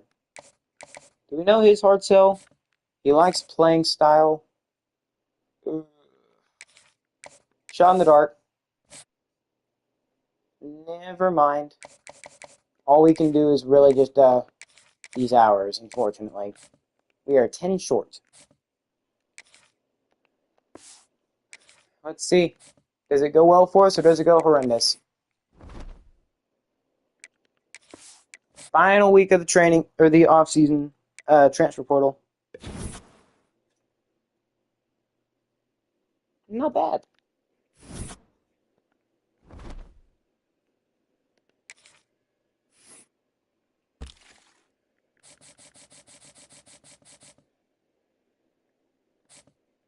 As expected, we did fall for John Cox, unfortunately. And he can't come on and visit this week.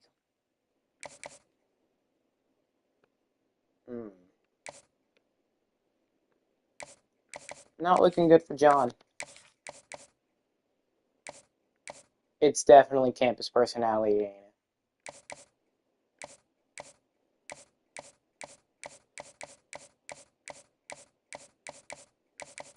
Oh boy, it is. It ain't gonna go well, but we're gonna try.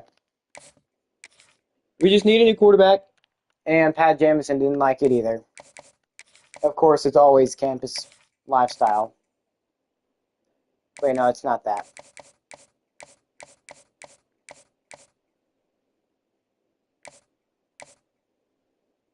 But it's probably football influencer, and that's still just as bad. Oh crap! This is not going to end well for us. But thankfully, Taylor Bolton does like that. But I cannot guarantee we're going to get him thanks to Baylor.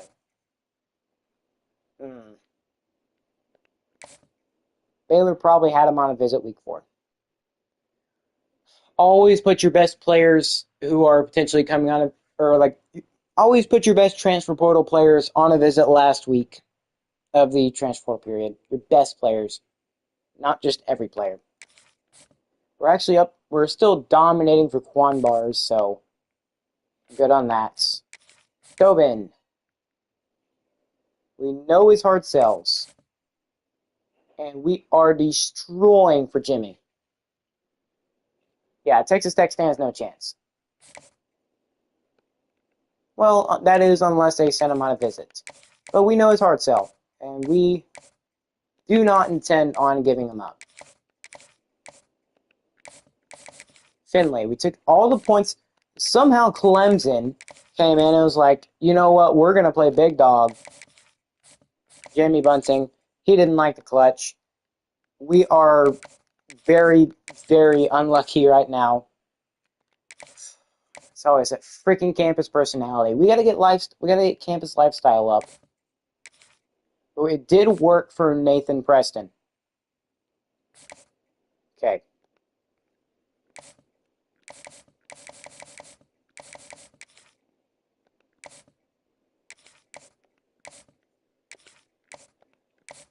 Okay. Trying to go back over everything and make sure it's correct.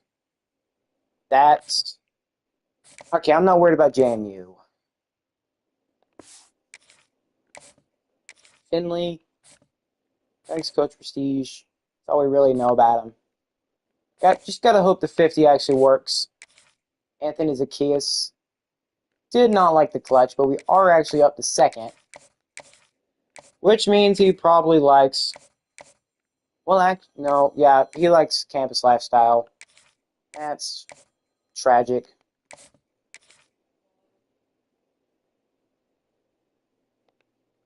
Very freaking tragic right there.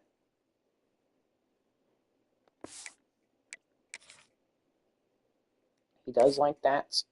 Max Bullet, very happy. Jaquez Trainer, we can actually put 50 into him. Don't know how much that'll change.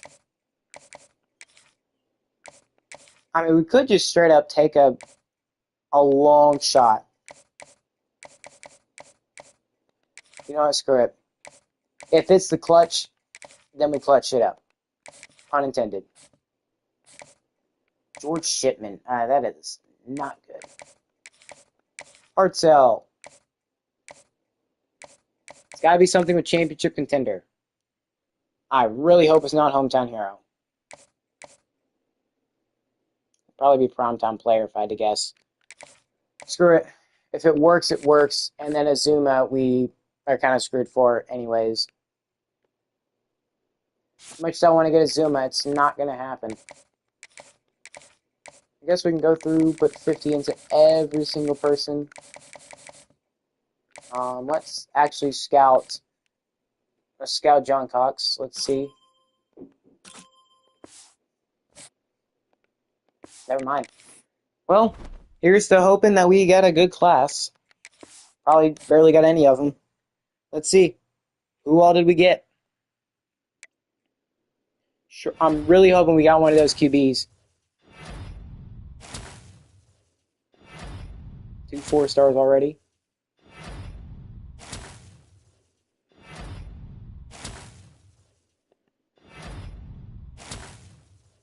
Please, please, please.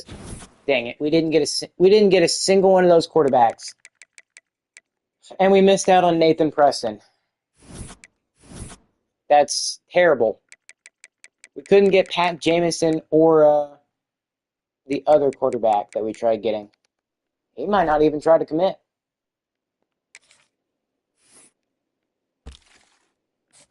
Well, I mean, I guess we technically got Johnny Marciano. Yeah, John Cox. Let's see. What is he? Impact. Of course, Pat Jamison was a star-dev quarterback. He'd have been our first star-dev in a while. Of course. 2 really good quarterbacks. Or pretty decent quarterbacks. Pat was obviously a really good one. They pretty much shot up quickly for Christian Finley. And we don't get Zacchaeus. He was a star-dev. We tried everything. We tried absolutely everything.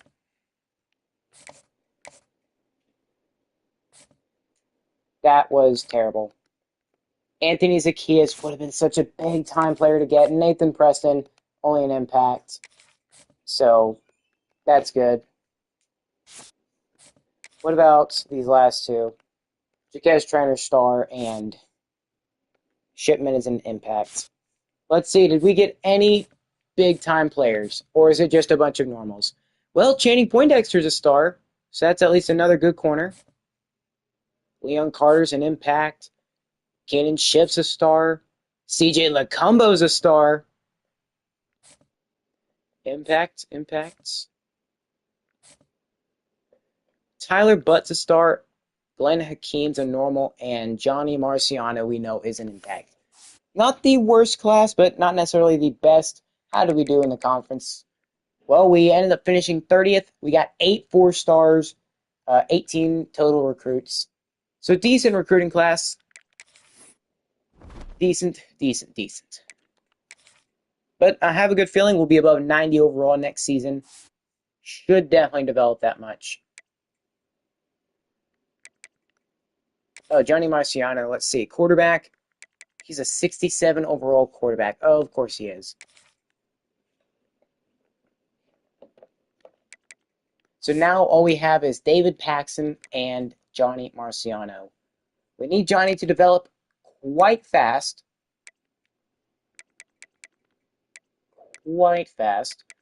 Oh my boy, we have a ton of receivers. You know what? While we're at it, let's move somebody over to tight end. Somebody like Alex Castillo. Yep. Alex Castillo going over to tight end. And he will be the second best. Kevin Stick, I feel kind of bad for him. But we just have a lot of wide receivers. We'll end up probably redshirting these three, especially Keenan and CJ. They're just worried about proximity to home and playing and being good. So we shouldn't lose CJ or Keenan. Of course, we shouldn't lose Leon either.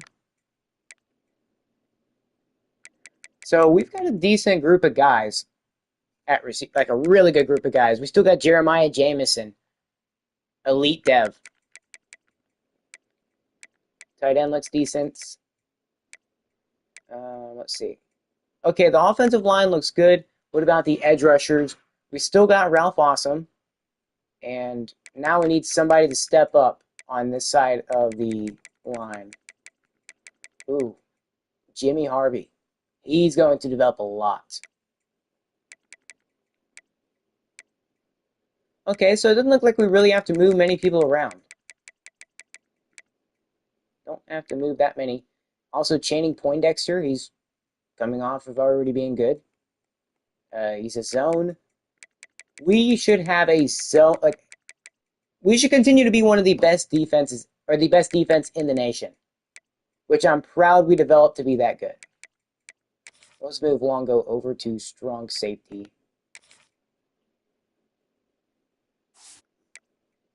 Okay, now we've got that balanced out. Okay. That wasn't too hard.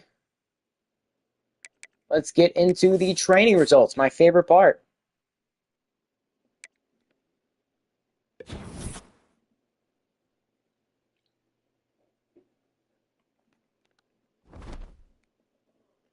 Let's see. Can we develop a lot? Oh, ooh, who's getting a dev upgrade? Volk, the 4-star receiver we just brought in, going up to a star dev. That's the only guy, but still.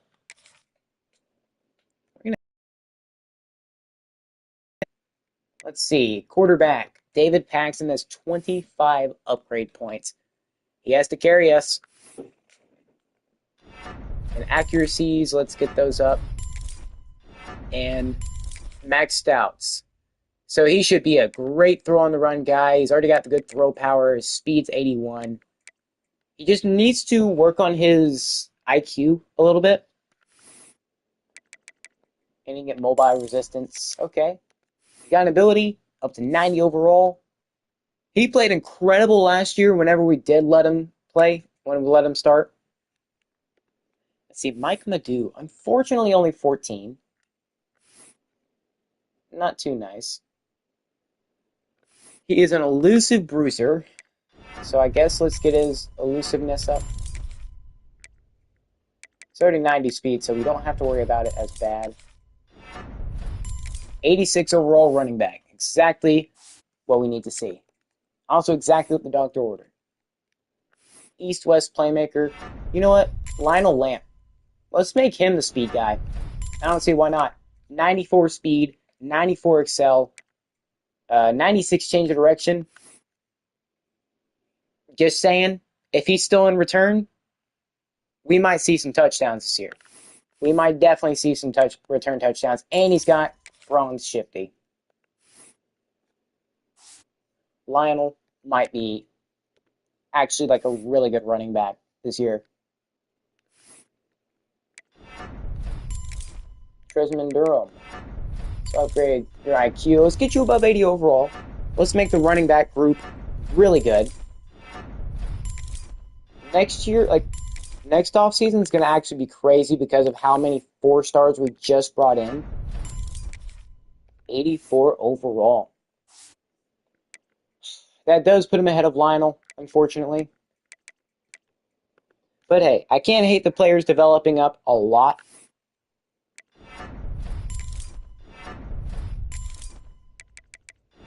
Get your IQ up now. Okay, 77. That's a good spot. But he is a junior, so it's not helping his case. Larry, I need you to upgrade your speed as much as you can. Get up to an 86, not terrible. Change the direction. You're gonna lose a bruiser. Yeah, you are. Now just get your IQ up. That's the only thing that's gonna help you right now. 75. Okay. Not bad at all. At least Larry has a ton of ways to go, and he's a start at running back who expects us to just be good. And I don't see why we aren't. 54 points for Jeremiah. That is the talent of an elite dev receiver. What is he? He's 5'11". So we don't have any. Well, he's got a ton of points. Max out his route running. It's good at his catching, so he's basically able to catch it easily. He's got 92 catching, 91 excel. Elusiveness, we probably need to get that up. 93 overall wide receiver. Yeah, Jeremiah, he's going to be the one filling for Vernon. Basically, Vernon left us, and he's like, you know what? I've got to take over. Now it's Christian Ramen, the noodle guy. 87 overall. You know what? Not 88. Maxed out catching. This man is not dropping a single thing.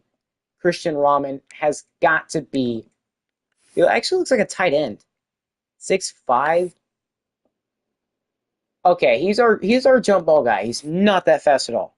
Not that fast. It's not really fast, but that's what we got guys like this for.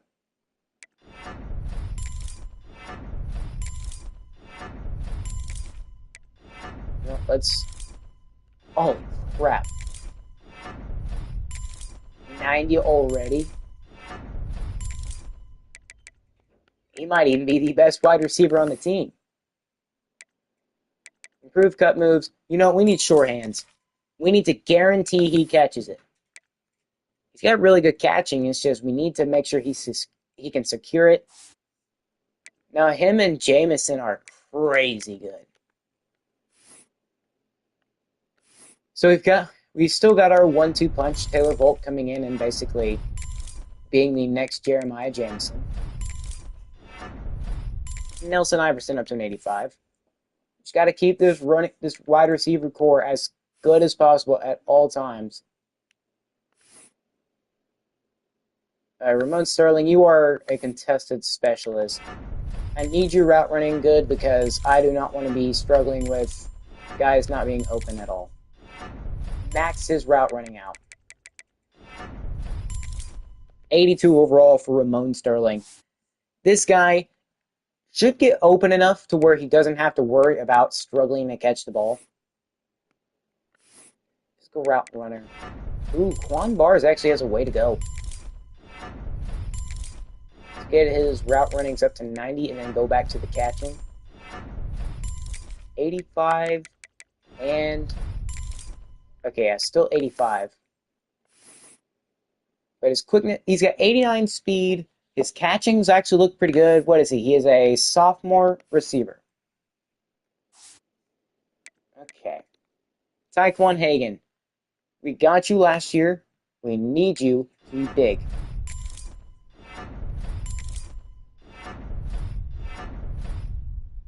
Gosh dang it. Come on. Well, accidentally spending all his points on catching. 78 overall, Taekwon Hagen. Not the 4-star expected him to be, though. Very, very sad. But let's see. Wide receiver, actually tight end, Brian Raheem. Big time tight end for us last season. He was actually really good at catching the football, too.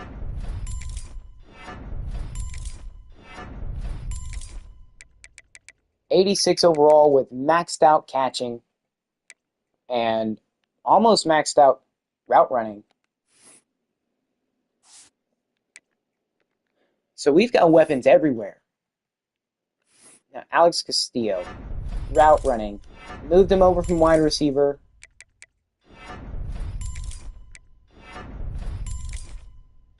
Right now he's in 81. Okay. upgrading his blocking definitely helped him out a lot. Kevin Stick. It's his turn. Route. These are vertical threats.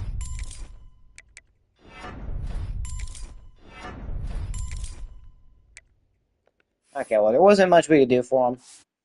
I think Kevin is just not meant to be a big-time player to begin with. But Ezekiel Uzurike. Let's see. Well-rounded. Get your IQ up. And we're going to need some abilities. Improve pass blocking. Let's get that as high as we possibly can. I want it to be as good as we can whenever I'm playing. I do not want to take sacks. So, Ezekiel, you better be good. You better have insanely good pass blocking. I better be able to step up in the pocket, scramble if I ever want to, especially if I'm on the left side. Jimmy Tobin. Okay, he's got good pass blocking and really good run blocking. So Jimmy should be quite nice. Now for the redshirt freshman, Brian Waiters. You want to see he is he's also well-rounded, but he just doesn't have as good of skill caps as the other guys, unfortunately.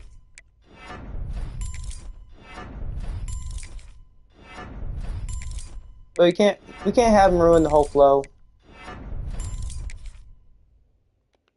72 overall. I mean, could be a lot. Could be a lot better. Bobby Dobbs, at least get above 80 overall. I beg of you, man.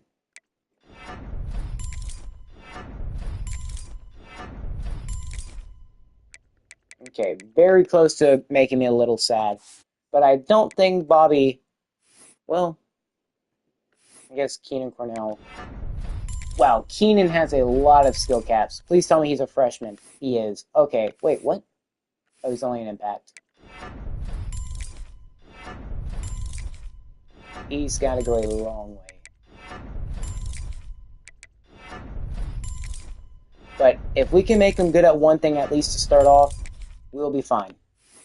Have him be strong at one thing and develop the others alongside it. But left guard might be a little weakness. Might just be a tad bit of a weakness. Marshall Sullivan, let's get his IQ maxed out. He's going to be a very smart lineman. Also improve his pass blocking ability. Okay. Now, don't let the low 80s fool you. They are actually pretty good linemen, pass blocking wise. They do what we need them to.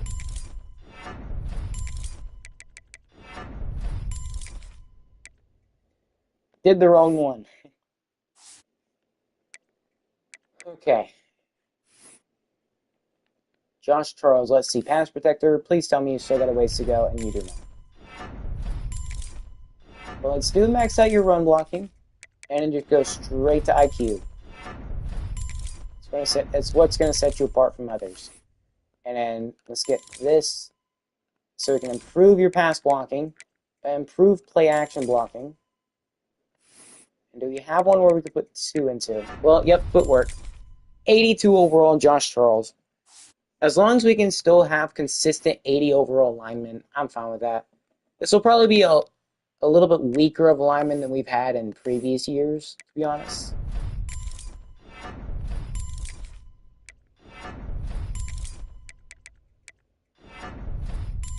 Ah, come on. Okay, Jimmy's not an 80. He'd been a really good starting lineman. Okay, right tackle, which is where it seems like it's all at. Robert Igwabuike. That is horrendous.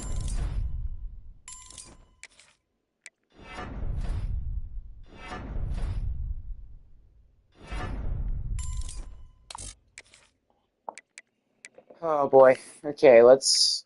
Okay, well, Robert can't really do nothing. Up elsewhere. Garrison Keel, you're well-rounded. Thank you. It's going to be tough getting this guy up to an 80. It's not going to be a good year for offensive linemen, to be completely honest. But we will try everything we possibly can.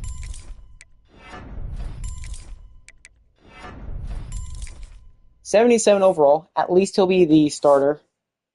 He's got 90 pass blocking, so he's good at that. And Elite Hennessy.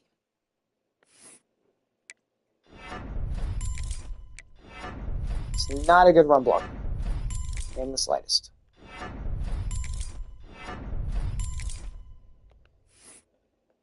Okay, so he is a 74.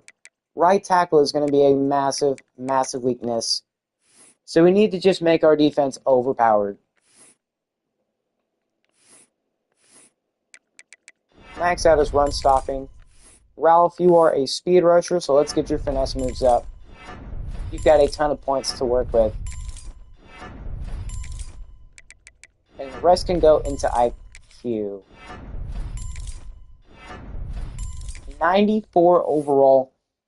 Hopefully, he can produce as much as Devontae Jennings did. It's a big ask, but I think he can do it. He can accomplish that.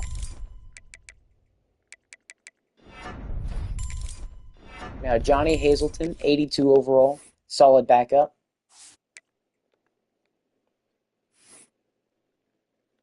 Okay. Max. Okay, first things first, Max is run stopping now. That's always the most important. You know, I'm just going to bump the rest of his stuff into IQ. He is kind of a dumb player. No disrespect. I mean, he's genuinely just doesn't have the best football IQ. Victor Clue, speed rusher, run stopping's maxed out. All right, let's go finesse moves.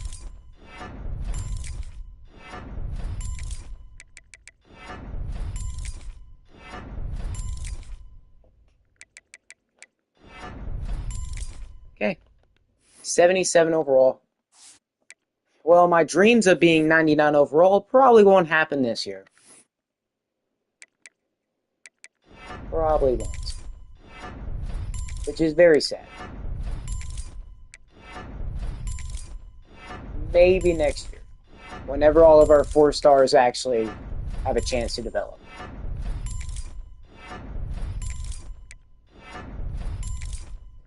John, you are... Okay, you're power rusher. Oh, he's actually an 80. Okay. Mitch Meeks, I better see massive development from you, bro, Chacho. Speed rusher.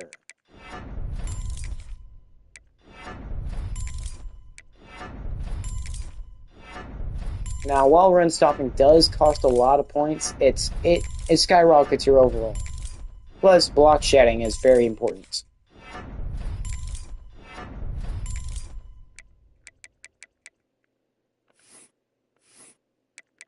Nah, IQ's more worth it.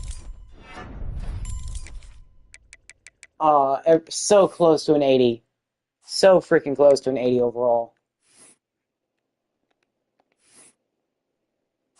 It's going to be very close to, like, what overall it's going to be, what we're going to be. We'll probably end up cutting some of these players just because of them not being good enough.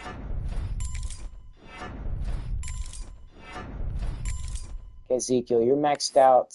Run stopping power rusher. Let's go power moves. Okay, 88 overall for Ezekiel. He was putting up some great stats last year. Matt Mwamba, your power. So that would mean probably pass rushing would be a big 80 overall. That's good. 81, actually. Okay. Our new defensive coordinator definitely has helped out a lot with these. Otherwise, we might not even be close.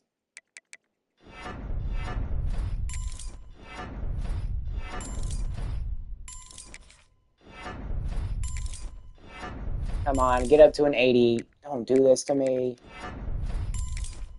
Okay, there you go. Thank you. I'll take it.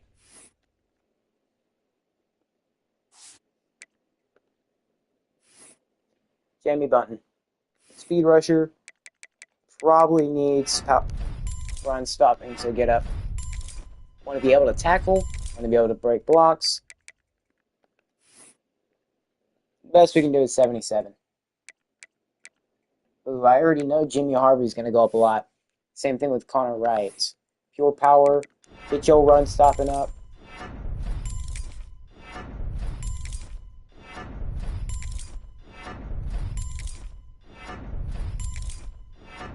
Come on. And he's pure power, so power moves is going to help as well. So freaking close. There he is. 80 overall. We could even have a really good defensive line.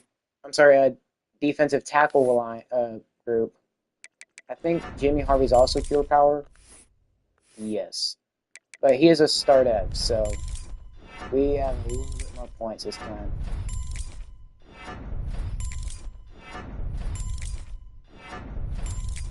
This run stopping is very, very important.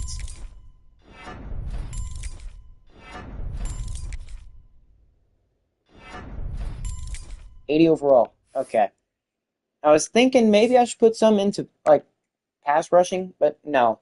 As long as he can break a tackle and make sure to, as long as my defensive line can actually wrap up, then we're good. I want everybody to be able to wrap up, make sure nobody breaks out of any tackles, and we just bring them down. Oh, and this is disappointing.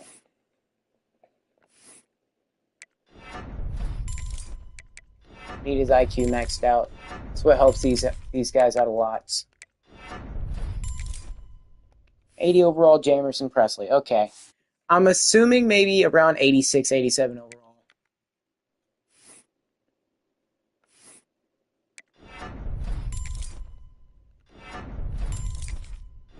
That is my best guess. I don't think we're making it to 90 this year. As much as I wanted to, it is not happening.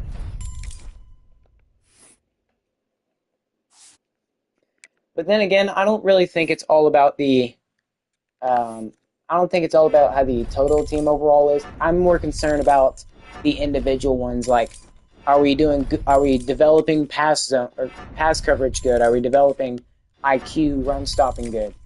Because if we're doing that, then whenever I play, it's not as hard of a challenge.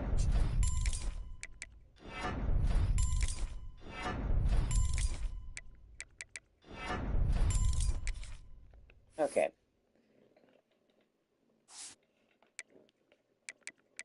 Yeah, we're not reaching 90 overall this year. Our offense is going to be very incredible, though. Cannot deny that. 83 overall. John Allers, you, good sir, have just been promoted to #1 Mike linebacker. Unless Major Cheat can get something done.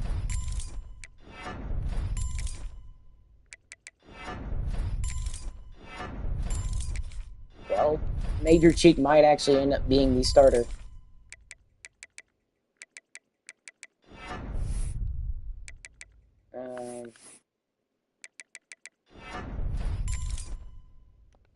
Well, they're going to be tied unless it gives Major Cheat the advantage, and no, it doesn't. Okay. Let's actually go over and see pass coverage, or zone coverage, I mean. They're both the same, but you know who's better? Leon Rogas. Let me guess. Lurker? Yes. Good.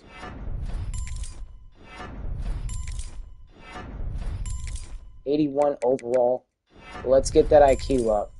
82. Okay, we've got some decent Mike linebackers. Leon Rogas has 97 zone coverage. If Rogas gets out there, you already know we are meaning business. Ofisa Mulitalo, Lurker. Already maxed out your pass coverage.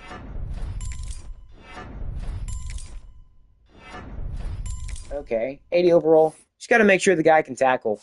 Because we struggle a lot with tackling. Okay, Lurker. We need to get your pass coverage up. Big time. He's an impact, right? Yeah, he's an impact.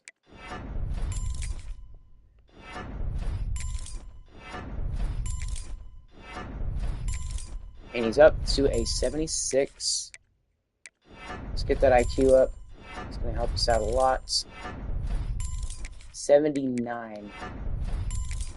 Okay. Not terrible. Not terrible. It'll be very important when he does come in to play. Montreal Newton, the thumper.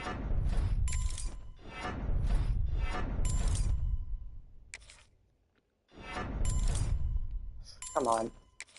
Dang it, game. And then 70. Oh, just 75. Dang it. Oh well. Now time for some fun to begin. The cornerback room. Caleb Charbonnet is already insanely talented. Let's just max his zone out, his awareness out, his play rec out. Make sure he can tackle. You know what? Better yet, improve break on passes. House call.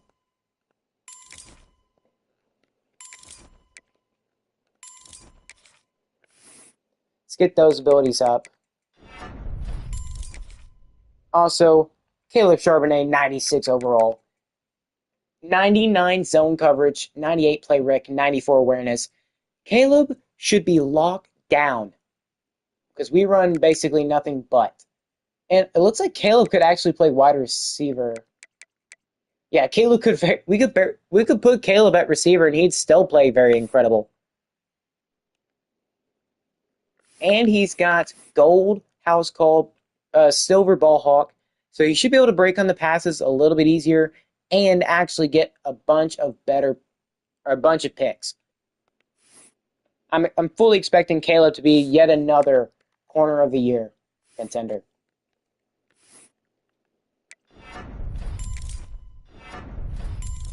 Alex Bonilla getting up to 84.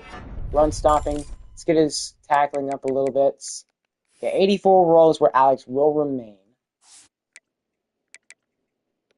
But Channing Poindexter.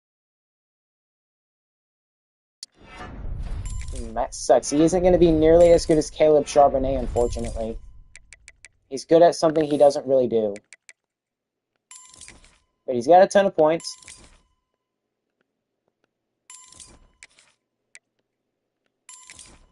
Let's get some of his abilities up, so at least when he does play, he's decent.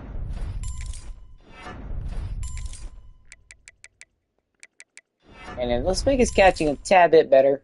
84 overall, Channing Poindexter. Is he the second? No, he is the third. He will be good in another year. But so far, so good with the corners. Devin Carney, Field. Work on his man defense a little bit. But we get Devin up to at least an 80, and he is. Okay. 82. 82 overall for Devin Carney. So we've got 4 80-plus overall corners. Bruce Sampson, you are the next in line for a big upgrade.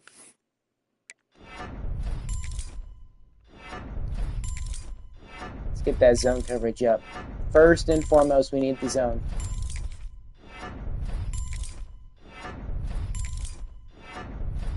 Plus his awareness and play rec are also really big. But Bruce Sampson has very little skill caps. Oh, he's not an 80 overall. That sucks. Bruce, you were so close. Kenyon Biggs, let's see. You got that one pick before. Absolutely terrible at zone coverage.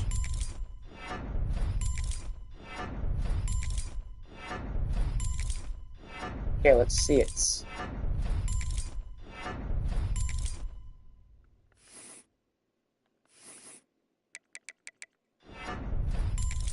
$74. At least he does zone a little bit better. At least he does zone a lot better. Randy Covert. Like I said, I'm more concerned with getting the individual stuff up. Randy, you're 69 overall. Oh boy, you are terrible. I do not want a 60 overall player on my team. And we can't redshirt you either. get that IQ up.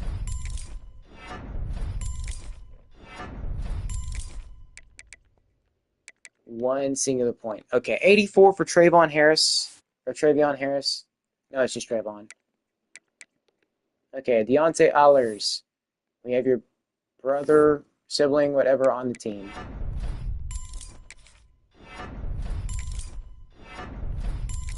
'86. Run sport. Let's get that tackling up a fair bit. 87 overall, Deontay Allers. Him and John about to be the scariest sibling combo in college football. And Khalil Longo going to be a big help. 82 overall. We've at least got some depth at strong safety for now. Tony Ruiz, I need you. Kick power is already maxed out, so let's get your accuracy up. What ability can we get for over kicking? Okay, sure. Now punter, Tyler Franco, not really much. Then again, we don't really care to upgrade these guys. I just want to see y'all have big boots. That should be everybody. All right, let's see how we looking. I'd say about the same as last year, so we're probably still going to be about 88-ish overall. My final prediction, 88 overall is what we will be. It's my, I got to go in, make sure, and heck, we might even get some of the players we thought we were trying to get. Yeah, my final guess, 88 overall.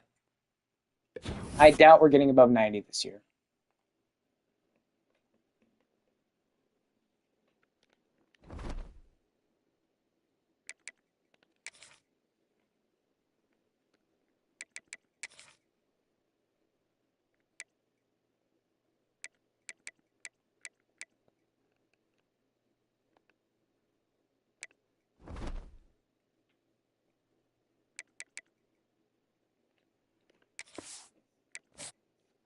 And here we go. 88 overall. I'm expecting it. 94, and we're starting ranked. Two things that we needed big time, and we got it. We're 94 overall. I was not expecting to be in that. Oh, guys, look where the Pac-12 is at. We're not dead last anymore. We did it. The Pac-12 has been revived. Let's go. CTU might not have been the one to make us this good, make the conference this high, but we sure as heck ain't going to let it die down. Everybody except for Vermont State is above 60 overall. Santa Cruz is 64 overall. Oregon Tech's gone back up to a 78. So even with a master motivator head coach, I think it was Vermont State who had that. Yeah. But I'm expecting us to dominate this year thanks to the Texas Tech playbook. Our defense has been pretty much locked down, and we got a lot better at defense. But we are a 94 overall. Hard to freaking believe. Heisman watch. Let's see. Anybody we know? Well, looky there. Texas Tech quarterback to begin the Heisman watch. Who could have guessed? But surely we got somebody else. Who else did we pick up? We had to have gotten somebody, right? Really? Nobody. So I guess we just straight up came in at a 94. I don't know. A little iffy if you ask me. But hey, you can't complain. Let's actually go around, look at the National All-Americans. Do we have any? Not first team. What about second team? Nope. So, not really predicted to have any. And somehow we still don't control our conference despite being a whole lot better than everybody else. David Paxton is going to show everybody why he is to be respected by everyone. But we still control the conference. But we are actually in the top 25 to start off the year, which is perfect. The media, where does the media have us at 21?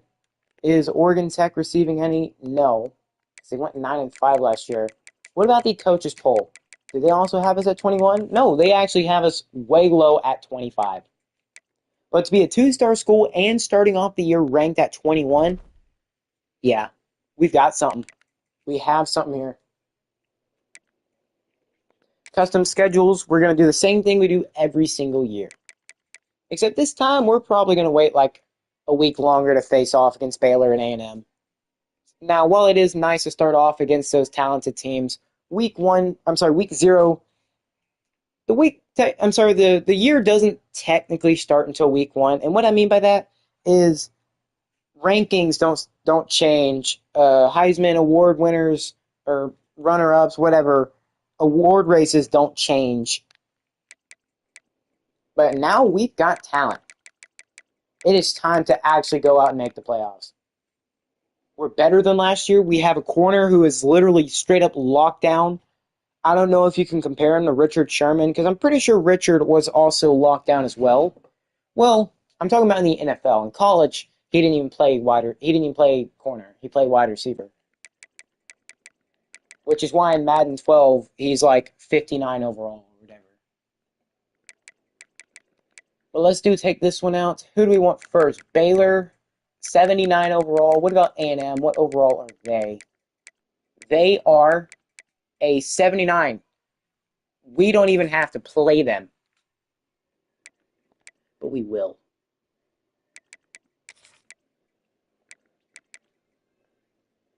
You know what? Let's have a bye week 3. We've already got an FCS school. Let's put that as a bye. Actually, better yet, we want a school that's decent. You know what? Let's put Central Michigan. They're decent, but they're not too tough. And now for week 0, let's just do an FCS school. One we haven't done, I guess, FCS West. We'll take on teams of all talents. I'm okay with Coastal Carolina. Syracuse, I mean, we got to have at least another team that's got a chance to be successful this year. Like Kansas State, or you know what? Maryland, they're 3-star school. They went 7-5.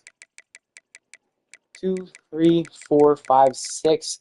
So 7 home games, which also, actually, we've got to change that. So we'll go to other schools. Because we went to A&M and Baylor last season, and we beat both of them in their own homes.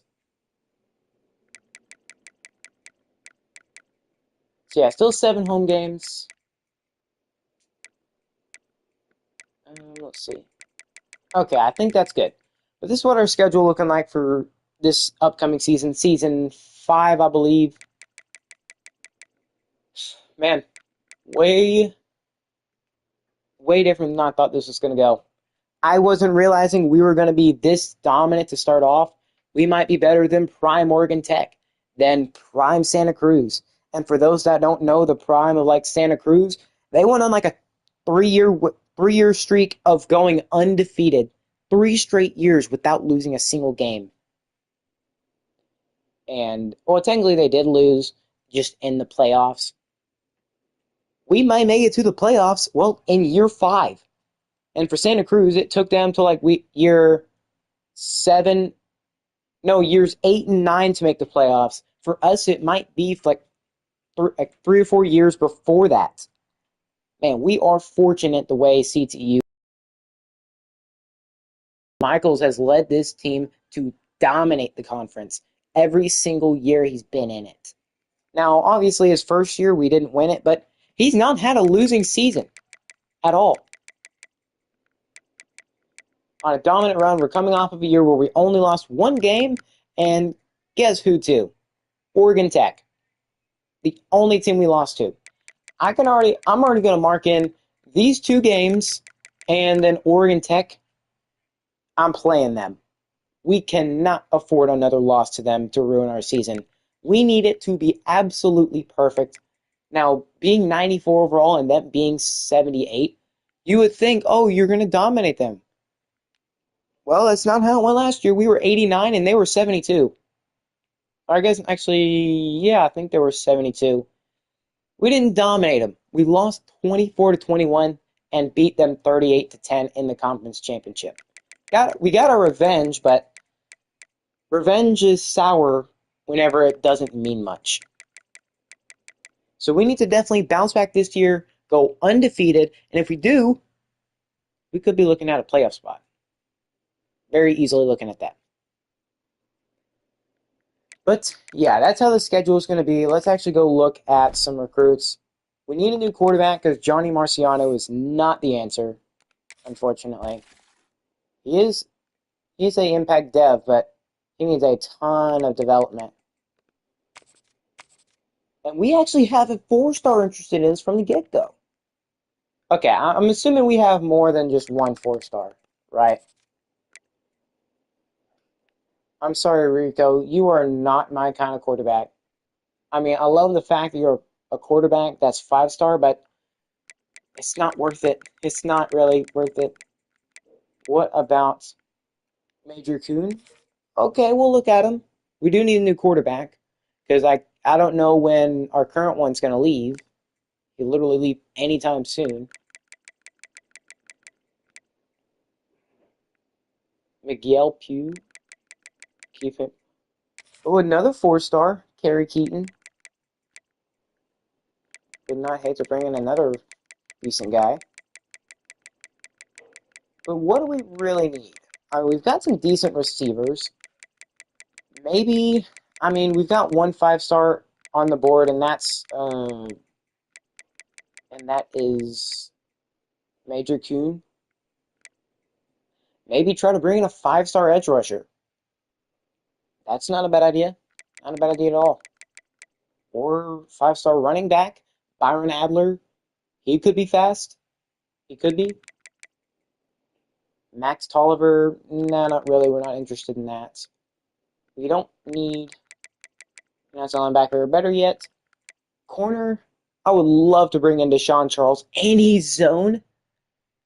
We've still yet to bring in a 5-star player. We'll look at both Doug Pena and Deshaun Charles. The one I like better will be the one we go after. Please be a gem. Major Kuhn, let's see. He is a gem. That's good. Okay, Deshaun Charles.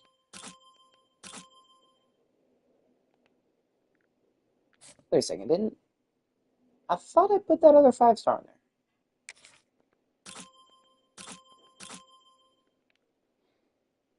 Well, obviously Major Kuhn we're going after. All these guys will go after. It's worth a shot. 2 5-stars. Well, actually, what was the speed? 91 speed. You know what? Yeah, let's go after Deshaun Charles just to get another really good corner. Not bad at all. Well, that will be the end of this one. If you've made it this far, consider liking and subscribing. It helps a lot. Grows the channel. Completely free. And you can do whatever you want with it after. But next season, we've got a great chance to make the playoffs. We're starting off ranked. We're coming off of a 1-loss season, even through the bowl games. Ranked 21. We got a 94 overall team. Absolutely crazy good team. Coverage should be great. Pass rushing should be great. Should be hard to be stopped offensively, too. The only problem offensively, the blocking, that's going to be a little rough, but shouldn't bother us too much. But make sure to turn on the notification bells. I don't have a very strict schedule on when I upload. I just do it whenever I can at least. So, I am Ballin1. We are the Central Texas Engineering Fighter Pilots going into year 5, I believe. saying as always, have a good day, have a good night. Hope to see you next time, and peace out.